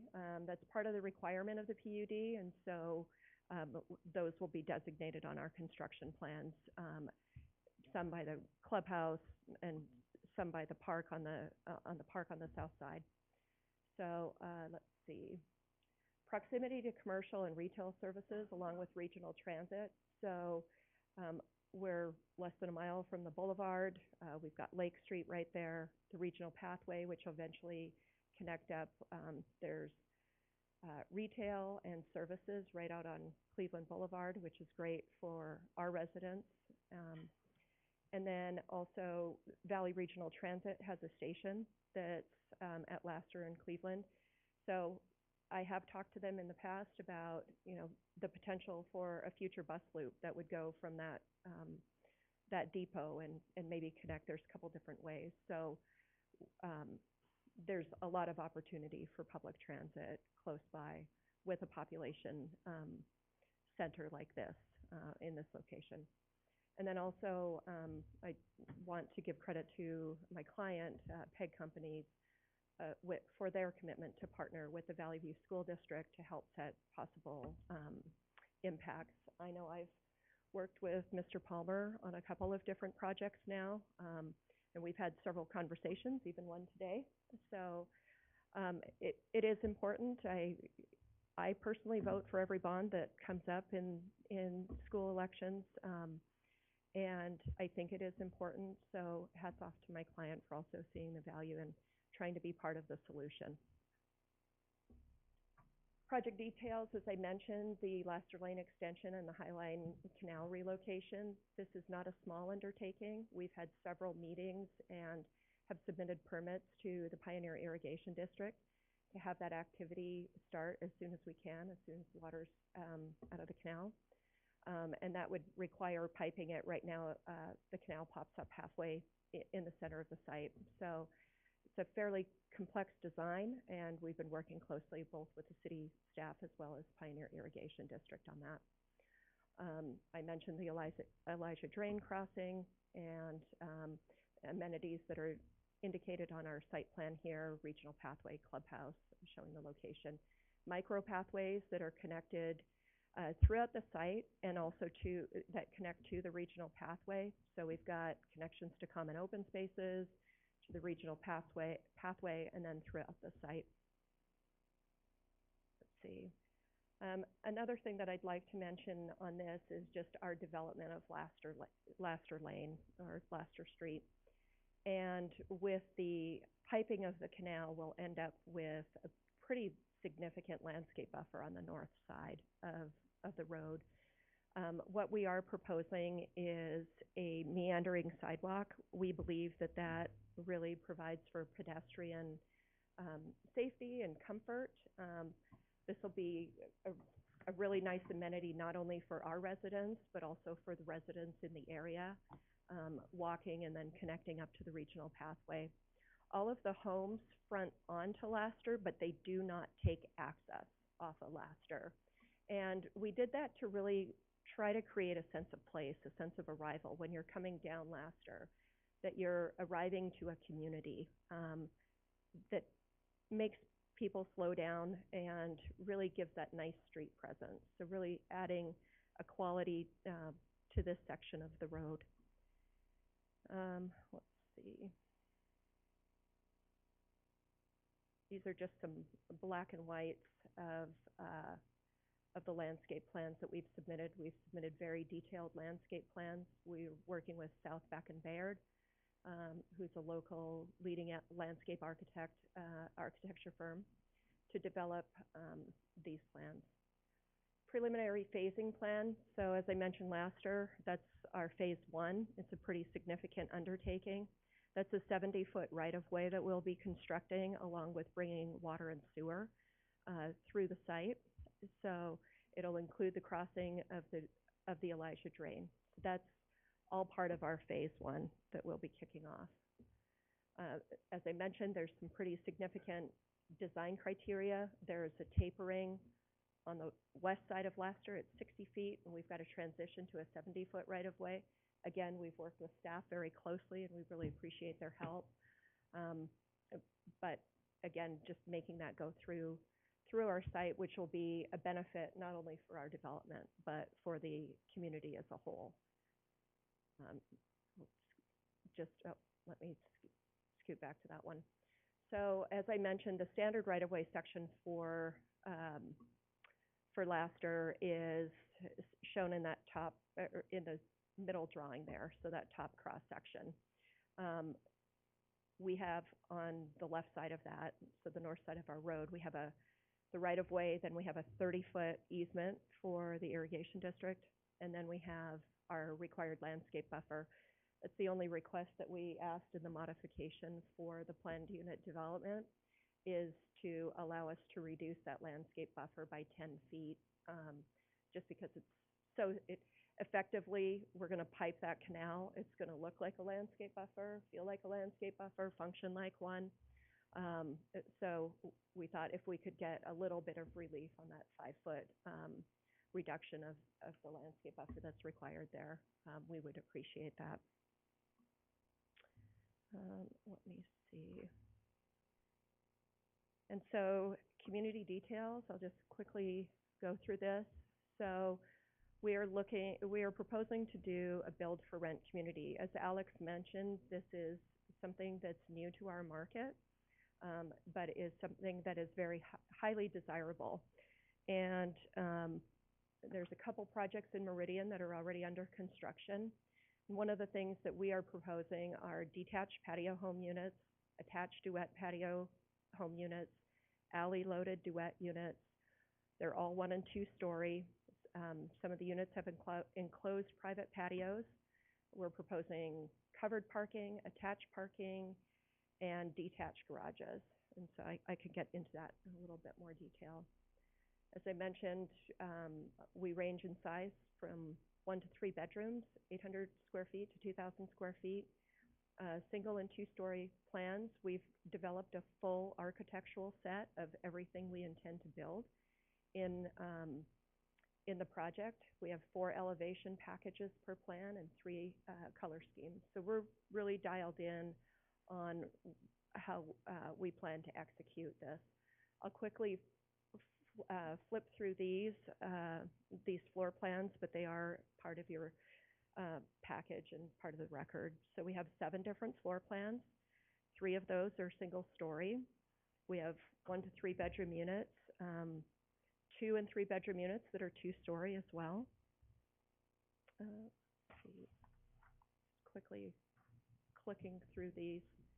So these are the images that you'll see in these are the plans that we would be submitting for construction documents. These are the duets on the south side. Let me click back for a second. On the north side, for example, this is a 3-bedroom unit. At the back, they have their own private patio space. As I mentioned, we'll have some water-wise design so that it's low maintenance water. And really, our open space for this project well exceeds the required. So the qualified open space that we're proposing is 26.1%. I'll click back to that for a second so you can see. Kind of skipped over that. Oops, there we go. So we're 10.5 acres of open space. As I mentioned, 26%. We're required to have 10%. We also have non-qualifying open space, and I know this is something I've talked with some of the planning staff about. So that 30-foot landscape buffer that runs about 1,250 lineal feet along the north side of Laster does not count as part of our open space. It's non-qualifying open space. Along with the Elijah Drain, we have about 2.5 acres of the Elijah Drain. Some of it, there's pathway, it's open and it's an amenity. It's not an active amenity, but it's a passive amenity. And so just in the non-qualifying, we have another 4.15 acres of open space, and that's about 10% of our project. And then, as I mentioned, we have some private patios as well. So with that, I will turn it over to David so that let me just get back to my. So if we could just see if there's any questions real quick for you, Bonnie, before we turn it over to the next. So any questions from council for Ms. Layton? Mr. Mayor? Yes, Councilor. So I may have missed it, but it said that you worked and have talked with Mr. Palmer. Were there any details as to what you worked out with Mr. Palmer? Yes, there are details, and to Mr. Palmer's credit, I appreciate the transparency that the Valley View School District has had. As I've mentioned, I've dealt with him on other projects, and we've committed to, and Mr. Bourne can speak more to this, but to that $500 per unit that Mr. Palmer is asking of other developers. So we're stepping up to the plate on that. I think just to be clear, I think you tried to make it clear he wasn't asking for any specific amount, so I just want to let him off the hook on that, so. Yes, we've agreed to partner in a consistent manner with other applicants that have, and developers that have developed not only in Caldwell, but in Nampa. And Councilor Williams. Thank you, Mr. Mayor, and I had the same question, thank you. But also, you said you meet 3 of the 5 PUD requirements. Do you know which 2 you don't meet? I don't know if I have that written down. I think one is, commercial and infill. Yeah, those were the 2. So we have to meet 2 of the 5, and so we meet 3 of the 5, and we've listed that in our application. Piqued my interest, thank you. Thank you. Council President Allgood. Could you pull up a map of the subdivision, whether it's your phase map or whatever, something that just shows the whole subdivision for me? Yep. Maybe. A So map. one that shows the plat. Yeah, actual shows plat. the plat. That would be fine. Oh, thank you. Here, I'll. Yeah, that one you were just at would have worked, Brent. Okay, Right there. okay. So, are any of the roads inside this subdivision, specifically 5 and 6, are they going to be city roads, or are these all private lanes inside here, or what are we looking at? Thank you, Councilman Allgood, for bringing that up. I overlooked that in my presentation. So those are all service drives. So they are private service drives that that we will own and maintain as part of our development. They are designed to the standards of the city requirements. We've reviewed these not only with the city engineer, but with fire and the building department. So we've got adequate width and access, and Public Works has chimed in as well, engineering. So those are internal service drives for the project. Okay, so the only public road will be Laster. That is correct, yes. All right, that's what I was wondering. Thank you very much. Okay, any other questions from any council members? Mayor? Yes, Councilor Stoddard. So I understand the, Elijah Canal, would you bring that Oh, yeah, back up again? sorry. So is there a buffer on each side that's landscaped or not? So what we have talked about, and I'll scoot back here to, well, this drawing. So on the north side of our property, the boundary goes to the center of the drain. Mhm. On the south side, we're actually, our property boundary is the easement for the drain. And so what we've talked about is Pioneer Irrigation District doesn't want us really in their easement, fully landscaping it. We're proposing a bit of a meandering path, which they're willing to allow us to do, as long as they have enough service road to be able to drive. So that's what we're doing, and that's on the north side. Okay. So we'll landscape as much as we are allowed to there, and then the rest will be left natural. And then same on the south side. It's even though our property boundary is a little bit different there. But there'll just be one service road for the irrigation district, right? That is correct. Okay. We've submitted our plans, the staff has reviewed them. We've submitted our application to the irrigation district for Okay. the improvements we need to do. Thank you. Any other questions? Okay, very good. Thank you so much. Thank you. With that, I'm going to turn it over to David Bourne. He's the Director of Investments for PEG Companies, and he can speak a little bit more to the project and the company. Let me just Very good. get Mr. there. Bourne, if you'd please state your name and address, and then the time is yours. My name is David Bourne. I work for PEG Companies, 145 West, 200 North in Provo, Utah, 84604. And I want to speak just a little bit about towards the product and the brand that we're making, as well as the history of PEG and who we are coming into your community. We state we're redefining rental living. Ms. Layton spoke a little bit about the product type that we're making. It's oftentimes described as a horizontal apartment. So it is apartment size, but many of the homes will have their own 4 walls. At most, the residents will only share 1 wall. Everyone will enter their own door at the ground level, and all of the units will have their own enclosed backyard private space. This provides the freedom and space of single family with the convenience and amenities of a traditional multifamily product. This has become popular throughout the country. As Ms. Layton mentioned, there's some already being built in Boise. Part of the popularity is because a lot of people and families are deciding to rent for longer periods of time, and they're looking for additional options outside of a traditional multifamily community.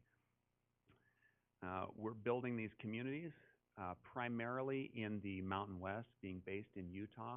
We have a strong presence here. This is our backyard. So we're building them in Utah, Idaho, and Arizona, with some of the secondary markets in the states that border those. The 5 pillars of our product: no one above or below, superior finishes, a sense of community, not just within the community that we're building, but also that it fits within the community that we're building. As Ms. Layton mentioned, this type of community on this site could allow for up to 40 units an acre. We're well below that because we don't think some high-rise multifamily apartments would fit well within this community. So we want to build something that fits within the community we're in. As well as, I think I mentioned premium amenities and convenient living. That'll have include smart home features and services throughout the community. The residents who tend to be attracted to these communities tend to be at both ends of the family spectrum: young single professionals, young families, as well as families on the other side of the family spectrum, empty nesters who look for the convenience of living in a community where everything is taken care of. You don't have to worry about who's going to fix the sink when it breaks. The brand Alante Homes is the brand we're using to market this specific type of community throughout the Mountain West. And this is just the mood board of what we're looking at to communicate how we want these, every one of the individual homes in the communities to look. This is our mood board. You can kind of see the architecture and the drawings that we have submitted reflect what we intended to build. And about PEG Companies. PEG Companies is about 20 years old, just shy of 20 years old. It was founded by a man named Cameron Gunter. He's our current CEO. He was born and raised in Arima, Idaho, which I didn't know where it was until I met Cam, but he takes great pride in the fact that he was born and raised as a dairy farmer, and he tries to implement that type of element into a real estate company. Try as I might, I never beat him in the morning, and he's always there when I leave at night. Makes me feel like a slacker. But he definitely implements that farm work ethic into his real estate company. Our senior management team has extensive real estate experience, building not just a lot of different products over a vast period of time, but different varieties of products as well. Wanted to just go over some of our notable projects that we have built or in the process of developing. One is Desert Color, which is in southern Utah. I don't know how many people are familiar with the St. George area, but we're looking at 47 acres of that giant master plan community. We're putting multifamily and commercial development. The green on Campus Drive is student housing just next to Utah Valley University, which is in Orem, Utah, which is kind of the sister city next to Provo, where our headquarters are. That just opened this past school year. The Hyatt Place in downtown Boise was one of our first developments in Boise. It's right there downtown. You may have seen it. We're working at Park City Mountain Resort, and we're putting in a mixed-use development on 10 acres right at the base of the ski resort.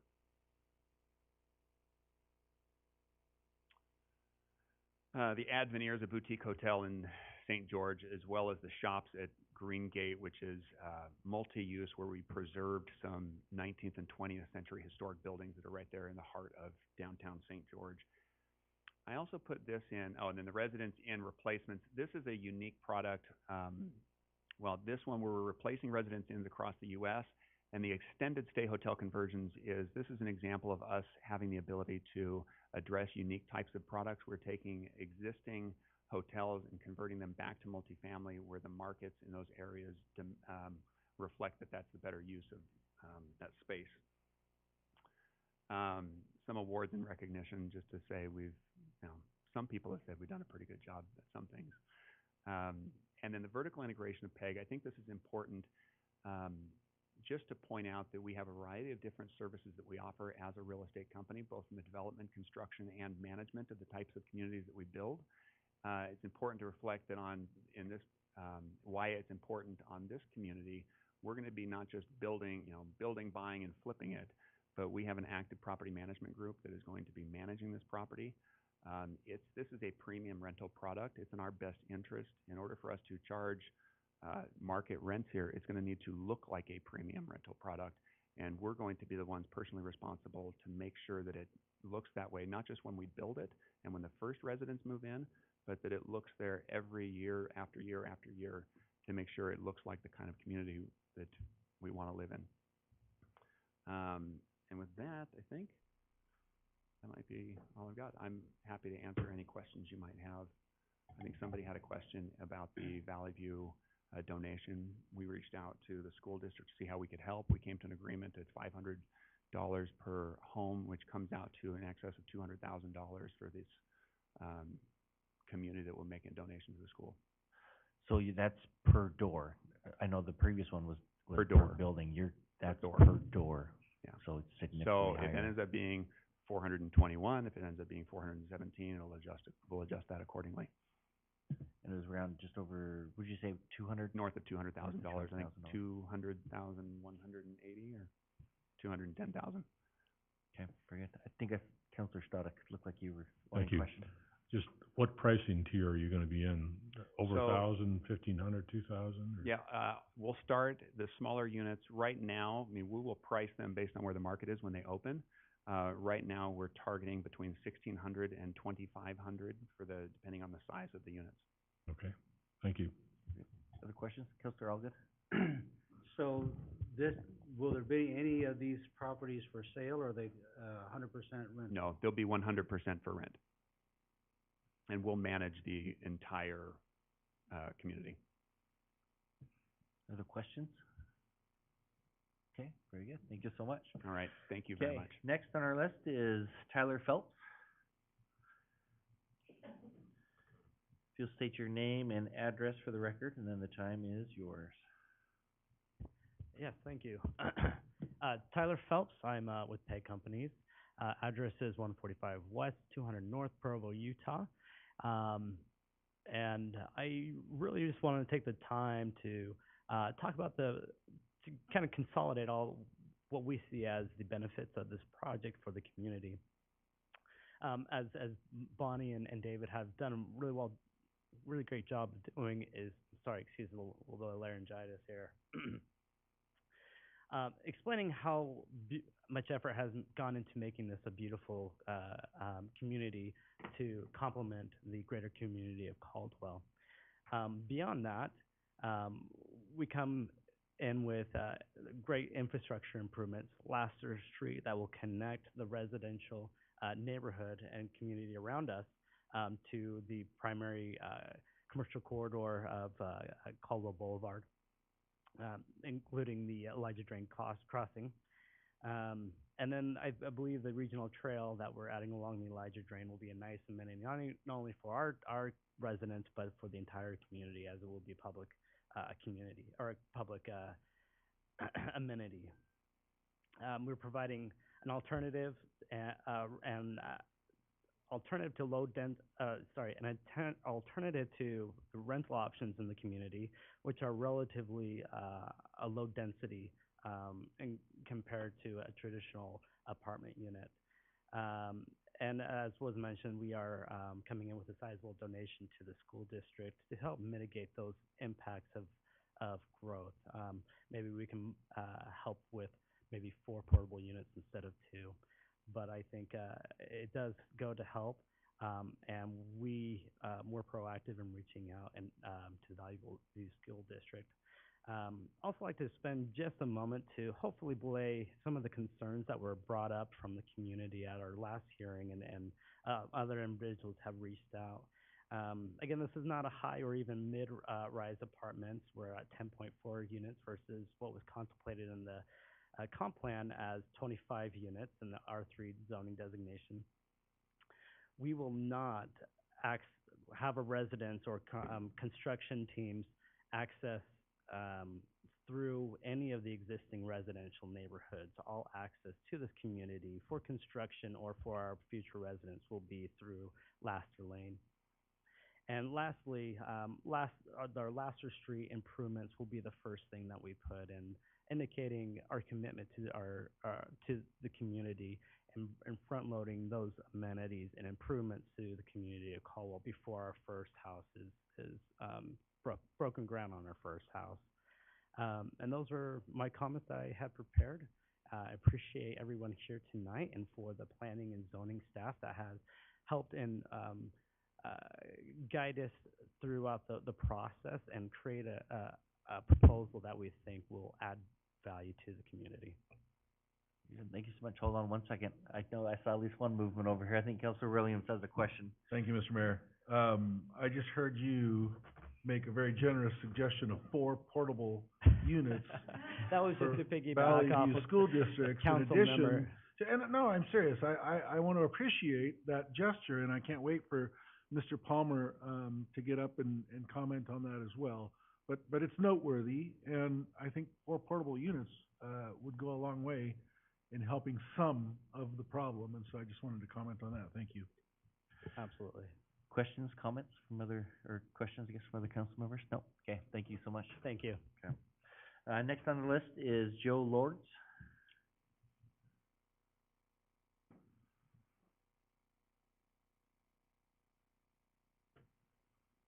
So if you'll state your name and address for the record, and then the time is yours. Sure thing.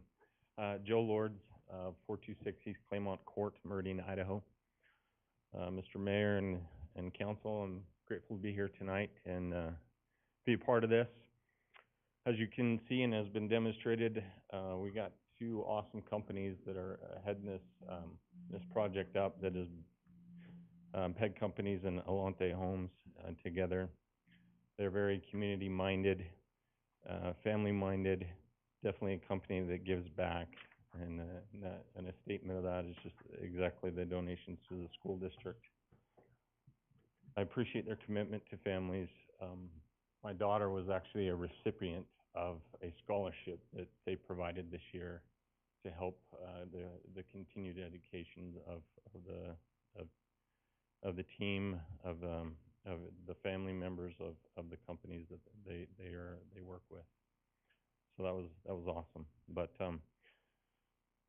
on. I've been in the building industry in the valley for, since 2003, for 19 years. So I work for Tresidio Homes currently as a production manager. And so this project will be built by, obviously it's a developer that's out of state, but it will be built by a local contractor, so the jobs will stay here, and that is obviously awesome. To hear that and to see that. In the years in the valley, we've all seen, we've seen the ups and downs of the market. It really makes you appreciate the need for housing for all facts of life.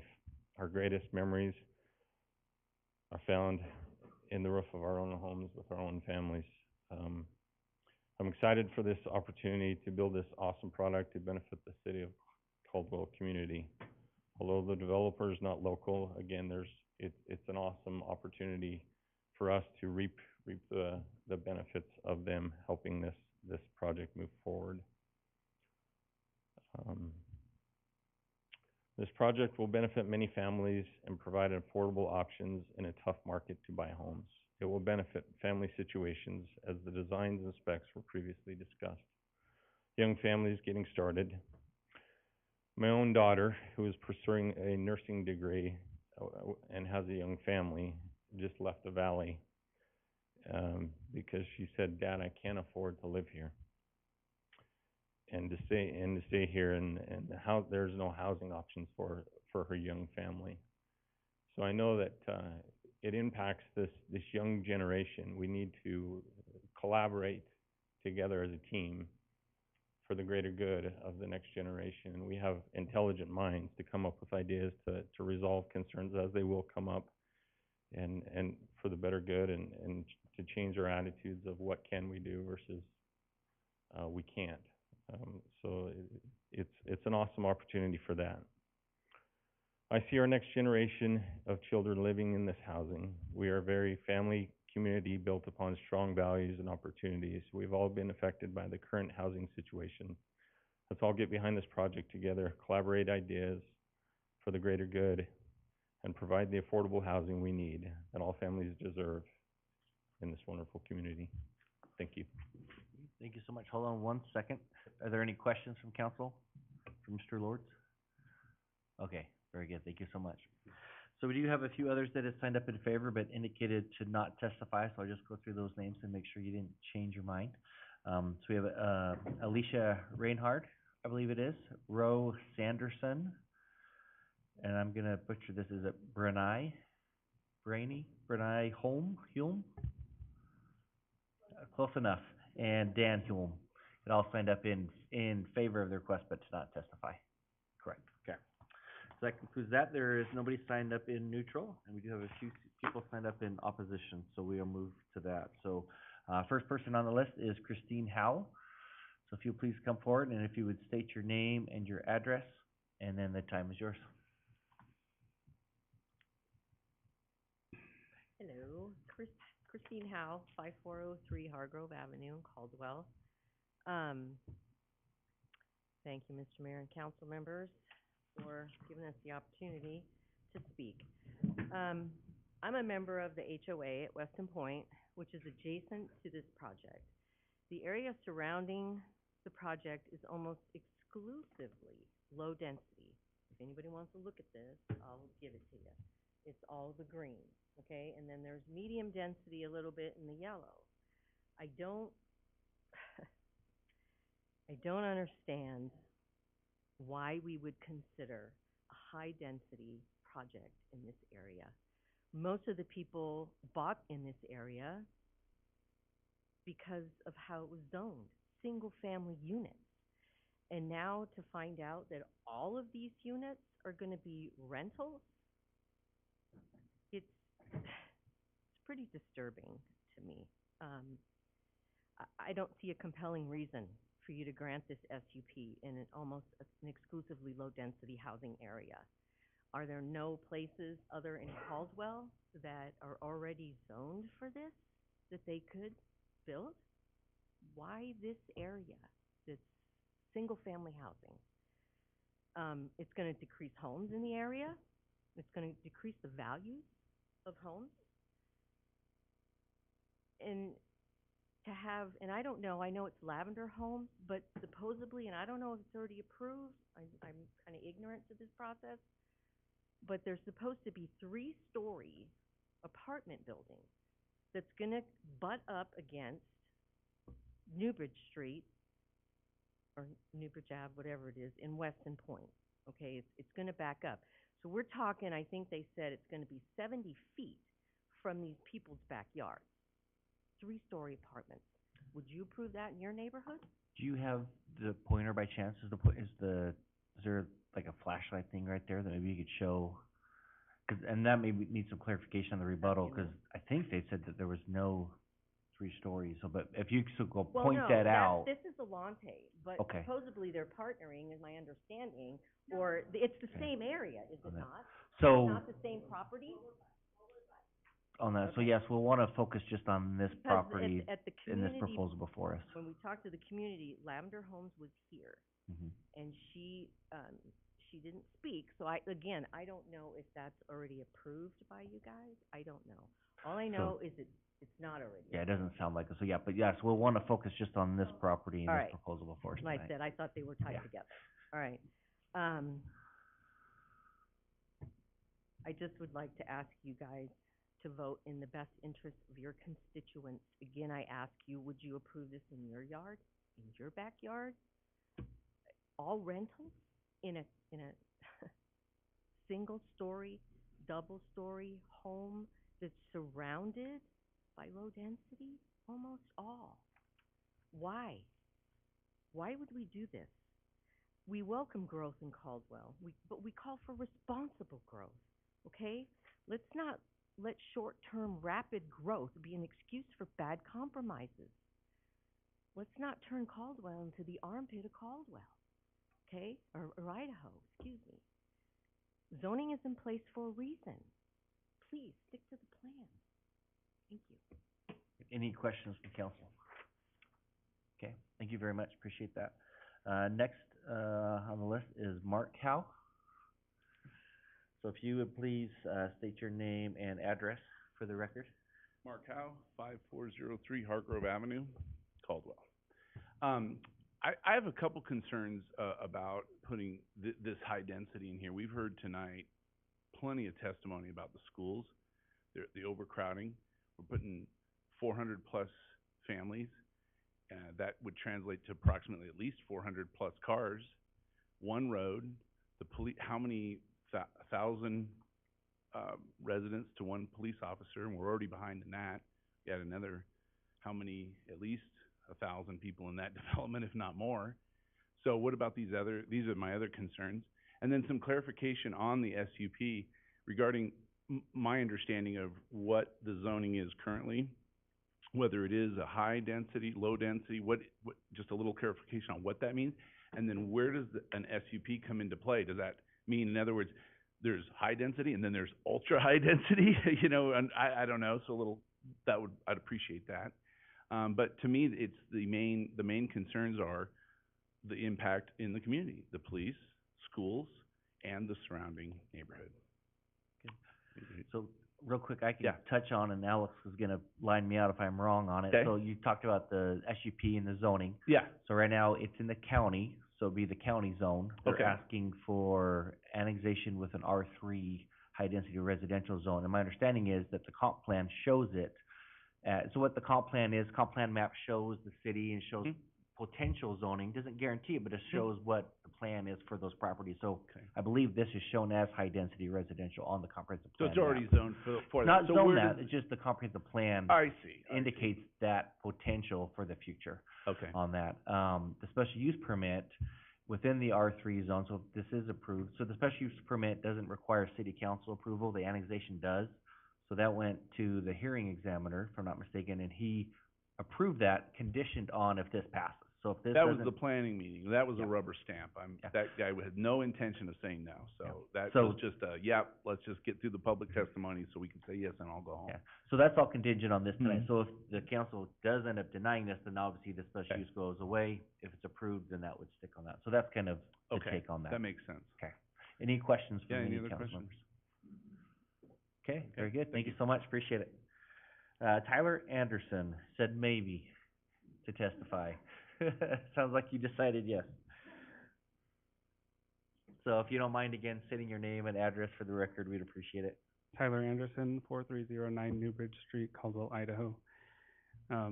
Similar sentiments as was expressed earlier, just the impact of a lot of housing going into that area with it seeming like it's favorable for the Charles. So 2 major developments coming in around generally the area where I live. So it's been expressed before about traffic. I still think it's going to be a major problem. The impact on schools, again, a big concern of mine. I don't, again, see that pathway coming as quickly as these developments are going up as far as addressing the issues. The portable units, it's kind of we kind of chuckle about that, but I mean, that's a temporary fix. That's not a long-term solution. And a thought that came to mind when we heard from Mr. Palmer with all the need to send children to the various schools because we're overcrowded. The other thing to consider is the busing. I constantly see signs from the bus companies hiring. So not only is it a challenge now logistically to get kids to school, but how are you going to get them when you don't have enough employees to drive the buses to get them to the schools? And we're adding more and more kids that need to go to those outreached areas because they're less impacted. So again, I think it needs to be more responsible planning, and I'm not sure that it's the best time right now to speed all these developments through when we're lagging behind in other areas that are affecting the community. So those are just my thoughts. Very good. Any questions from the council? Again, I'm not like anti-growth and development. I think it's great that Caldwell's growing, and I think there's a lot of great things there, but I am very concerned about the other aspects that it's affecting. Excellent. Thank you so much. Appreciate it. Clint Hamblin? So if you would also just please state your name and address for the record, we appreciate it. No problem.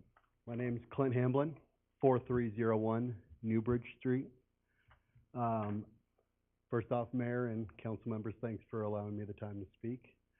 I'll be honest, I got an email from my HOA, and one of the main reasons I was here was because of the 3-story apartments. They actually mentioned that in the email. And so that was the main thing that I was coming to fight, because I live right on the corner next to in the common area, and I was gonna have the apartments overlooking me. Yeah, I'm right there on the left, that house right there. And so that was my main argument. And then I do have a lot of other concerns, and they will include these houses. The first one is I have 3 kids. 2 of them go to Skyway right now.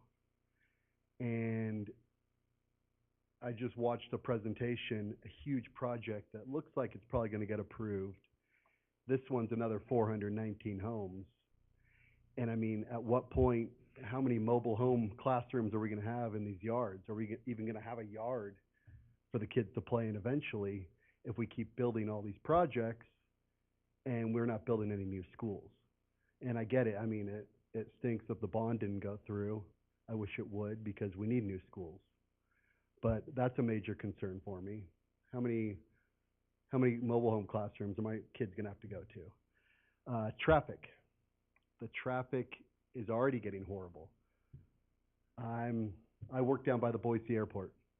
What took me 30 minutes now takes me 45 minutes. We're adding more projects. Getting on Karcher Caldwell Boulevard is awful, trying to make a left to get on the freeway. And I don't see anything that we're doing to alleviate that pain. These new houses, that's 419 houses, I believe, yes. And, I mean, that's how many more cars? That's at least 800 to 1,000 more cars probably driving every day. And then the cost, I'm noticing that, like, the last project was gonna give $80,000, and this one's gonna give $500 per house. That sounds great, but what is that gonna pay for? Does that really cover the cost that we need for all the students that are gonna be attending these schools now? I mean, $200,000 gets you a couple modular classrooms and maybe a couple teachers, but do the teachers wanna teach in those? So there's just those concerns.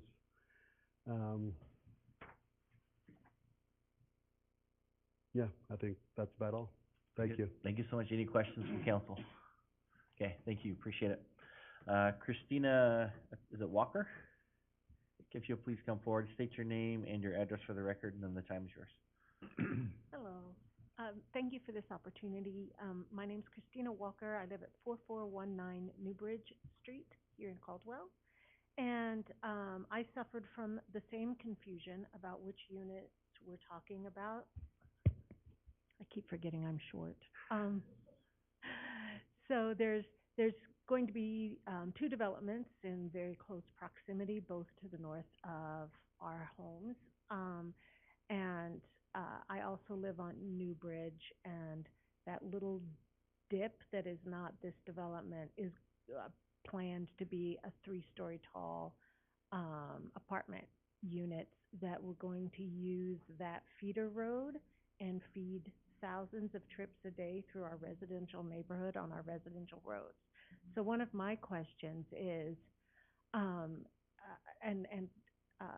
how that, so now this area will be cut off even more, and how are they going to get all of the building equipment and all of those thousands of trips a day? The builder estimated between 1,500 and 3,000 trips a day, going through our residential neighborhood, which leaves the only option to somehow tie into this planned development to the north of them to make that happen as opposed to ours. So So, I'm real quick, hoping I'll we just, take if I that. could jump in there. So this one, this development obviously is not, does not have anything to do with that property where Brent kind of has that mouse right there. But So it's they gonna- will not be providing connection. So this proposed development will have no Okay. homes going through your property. It'll all be onto Laster. Boy, onto will you Laster see Lane. me again when you think you're gonna put 2,000 cars through, past my house in a residential neighborhood. So if that Um, property were to develop, the one you're talking about, it'd be a separate hearing, separate notification Absolutely, on that. So- absolutely. But my point was, they think they're going to use our area, and if they can't connect to anybody else, and that path is being sort of blocked by all the other developments, that's gonna be an issue. But I wanted to talk about some of the generalities, here. I agree with everyone else, we're definitely gonna have growth and change, and some of that can be very exciting. We can accept that. What we are having trouble accepting is that it seems like a lot of the long and short-term planning just isn't there. And a lot of consideration is given to out-of-state builders and investors who are here, of course, to make a profit, they're for-profit companies, as opposed to those of us who have built our homes and lives here. We also have financial consideration here. My property is, of course, the biggest investment I have. I'm a single mom, so it's also the biggest investment my children have. Like, that's their retirement plan. And so I need to protect that.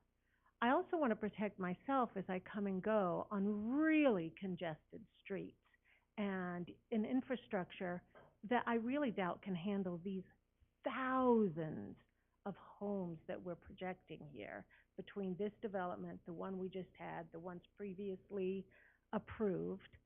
I've sat through some lights on Caldwell Boulevard 4 or 5 times, sat through a light.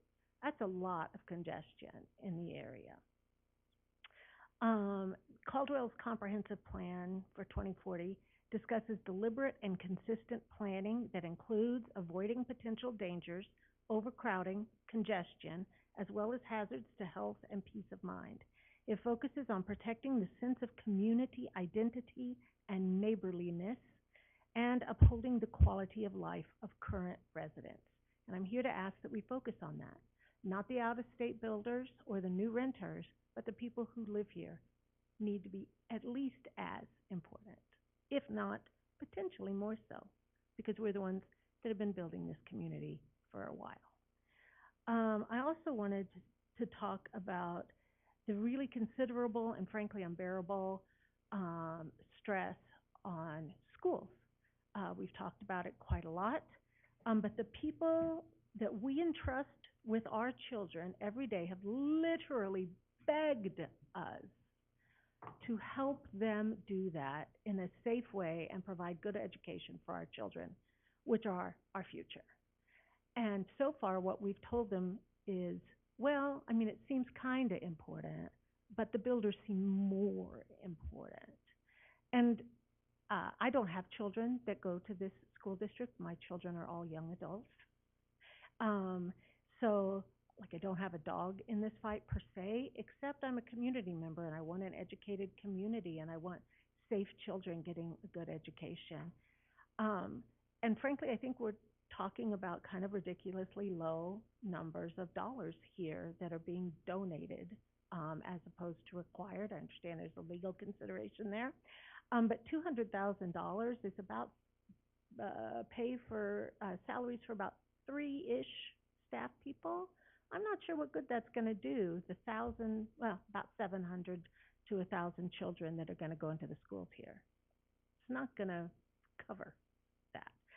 And I do have some potential answers, but none that could be addressed this evening. And I think a lot of them are the same answers we've all discussed about legislative help, et cetera, and perhaps some changes to our requirements.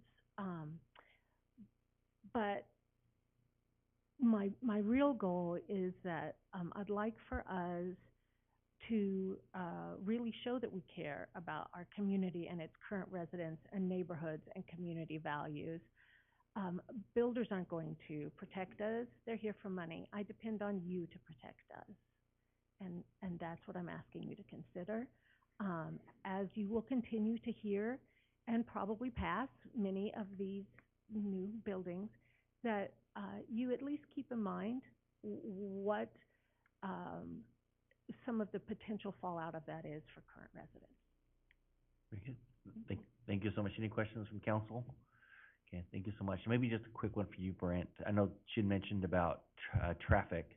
I'm guessing that a traffic impact study was required as part of this development. Is that correct on that? And I guess the next question is, so traffic mitigation fees, I'm guessing, will be part of that. Could you maybe explain just a little, just 30-second synopsis of what like a traffic mitigation fee is? Can I sit down, or do you want me? Yeah, Okay. go right ahead. Thank you. So, Mr. Mayor, it's, at this point in time, we're in the process of working on a traffic impact fee study. That doesn't exist at this point, and so we cannot demand a fee, but what we do ask and we can require is for developers to build improvements within their influence area. And so we relied on a model done for us by the Compass Community Planning Association of Southwest Idaho. This is a travel demand model, and it basically helps us predict what's the average trip length in Canyon County. And we take half of that. Everyone who's a trip generator, somebody from whom a vehicle trip is generating, both sides. If they're going to Costco, Costco's one side of that, and their home is the other side. And so we take half of that as their influence area, and we aggregate that, and they will, it's based on the average intersection, which is a collector, like Laster Lane, intersecting an arterial, or a minor arterial like Lake, or the boulevard is a principal arterial, but, and we've taken the average capacity of one of those intersections. And so as much of that capacity as they use up, they've got to help build something to compensate for the impact of their traffic that they're going to generate. That's how we handle that presently and have since 2006. Once traffic impact fees are enacted, that'll go away, and traffic impact fees will take over that role. Excellent. Thank you so much. Just over 30 seconds, but still well done. Sorry. So that's all right. Okay. Maria Gomez had signed up to testify. She's not here. And then there was two others that had signed up, indicated not to testify, Carrie Barrett and Sarah. And they said not to testify. I don't think they're here anymore, and not sure. Okay.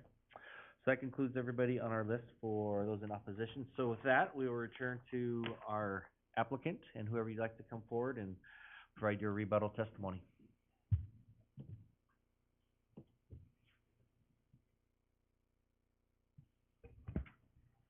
David Bourne from PEG. I just want to clarify one of the, it seems to be a recurring theme here of just where our project is and what it includes and what it's not. We have no legal partnership or any other affiliation with the development to the south. We also do not have any three-story buildings going in on our part.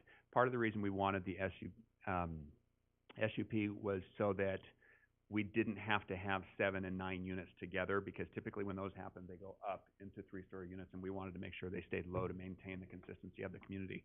What we do have with the neighbor to the south, or what we're trying to do, is to work together so that they do have access along the western edge of our property as it comes down into theirs, so that they don't have to use that road that when your property was developed, there was a road that was stubbed into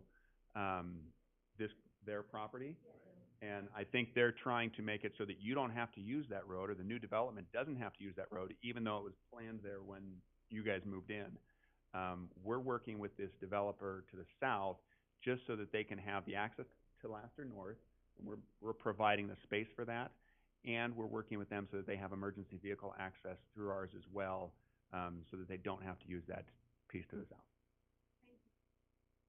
You're welcome. And I think that might have been the only one I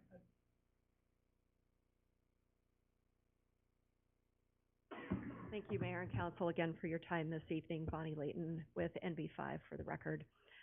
Just wanted to follow up from what Mr. Bourne had mentioned. I think he explained it fairly clearly.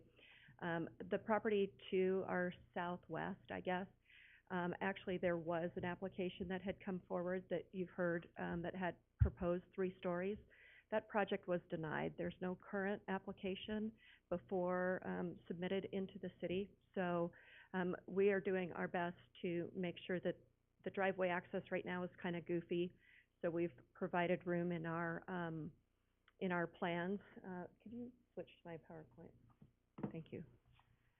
To square that up, that would be a normal thing. We don't know what the owner to the south is going to do, so we're trying to be a good neighbor and work, but as I mentioned, their project was denied. So just so you're aware that is, they'll have to go back through the process, as Mayor Wagner had mentioned. So we have, here you go. Oh, no, you're good. So just in that bottom left image right there. So, yep, just over to the, up a little bit. So we're showing how we're going to square up there, no, across from us, there you go. We're showing in our plans how we're gonna square up their driveway approach to Laster to make it a safer approach for them. So we've provided a bit of ground there, and then their driveway will continue on. What they're going to propose and when they're coming back in, we don't know, but we're working to accommodate that. Let's see. We are sensitive to the area, as I'm gonna maybe, I'm gonna flip to a different slide.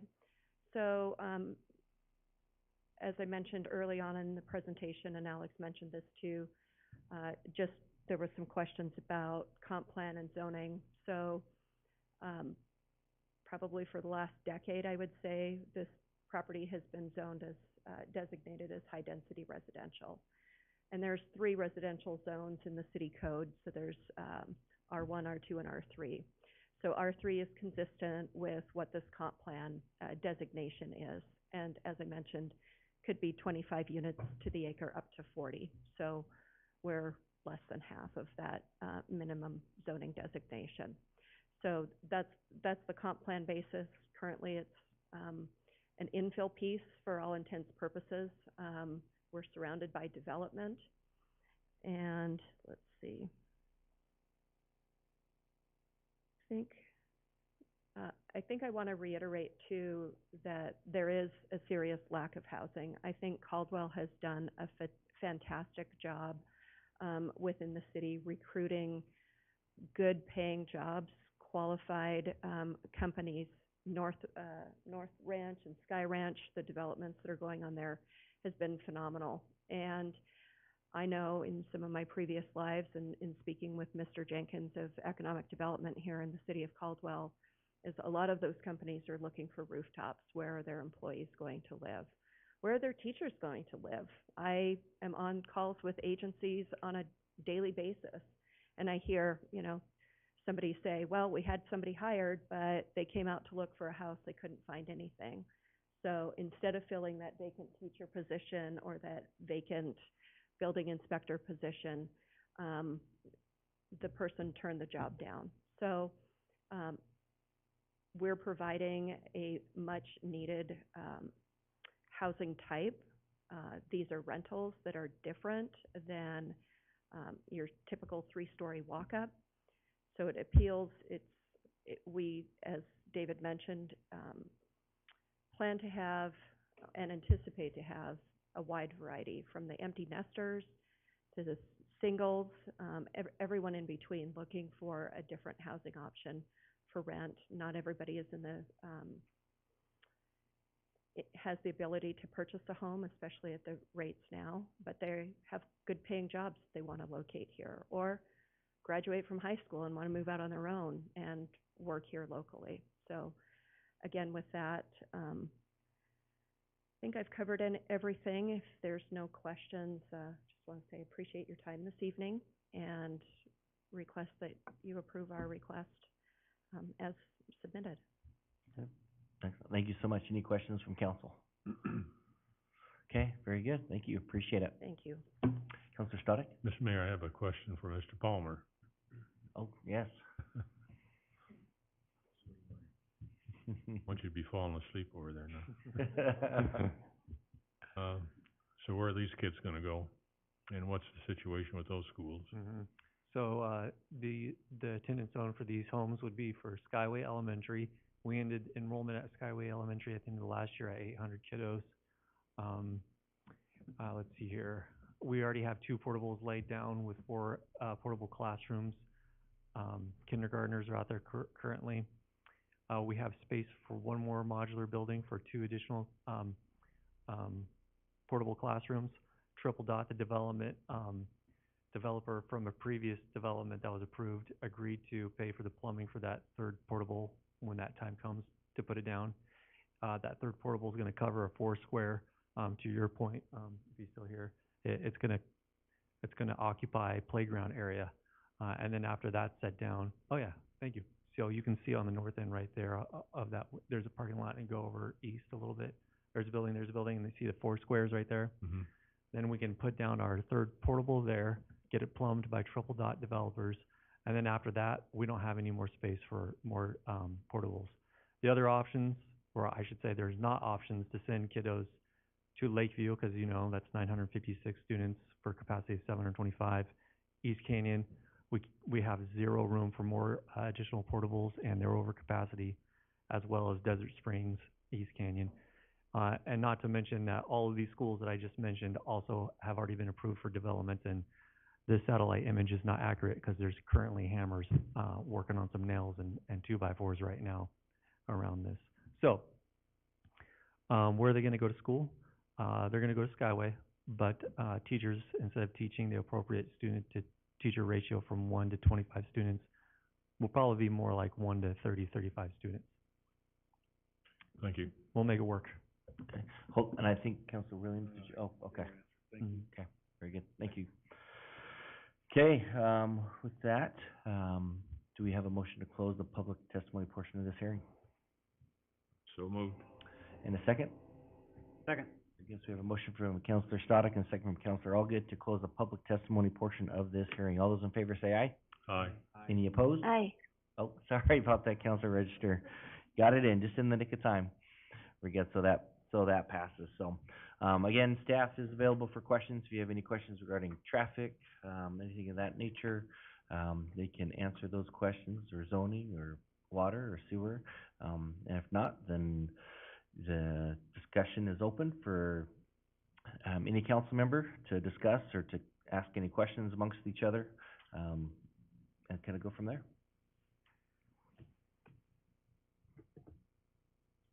I was just gonna make a comment. When I started working for the city of Caldwell, we were about, 23,000 people. It was pretty nice back then. I had hair, it was black. Anyway, the comment was made that kind of bothered me. Well, you know, we need to take care of the people that live here. Well, we've gone from 22,000 to about 70,000 now. And if I had my choice, I might have capped that quite some time ago. But the reality is, it's been all over the news, Caldwell is the 14th fastest growing city in the nation. And people are coming here for whatever reason. I mean, it's a wonderful place, obviously. But, to draw a line in the sand and say, okay, no more people can come here, we're full, I don't think is possible for us to do. We have to manage, the growth is happening in spite of us. I have 2 adult kids at home, I'd love them to have a place to move out to. The growth is happening, and so we just have to manage it the best we can. And this development that we're discussing aside, one way or another, we have to provide the citizens that are moving here a variety of options for what they move into. Not everybody can afford a house at $400,000 or $500,000 a house. I mean, I don't know how they do it. But anyway, so I just want to say that when the council listens to these developments, it's not that we're excited about adding more houses, but we are very aware that there's people waiting to live in these houses that are coming here, and it's our responsibility to do our best to manage that growth in some orderly fashion. Thank you, Council President. Councilor Williams. Thank you, Mr. Mayor. I too have a couple of adult children at home, one 21, one nearly 18, and the thought of them having to rent a place causes me some concern, and I'm glad to see a rental property that is more upper end, more well taken care of, well landscaped, well developed, but still affordable. If you can call 1,600 to 2,500 affordable, but the reality is you're not going to find a place for rent under $1,200 a month these days. That's just the reality. It is important to me in the consideration of this that it is not a zoning variance, that it is part of the master plan. And admittedly, we've got a lot of problems still to iron out. I think the Valley View School is one of my biggest concerns, and I don't know how to fix that right now, but I continue to wonder how more skin in the game from more players might make a difference. And I'm sorry, but $200,000 is a lot of money. I don't care how you slice it. Don't tell me it's a drop in a bucket. If you don't want it, I'll take it.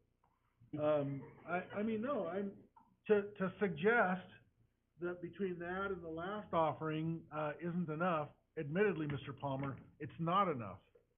But to say we'll do nothing because a bond wasn't passed, or to say we have to wait for something else, I still want to keep dialoguing. What are the other options? All I hear is we have a problem. I don't hear other solutions coming in. And, I had other conversations today, and I'm told, well, that's not legal, or that's not our purview, and I don't know what is. But I think because legislatures aren't passing this legislation fast enough, and hopefully something will change, and I'm glad for the involvement at those levels, but because bonds aren't passing, we've got to figure this out. We have to. We don't have a choice. There needs to be a solution. But I think trying to stop this movement isn't the answer. I don't think we can. Very good. Thank you so much. Any other discussion or any motions? Councilor Register, do you have any discussion or comments or questions? Well, I was just, I'm listening, I share the same concerns as everybody else, especially about the schools. And I was thinking, about one of the things that one of the ladies said. They are actually building a 3-story apartment building across from me that was approved however many years ago. And I'm not excited about it, but, I think that the schools are an issue, obviously, public safety is an issue, obviously, but I think we also need to be listening to the people that come to these meetings and take the time out of their day and talk to us about how it's going to affect their everyday livelihood. So I agree with what the other councilors are saying about the responsible growth and how we manage that, and that we need to figure something out. But I also think we need to be listening to our constituents, whether it's about schools or not. So that's all I have to say about that.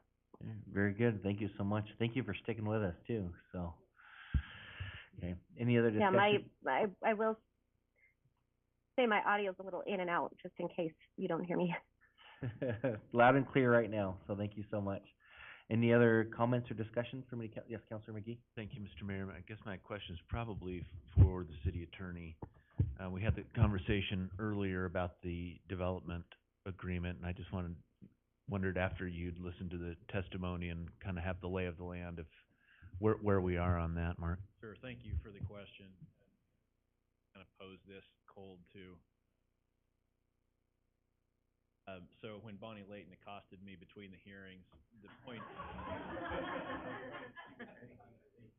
perhaps well made.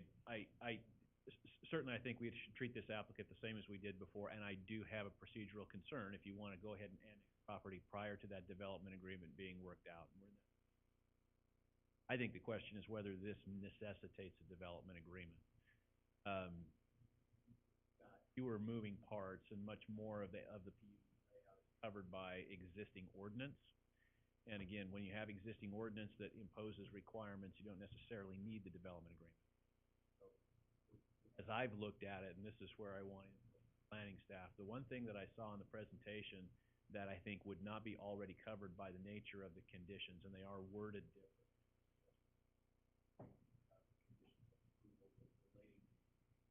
One thing that's not there is the product would look like. If you want to impose that as a requirement, you should have a development agreement that does that and incorporates those images. If you're not of a mind to control the aesthetics, or if you want to then I think the rest of this falls into place without a development agreement. And then, and then you could go forward tonight without the development agreement in place. And again, for those who are testified in opposition, they're still going to have to do the packet. It's just bound to do that in a way that the other development. And maybe quick follow-up on that with the because this had a special use permit as well, which the other did not. And I'm guessing that there was probably a condition of approval with the special use permit in conjunction of what was presented. Is that correct? Which would kind of tie their hands with the special use permit, I would think, because since that was required to build these, if that was a condition of approval, they'd have to do that. That is. Okay. Okay.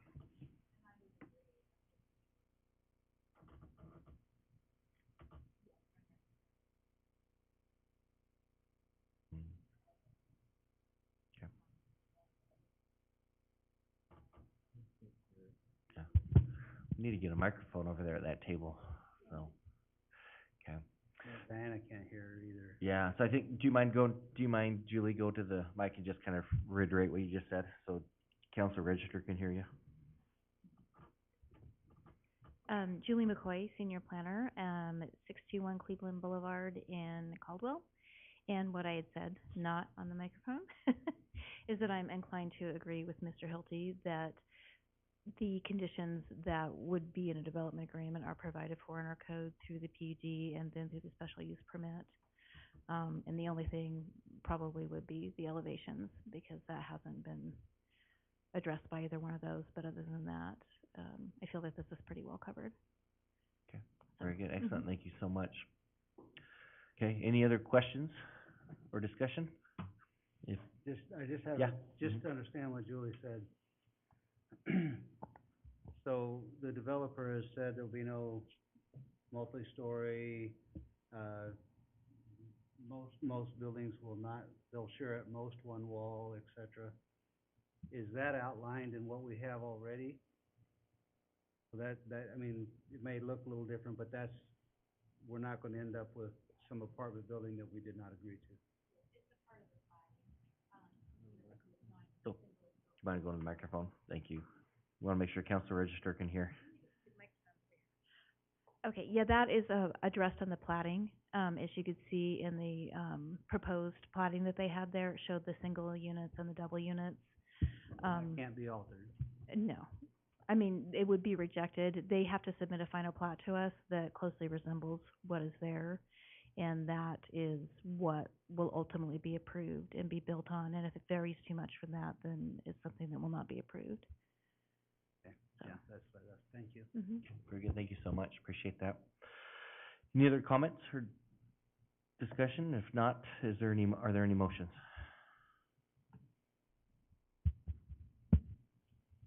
Mr. Mayor, Councilman McGee. I'm prepared to make a motion. Before that, I just want to make one quick comment because I think it bears repeating. And it was mentioned just a moment before by Councilman Allgood, and it's important to me as a member of this community. Not only are we members of City Council, we're also members of the community. And we're all, I look around the room and I know we're all involved in various things, in various groups and organizations. And so we're very invested in the community. And so I don't think that Mrs. Walker meant harm by this, but I do want to clarify it. That in my eyes, I won't speak for everybody, but it's never an issue of if it's the developer versus the citizen, right? I'm a citizen of this community, and regardless of who the developer is or how big they are or anything like that, I certainly never make any decision based on that. My decisions are made based on what's best for Caldwell. And you can see some of these get difficult, especially when we're talking about the school system, of which my daughter attends Valley View Middle School. And so when we talk about these things, they are based on being members of the community and certainly not being pro-development or pro-developer. Frankly, these guys are from Provo, and since I'm a Boise State fan, I'd kind of like to take it to them. However, that's not the correct basis to make a decision. And so I just want to make it very, very clear that I'm 50 years old, almost 50, and I've lived here for most of my life, and my intent on any decision that we make is not to see it as a developer, as a citizen, but to do what's best for Caldwell. So I just wanted to say that, Mr. Mayor, before I make this motion. But I'm prepared to make the motion. And Mr. Mayor, I will make the motion, and that is based on the findings of fact and conclusions of law. The mayor and the city council hereby orders that case number ANN 22-000009/PUD 22-000005, the request for annexation of 40.16 acres with the designation of R3 high-density residential for the purpose of a proposed planned unit development for Alante Homes containing 150 patio homes and 133 duplexes, and for a total of 419 residential units on parcels R32-479 and R32-479-0120 is approved with the conditions of the approval listed in section 16. So we have a motion for approval of the request. We have a second? Second. So a motion from Councilman McGee and a second from Councilman Williams for approval of the request. Is there any discussion on the motion? Okay. Madam Clerk, if you please call the roll. McGee, Yes. Allgood, Yes. Williams, Yes. Doty, No. Sadek, No. Register. No. Very good. So that is a 3-3 tie. So it's been 9 months and I get a vote. So, very good. So, I just kind of discussed or make some comments first. So it'll kind of explain, kind of where I'm at and the thoughts that I've had. And I appreciate all the discussion. I appreciate both sides. I understand that. My kids go to Skyway Elementary, and so they'll be part of that with, if this is approved, that increase in that, we'll see that, because that's where we go to school. We live a bit closer than this, but that's where my kids go to school. So in reviewing this, and I really appreciated, Councilman McGee's comments there at the end, that, you take the equation of, are they out of state, are they here, what are they are, take that out, and it's what's best. We're all citizens of this community, and you look and see what is the best thing for our community. And obviously, it's all going to be different viewpoints and different philosophies on each of us. We're going to think something different and look at it a little differently. So the things that I look at on this one are, and it was brought up on both sides, to be honest, proper planning. And, this is currently in the county. It is designated on our comprehensive plan map as high-density residential. Doesn't guarantee that, but that has been on there for many years and projected to be that. You have medium-density residential to the south, commercial directly to the east. There is low-density residential to the west. I like it. I know we don't have the site plan up, but there are no homes or homes along that west boundary, which I like, because it is single-family to the west.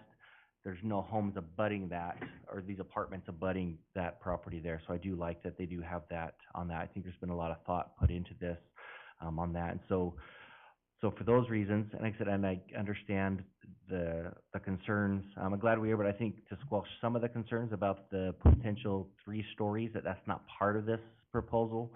Sounds like that was denied, and if somebody wanted to do something similar to that, they would have to come back, and there'd be a new hearing, be notified or notice on that, in that regards. But for those reasons, and then also I think it is going to increase traffic, obviously. I'd like that Laster Street's going to be completed, so now you don't have to drive around. You can drive through there to get to the boulevard, so it's going to reduce some of those trips getting around. There's no connectivity to that subdivision to the south, which usually we like connectivity, but this would, I think, be detrimental to that community if it did have that going through there. And I also, commendable to them. Typically when people offer $500, it's per building, not per door. And that's a big difference. If you have a building that's got 16 doors and you're only offering $500, that doesn't equate out to much money per door. But I like that they did it per door, so that's over $200,000, which is a significant amount in that regard. So I won't belabor the point anymore, but I would vote in favor of this request for those reasons. And so with that, it does pass with 4 in favor and 3 opposed. And so that would pass this proposal. With that, do we have a motion to close this public hearing? So moved. And do we have what's that? We're okay, right? Okay, do we have a motion? So who made that motion? And do we have a second? So we have a motion from Councilman Allgood and a second from Councilman Stoddard to close this public hearing. All those in favor say aye. Any Aye. opposed? That motion passes. And I do want to thank everybody that came out and provided testimony. I know it's been a long night, and we appreciate you sticking with us through that. So that does move us on to action items. Action item number 7. So this is to consider bill number 32, ordinance number 3426, for the case that we just did here for case number ANN 22-9, with the request to pass on the first reading and approve the summary for publication. So with that, I will read the summary. So it states, bill number 32, ordinance number 3426, an ordinance determining that certain land lays contiguous to the city limits of the city of Caldwell, county of Canyon, state of Idaho, and that said land should be annexed to the city of Caldwell, Idaho, as part of the R3 high-density residential zone, declaring said lands by proper legal description as described below to be a part of the city of Caldwell, Canyon County, Idaho, directing the city engineer and planning and zoning director to add said property to the official maps of the city of Caldwell, Idaho, repealing all ordinances, resolutions, orders, or parts thereof in conflict herewith, and directing the clerk of the city of Caldwell to file a certified copy of the ordinance and map of the area to be annexed of Canyon County, state of Idaho, and the Idaho State Tax Commission pursuant to Idaho Code Section 63-215. Mr. Mayor, Councilman Allgood. I'll sponsor bill number 32, ordinance number 3426, and move for its passage and approve the summary for publication. Very good. Do we have a second? So we have a motion from Councilman Allgood and a second from Councilor McGee for passage of bill number 32, ordinance 3426, on its first reading by title only. Madam Clerk, could you please call the roll? Allgood, Yes. Williams, Yes. Doty, Yes. Sadek, Yes. Register,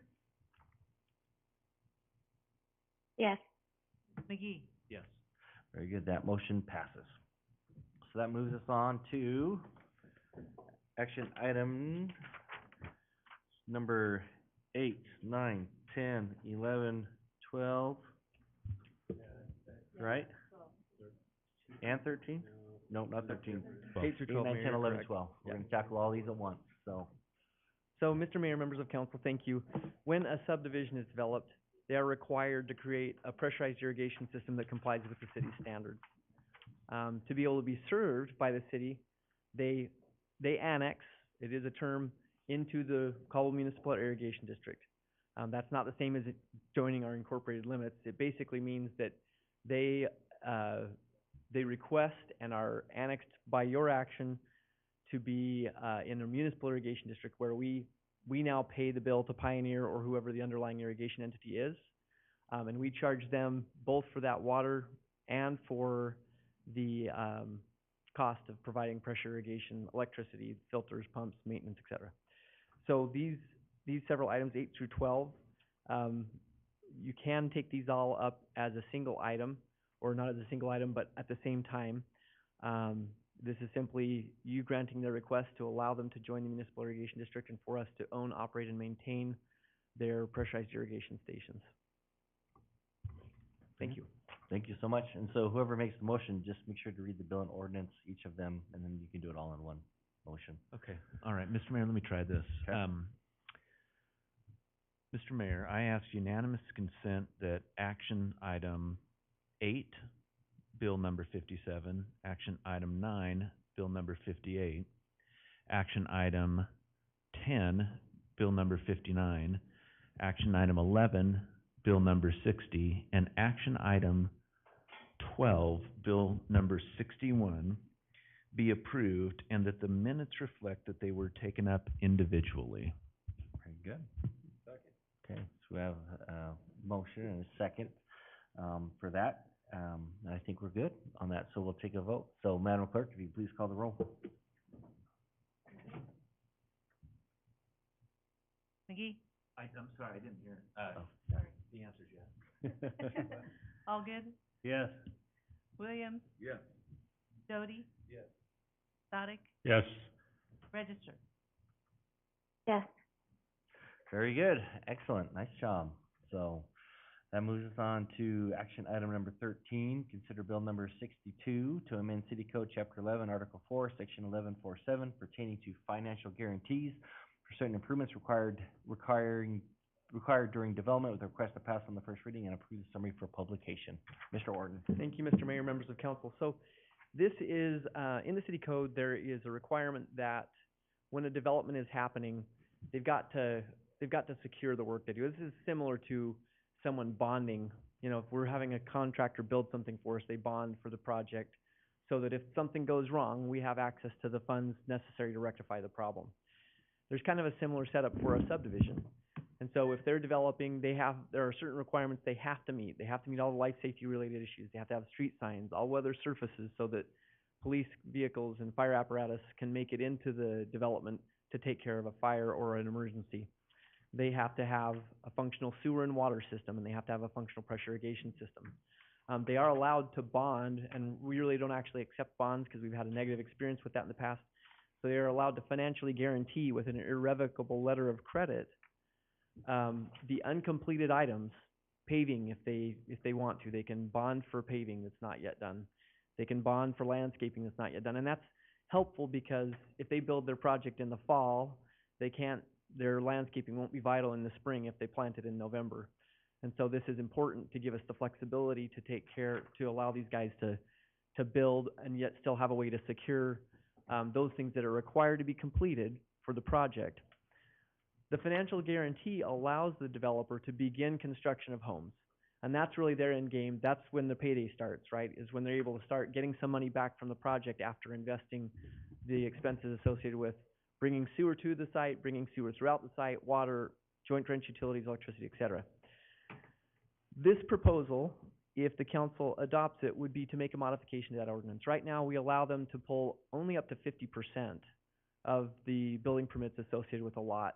We have had a lot of complaints from very good developers over the years, and we've considered a lot on this matter because we want to make sure what you really need is you need to withhold enough lots from the developer that we also have a financial guarantee. So we could say, well, we've got a financial guarantee, we don't need to withhold any lots, but we want the developer to stay invested in it. We don't want them to ever be in a situation where they're going to say, well, you know what, the city's got my letter of credit, we'll go ahead and let them pull that. That's also very negative from them from a finance standpoint. They're going to have a hard time securing another letter of credit if they have allowed theirs to be pulled. And we've pulled 2 of them in the 17 years that I've worked for you. That's it. So usually this is an effective mechanism and the developers want to follow through. This proposal would reduce that, would loosen this requirement some so that we would allow 80% of those building permits to be released instead of 50. That would make a lot of our developers very happy. We've had, again, as I said, some very, very good developers. A couple of examples, Brighton Homes, very well respected through the valley, Dave Turnbull.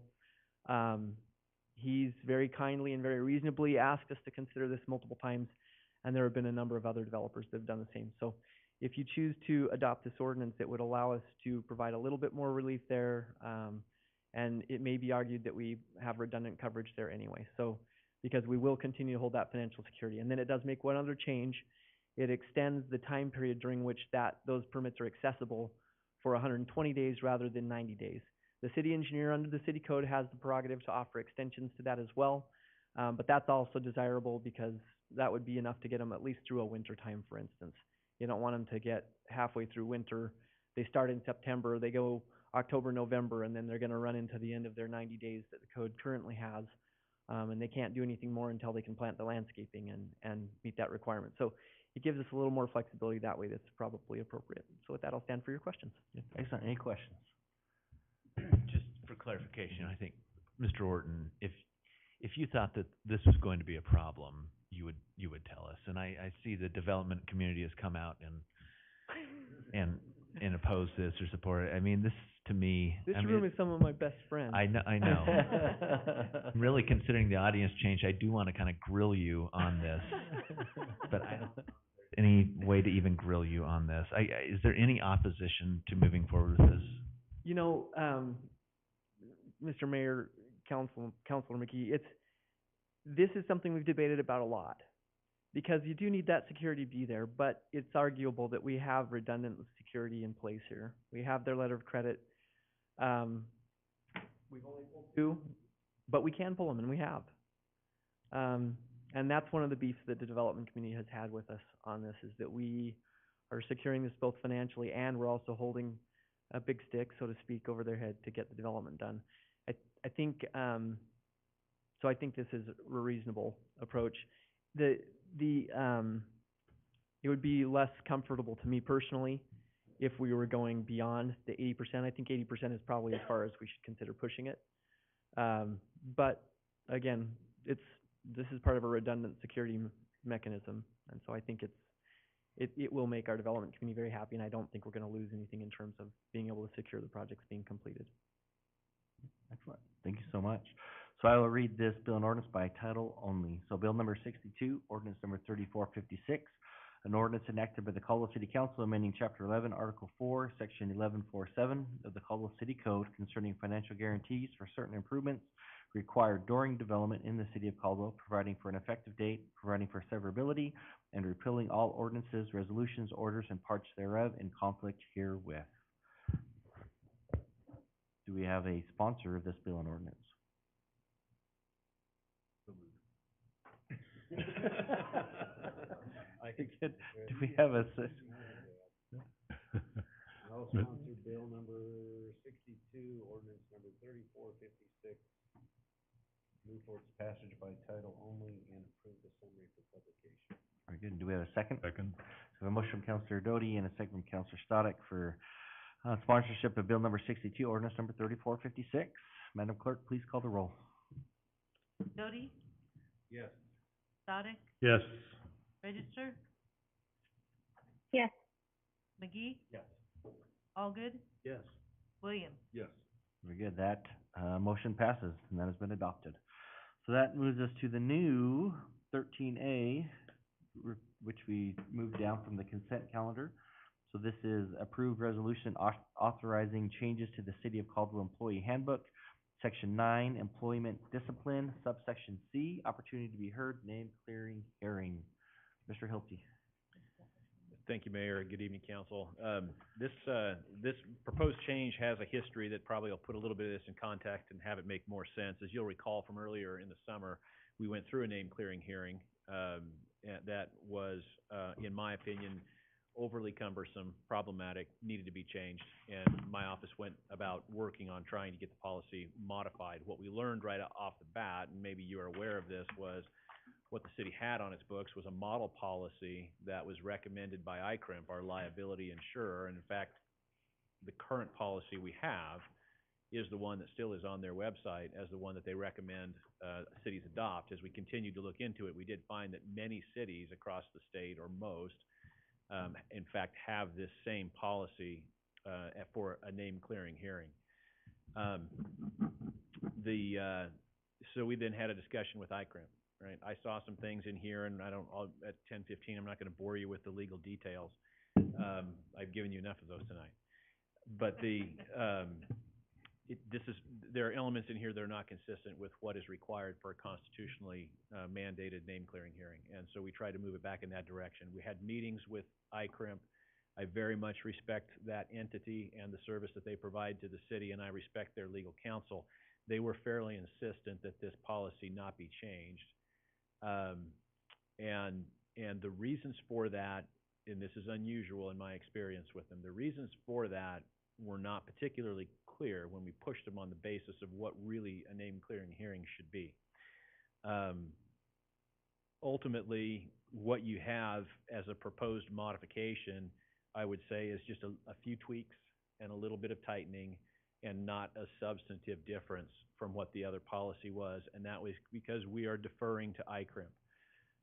This is an employment-related matter that could result in a wrongful termination suit of some kind, or an allegation that due process was not followed. And if that occurred, ICRIMP would be the one on the hook to provide the legal defense and the indemnification. So when they ask us to help them do something that they feel like mitigates their risk, we are very responsive to that. And what you see before you is an example. Let me move real quickly through what actually did change, because when I first went over this with Taylor, that was my question. What's different? It clarifies that the name clearing hearing is for employees who are terminated or demoted with a reduction in pay. Okay, so if you get a slap on the wrist or you get written up or a verbal warning, you don't get a name clearing hearing for that. That is of constitutional dimension. It also only applies when the criticism, or the allegations, I should say, against the employee involve dishonesty, immorality, or criminal misconduct. Those are the things that affect your good name, okay, according to the case law. And those are the things that you should have a chance to rebut. If you got fired because you kept showing up late for work, you don't get to come in and have a name clearing hearing. Clarifying that this would occur in an executive session was done. Eliminated an indication that this was constitutionally protected right that I think involved the elimination of one word. So those are the minor things. Most of it remains in place. To the extent that we have a name clearing hearing in the future, it's going to be awkward. We're going to have to get the council together. We're gonna have to sit through an hour of listening to somebody clear their name and then make a decision about that afterwards. Would not be my preferred process. Probably not yours either, but again, what's driving this is the deference that we have for ICRIMP, the good work that they do for us and wanting to make sure that we're doing at least what they believe will help them in the event there is a lawsuit or a claim of some kind later on. So with that, I'd stand for any questions you have about the policy. Mr. Mayor? Yes, Councilman McGee. Yeah, I know, it's getting late, I understand. Mark, to my knowledge, we had a high-profile one recently, and I'm kind of looking at Mr. Allgood here as well, but do we do this very often? It doesn't seem like we do. No, Mr. Mayor, Councilman McGee, it doesn't happen very often across the state. Taylor looked into it, found 2 other jurisdictions that had done these under this policy. Now, they may be doing them differently, or they may be not doing them at all, but it doesn't come up very often. Mr. Mayor? Yes, Councilor Stoddard. The only thing that bothered me, Mark, about it is we weren't allowed to ask any questions, which, you know, what big difference does that make, I guess, other than we're not allowed, and that bothered me. And the other thing is the client itself, they didn't allow any testimony to back up what he said too, or to tell everybody he's such a good guy and all that. Those are the 2 things that bothered me about the policy. Yeah, and just so I'm clear, Councilor Stoddard, you'd prefer to be able to ask questions. Oh, yeah, and then that's- prefer for them to have, to be able to have witnesses or Sure. whatever. I think it's only fair. Yeah, and I'm looking at it and trying to remember I don't think that those things are strictly prohibited. We did find that other jurisdictions do that differently. Some people say, you know, and again, this is just 2 jurisdictions that we were able to find. One attorney said, yeah, I give them an hour, knock yourself out, do whatever you want. The other one said, no, absolutely not. They can present statements, or they can present, you know, written comments from their friends or whatever, but we're not having a hearing, so to speak. I don't know that we as your legal counsel have a strong opinion about any of that. Okay. Thank you. Mr. Mayor? Yes. Yeah, Mark, the reason I asked this to be pulled off the consent calendar is 3. First of all, the discussion prior to that hearing was, why are we doing this at all? Is there a reason why we're doing this? Because as Councilor Stoddard said, at the end of the day, we just basically sit there and listen. So is there some reason why we're doing this to begin with? Yeah, let me tell you what my understanding of the law was and the direction that I would have pushed this, okay, absent the input from ICRIM. That we have, it's a due process issue, so we all have, if I have a protectable property interest, okay, that's a legal term of art, that cannot be taken away from me by the government without an opportunity to be heard, okay? The court has recognized that we all have a protectable property interest in our good name. Okay, so when I have a government employer that makes allegations of dishonesty, immorality, or criminal misconduct, that affects my good name, and I have a right to be heard. Okay, I don't have a right to be heard by the entire city council. I don't have a right to have some decision rendered after that. I just have a right to a forum where I can express that these things are not true for the following reasons, and thereby protect my good name. So a name-clearing hearing is required by due process, and that is clear. Exactly how it plays out and how it's conducted is not. I think I would have expected typically it would happen before a supervisor, an HR director, and possibly the mayor. It would not be subject to the open meeting law, so we wouldn't have executive session issues, and we certainly wouldn't have a decision rendered after that. But ICRIM's provided guidance that they think that that's important. So The rest of this was during our last one, and we've had 2 here that I can think of, fire person and police, but anyway, there was quite a discussion with council because the person testifying wanted their counsel present. There's nothing in the paper in this thing that says counsel can be present. There was that discussion, and then also the person brought a number of of people to speak on their behalf, and that was not allowed. So, and as Councilor Static said, this is called a hearing, but there wasn't any hearing. It was basically just, so it just felt like we didn't have a good Yeah. plan. And I think that's fair. And to go back to that one specifically, you know, when the issue came up, my frame of reference for a name clearing hearing was it's an opportunity for them to try to clear their name. So my advice, and I think Taylor probably relayed this, and maybe this is why you're frustrated, was it's a good opportunity to do a lot of listening and not a lot of talking, and not let it get out of hand and just let them go, and say whatever they want to say and it's done. That suffices. That meets the due process requirement. I think as we look at what ICRIMP wants us to do, I'm more inclined you guys can, and I don't think any of this is mandated or prohibited by what we've currently drafted. I'm more inclined to go down the road of, you know, hey, you've got an hour, go for it, right? If you want to bring in a PowerPoint presentation or witnesses or whatever, you know, you have an opportunity to clear your name. And then, you know, I probably would shy away from asking questions, but, you know, that's the conservative sort of legal advice in me, is nothing good can probably come of that. And it's not, the interesting thing is a name clearing hearing was never intended, and this is where we have some disagreement with ICRIM, never, ever intended to be a review of whether the termination decision was appropriate. That's not part of a name clearing hearing. It's just simply to give them a forum to rebut the allegations that were made against them. This policy they want us to do when it talks about rendering a decision is confusing at that point. Your name's clear, your name's not clear. What is the decision? May I speak on ours? So just with our experiences, there is a punishment handed down, so to speak. And then you do get to go, we don't call it a name clearing hearing, but now I'm being educated that may be what it is. You get one last time to go in with the colonel and do your spiel, and then he does decide if he's gonna stick with the punishment, so to speak, and that might be the wrong legal term, or if he's going to reduce that, or he does make a final decision on that. You can choose not to do it, or you can.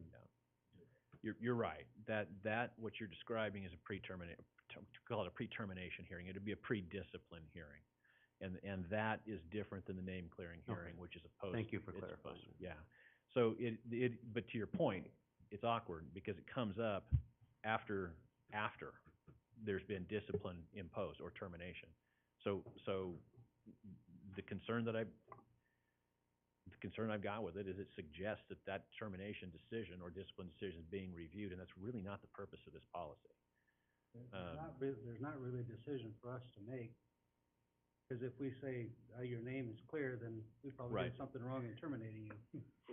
Right. You know, Right. And yeah, so we'll continue to work with ICRIMP on this, and as they come up, we'll get better at it. But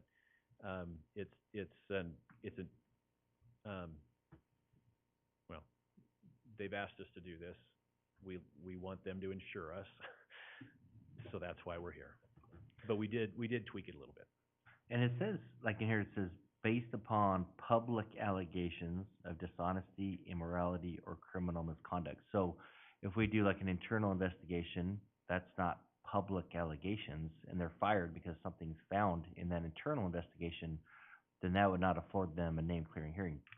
Correct, or am I wrong in that assumption? Traditionally, that's my understanding of the law, but ICRIMP has asked us to make it available to every employee that wants it. Again, have to be terminated or demoted with a reduction in pay. Okay, so it's not every discipline. It's serious stuff. Yeah. And then also has to have those allegations. I think when we talk to them about that public concept, and I think in fairness to ICRIMP, what does it mean to be public, right? So when the supervisor goes and tells, you know, his buddy on the bar stool next to him what he did at work that day, well, now all of a sudden, you know, is that public? Right, because it's being shared, and it's hard to keep a lid on that in a city. So I think that's kind of what their approach is there. You know, if somebody sends an email or posts or whatever, You know, I think a lot of this is please err on the side of caution, is what we're hearing from them. Yeah, maybe a little too much caution, but we're gonna be having more of these, so, but, okay. Chief's got something to say. Can I just add something, Mayor? Yeah, I know it's- go right ahead. So just to give my perspective or insight, not that you guys want it, but, so in LAPD back in the sixties, the same issue came up and due process was questioned a lot. So the LAPD went to what's called a Board of Rights process, and it's basically anytime there's gonna be a demotion or a termination, the employee has a right to cross-examine any witnesses, and basically the department presents a case, almost like a district attorney or prosecuting attorney. And there's two captains and a civilian from the community that are basically the judges and the jury. And so they go through days and sometimes weeks of testimony, both sides arguing cases, just like a courtroom. And then the board decides whether they can go up to termination, and then it goes to the chief of police for final, and then that's it. And if they have an issue with it, then they go and they file a written court. But LA went through the exact same thing, which now Caldwell and Idaho is becoming, unfortunately. So, this is nothing new to me, but to avoid putting the city council and you, Mr. Mayor, in a position like Council President Allgood is talking about, because it's, a hearing would infer that it goes back and forth. And if there is no back and forth, then what due process are we actually giving the employee to argue their case after they've been terminated? Okay, very good. So, are we doing anything with this tonight, or? Yeah, it's on the agenda to approve the modifications to the policy. They're relatively minor. Okay. So moved. We got a second? Okay, so we have a motion from Counselor Stodic and a second from Counselor McGee to approve this resolution. Madam Clerk, please call the roll. Register. Yes. McGee. Yes. Allgood. Yes. Williams. Yes. Doty. Yes. So that Yes. says, there we go. I'm like, I think there's one more, but very good. So that passes. So we are done with that. So that moves us to consider acceptance of the finance report. Timber. Counselor? Mr. Mayor, Yes. I move that accounts payable in the amount of $2,272,062.09 represented by check numbers 164130 through 164520 and payroll for the amount of $471,704.27 represented by check numbers 37535 through 37556 and direct deposits be accepted, payments approved, and vouchers filed in the office of the city clerk. We're good. Well, we have a motion from Counselor Williams and a second from Counselor Allgood to accept the finance report. All those in favor say aye. Aye. Aye. Any opposed? Motion passes. So that moves us on to council reports. We're gonna actually start with Council President Allgood, since his name is listed on there, to discuss, comments regarding the issuance of downtown parking permits. This came up in the urban renewal meeting, and it's just, I don't know how I feel about it, but one of the developers that is developing a building, down at Kimball and Arthur is building a three-story building that will, he's hoping to build a three-story building that will involve 22 apartments. There is no parking down there. And so his request was that the city give him 25 parking permits, and this is not parking on the street, this is parking in parking lots, city-owned parking lots, but the owner of those permits would not be subject to being towed or cited or whatever if they're there 24/7. And so, that's not an urban renewal decision, that's why I'm bringing it to this board. Anyway, but just to be clear, there's other developers also thinking about downtown apartments. And how many spaces are we willing to give up with parking permits that would be a 24/7 permit? And so this developer is one that brought it to light, but there's more in the wings if we say, yes, you can have 25 permits, more to be heard. Just to add to that, I think a lot of cities do that if there is parking available, such as Boise. My concern on that thing, on our urban renewal was we had already given, was it 60? What was the number we gave to Chase I don't know how many we already? gave to, yeah. So at what point do we, and I'm not sure, theirs was limited to parking lots. It was like so- 105. Okay, but I think they were gonna build like 30 spots and whatever was left. They're even if- building 60 spots, Okay. and then they get another 100. So that's where that conversation went, was, well, how many do we give out, and are we gonna lose track of how many we've given out, so that pretty soon all of downtown's nothing but parking permits? And I guess we need a plan, like, if we don't, Right. if we had city parking, that would be much easier than just saying you can occupy the street, especially not knowing what's coming up in the workshop. But if we go to some different parking requirements downtown, they would be null and void of those. So then do they get the best, all the parking spots because you can't do anything to them? So And I'm with I- Chris, we don't really know what the council's thoughts were on that, right? I believe And- there's potential that a developer for Kimball, between Blaine and Arthur, may desire to put some residential units on that spot as well. And again, those parking spots are, it's not a specific spot. It's just you can park wherever you can find a spot. You're just not subject to being towed or ticketed after. Or whatever we pass in the Yeah, we're not future. promising a spot. Yeah. I think that the thing that makes it, I don't know if the tough is the right word, but we've done it once, right? Creekside, we said, okay, we'll do it for you. So now does that put us in a place where, okay, if we tell the next guy no, is he like, well, why did they get it? You know, are they your favorites and I'm not, you know, and so.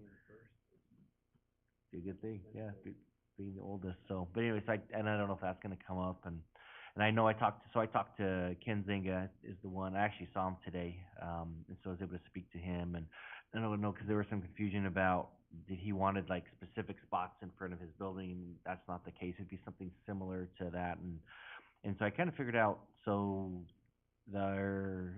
the apartments is about 150 apartments, and they asked for, I think it was like 105, 110, so it's like 0.75 per unit, what they were asking, so if that were the case on his, and I think there's two proposals, either with 12 units, regular units, or condensing them and doing like the 22 like you had talked about, so if it was the 12 units and we kept the same formula, that'd be about 9 spots, not the 25. I think the 25 is an extremely high number for that number of units, but so I think if we were to entertain it, it would need to be a much lesser number on that. And then again, we're not making any decisions tonight. I think it's good we're having that Well, workshop coming up.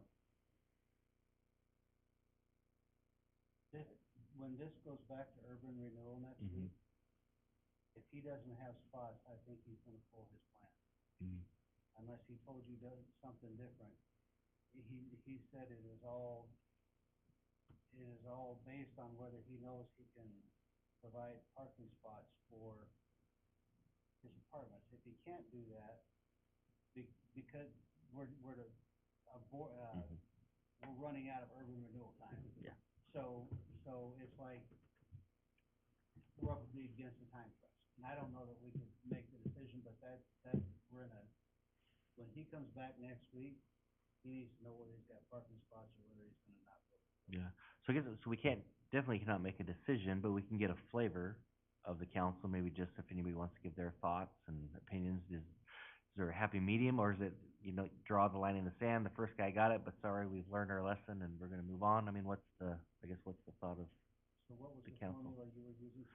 So if you went off of, it's 150 units, they have 60 some on site, and so we're providing, I think, 105 right in there. So if you take that by the unit, it was like basically 3/4. So for every unit you had, you got 3/4 of a spot. Basically, it's what Creekside, very just rough, quick math on it. So if you had, 12 units, that would mean that you could have 9.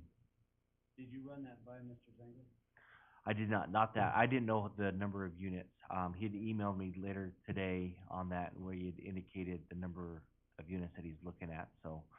I did email him back stating that, and his response, said, you know, just to be clear, we're not requesting designated or reserved spots, but just residential parking tags for them. So it sounds like he still wants 25 on that, not reserved, but just residential tags. But again, you know, But just, on the 105 though, we didn't limit it to just city parking, right?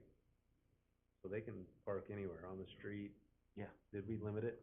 No. Yes, yes or no? Limited to specific lots. Specific Like lot. one long Oh, yeah. So if we, but how many parking spots does the city have? And I know someone may not have that answer tonight, or maybe they do, but Oh, Brent's not got it. enough. at what point, that's what I'm saying, so if we just use that equation for everybody. Yeah. And I get it's first come, first served, but then you lose all of the city parking to, are people spending, not that they won't spend money down here too, but a car could just be parked there for days on end, never move, they're not subject to towing or ticketing. What point does the whole downtown just become people that live downtown? Yeah, and I mean, the other consideration is there's parking areas that hardly ever get used. They're, on your heavy nights, they do. There's, you know, if you're like where the movie theater is along the railroad tracks, as you get down towards 12th, there's almost always spots down there. If you get to the parking lot, the new one that was built on the other side of the tracks, typically there's spots there unless it's like the most busiest night of the year, then those are filled, but usually those aren't. So do you say, okay, we'll give you 9, but it's gonna be at, in this lot at the very end, or it's gonna be at the parking lot across the way, those spaces that usually don't get used? I mean, that's a possibility too. I don't know, I wouldn't wanna have to walk 4 blocks.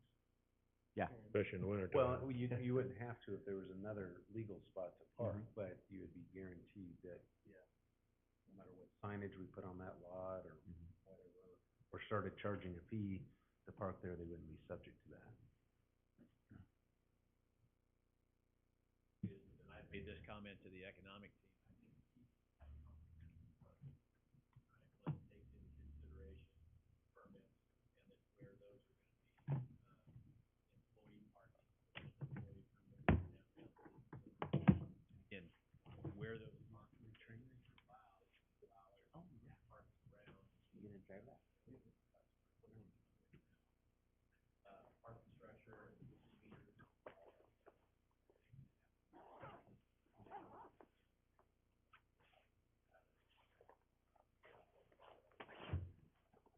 Can I ask a question? The two of you are on urban renewal. What's urban renewal's hope out of this topic coming up today? Do they have a request of us? Do they have an opinion? Well, it was mixed. Well, I'm not a fan of downtown apartments, you know, I don't think that is either. But, Only because of parking. only because of parking, yeah.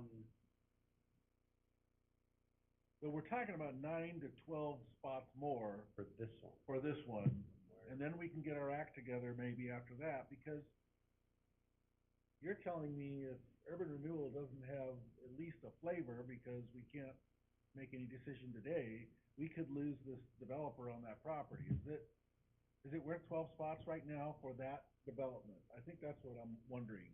That's a pretty key spot. It is a key spot. Yeah. Sounds to me. Well, that's why we wanted to talk it out And and figure it out.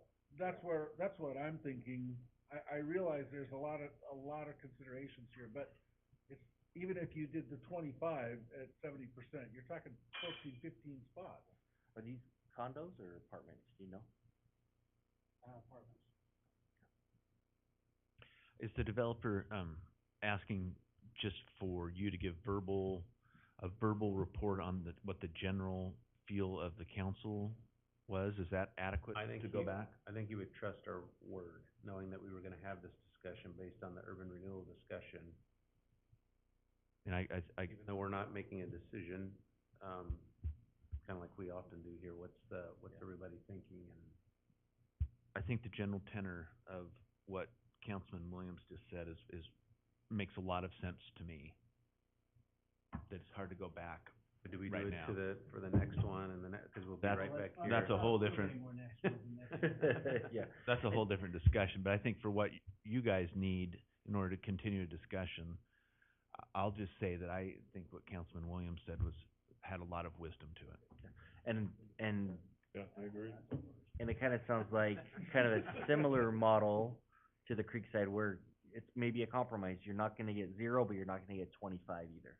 We're not gonna give you more than what your apartment total is. It's gonna be more of a compromise in the middle, similar to like what Creekside. 75% is the number that we buying off on here? I mean, seriously. I would feel good In that about area. that, given the limited information. I hate, I like more information, but. Yeah. Well, but- Tuesday's urban renewal. Yep. If he can't make it work, then we have to do an RFP for a new building yesterday. Yeah. So I think, yeah, the flavor that I get is, yes, let's work with you, but you may not get all 25 spots that you're wanting. How many did he say had apartments? 22 apartments, he was hoping for 25 permits. That's what he said last month. And they may have to walk a little ways. Yeah. Unless there's one available right by, so. Mr. Mayor, if I Yes. crunched your numbers correctly, it is 66. It's 6,600 or 66%. Okay. So let's see if we can get a bond passed. Good luck with that these days, so. So, you're gonna have that number? 66, what's 66% of 25? 66% of 25. 2/3, so. Okay, any other discussion on that? So, any other items that you wanna bring up, council? 16. Okay, Councilman McGee, any? No, Mr. Mayor, I'm afraid if we talk any longer that more Orton kids will mysteriously. I know. All of our best interests. We've only got not even half of them here, so. It's probably best that we just end this meeting. Councilman Williams? Yeah, I know it's late, but I need to talk about this again. I spoke with Mr. Mark Kozerski of the Pioneer Irrigation District, and I really should start by appreciating sincerely, yours and Mr. McDonald's efforts. After 2 weeks ago, we talked about that unmitigated flooding of irrigation water, and I'm so glad you went out there, you saw it, we talked about it. You have a couple of city ordinances that were discussed. Now we've got potentially a state code that Mr. Hilty can bring to us, but listen to this. I asked Mr. Zersky for an estimation of the flow. Now, Brent, this will make sense to you, it didn't to me, but he said the typical, riser flow rate is 50 miners inches of water per minute. And I said, what is that? He said, a miner's inch is 9 gallons. Okay? So I asked him to take a look at it. He estimated that the flooding is 40 miners inches of water per minute. In other words, 360 gallons of water a minute are going into the storm drain. This is from that one. That site, one. Wow. 518,400 gallons a day. And if it was just 60 days, and it's been longer than that, that's over 31 million gallons of water being wasted. Now, to be fair, it's not technically all wasted because there's a direction that water goes, and some of it is reclaimed into other irrigation waters. Nonetheless, I'm still seeing that water every day flooding, and our hands seem to be tied at some level, and so I'd like to invite Mr. Hilty to bore us some more with more legal advice. But I really appreciate your work on this because we've got to do something. We can't just continue to say this is somebody else's problem, and we need help getting it done. Yeah, you bet. Councilman Doty gave me the heads up and sent the state with, flooding water across a public street or site. And so I spent some time prior to the meeting looking at that statute. It looks to me like it's a misdemeanor.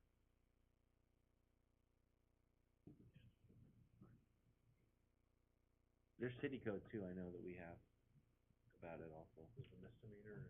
Oh, I can't remember. I think it was a felony. Just kidding.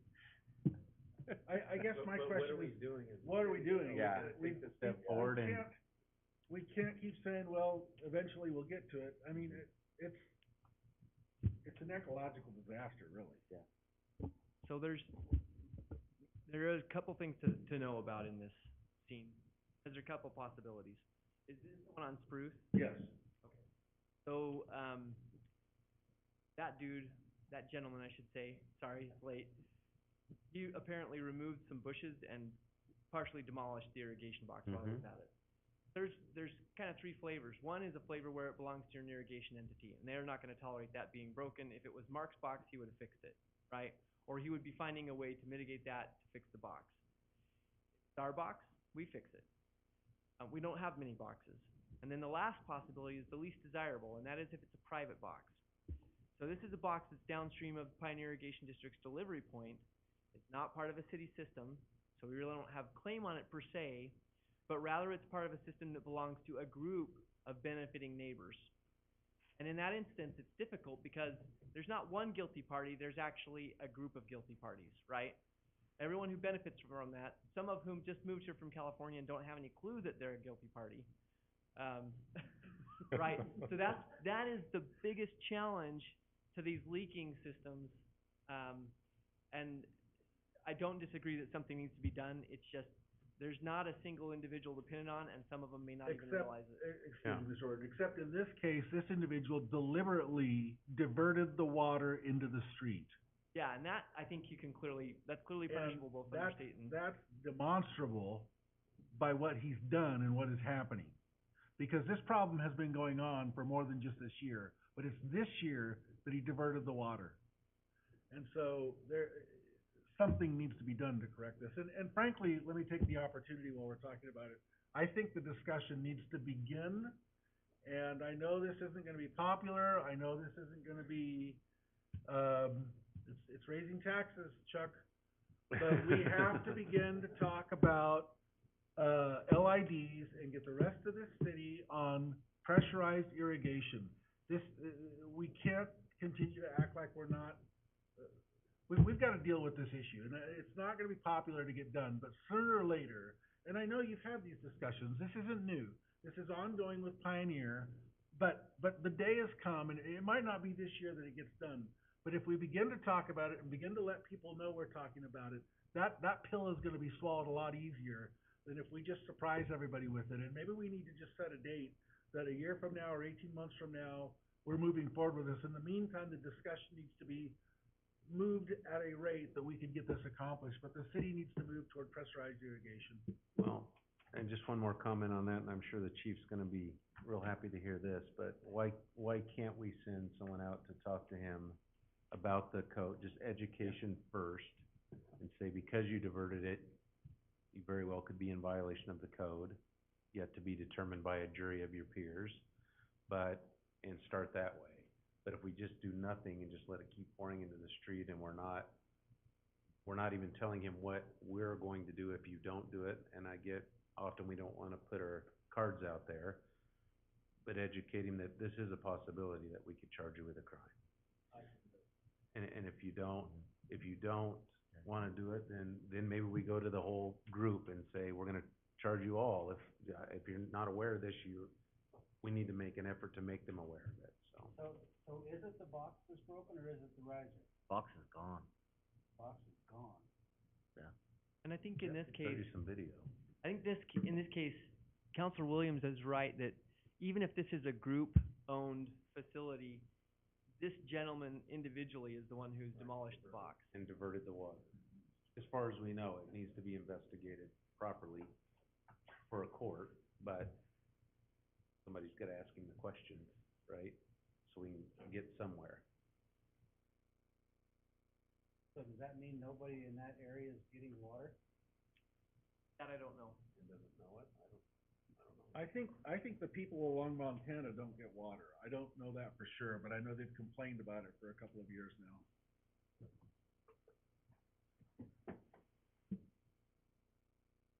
Because if he didn't divert it and it was flooding this whole neighborhood, it would get their attention, right?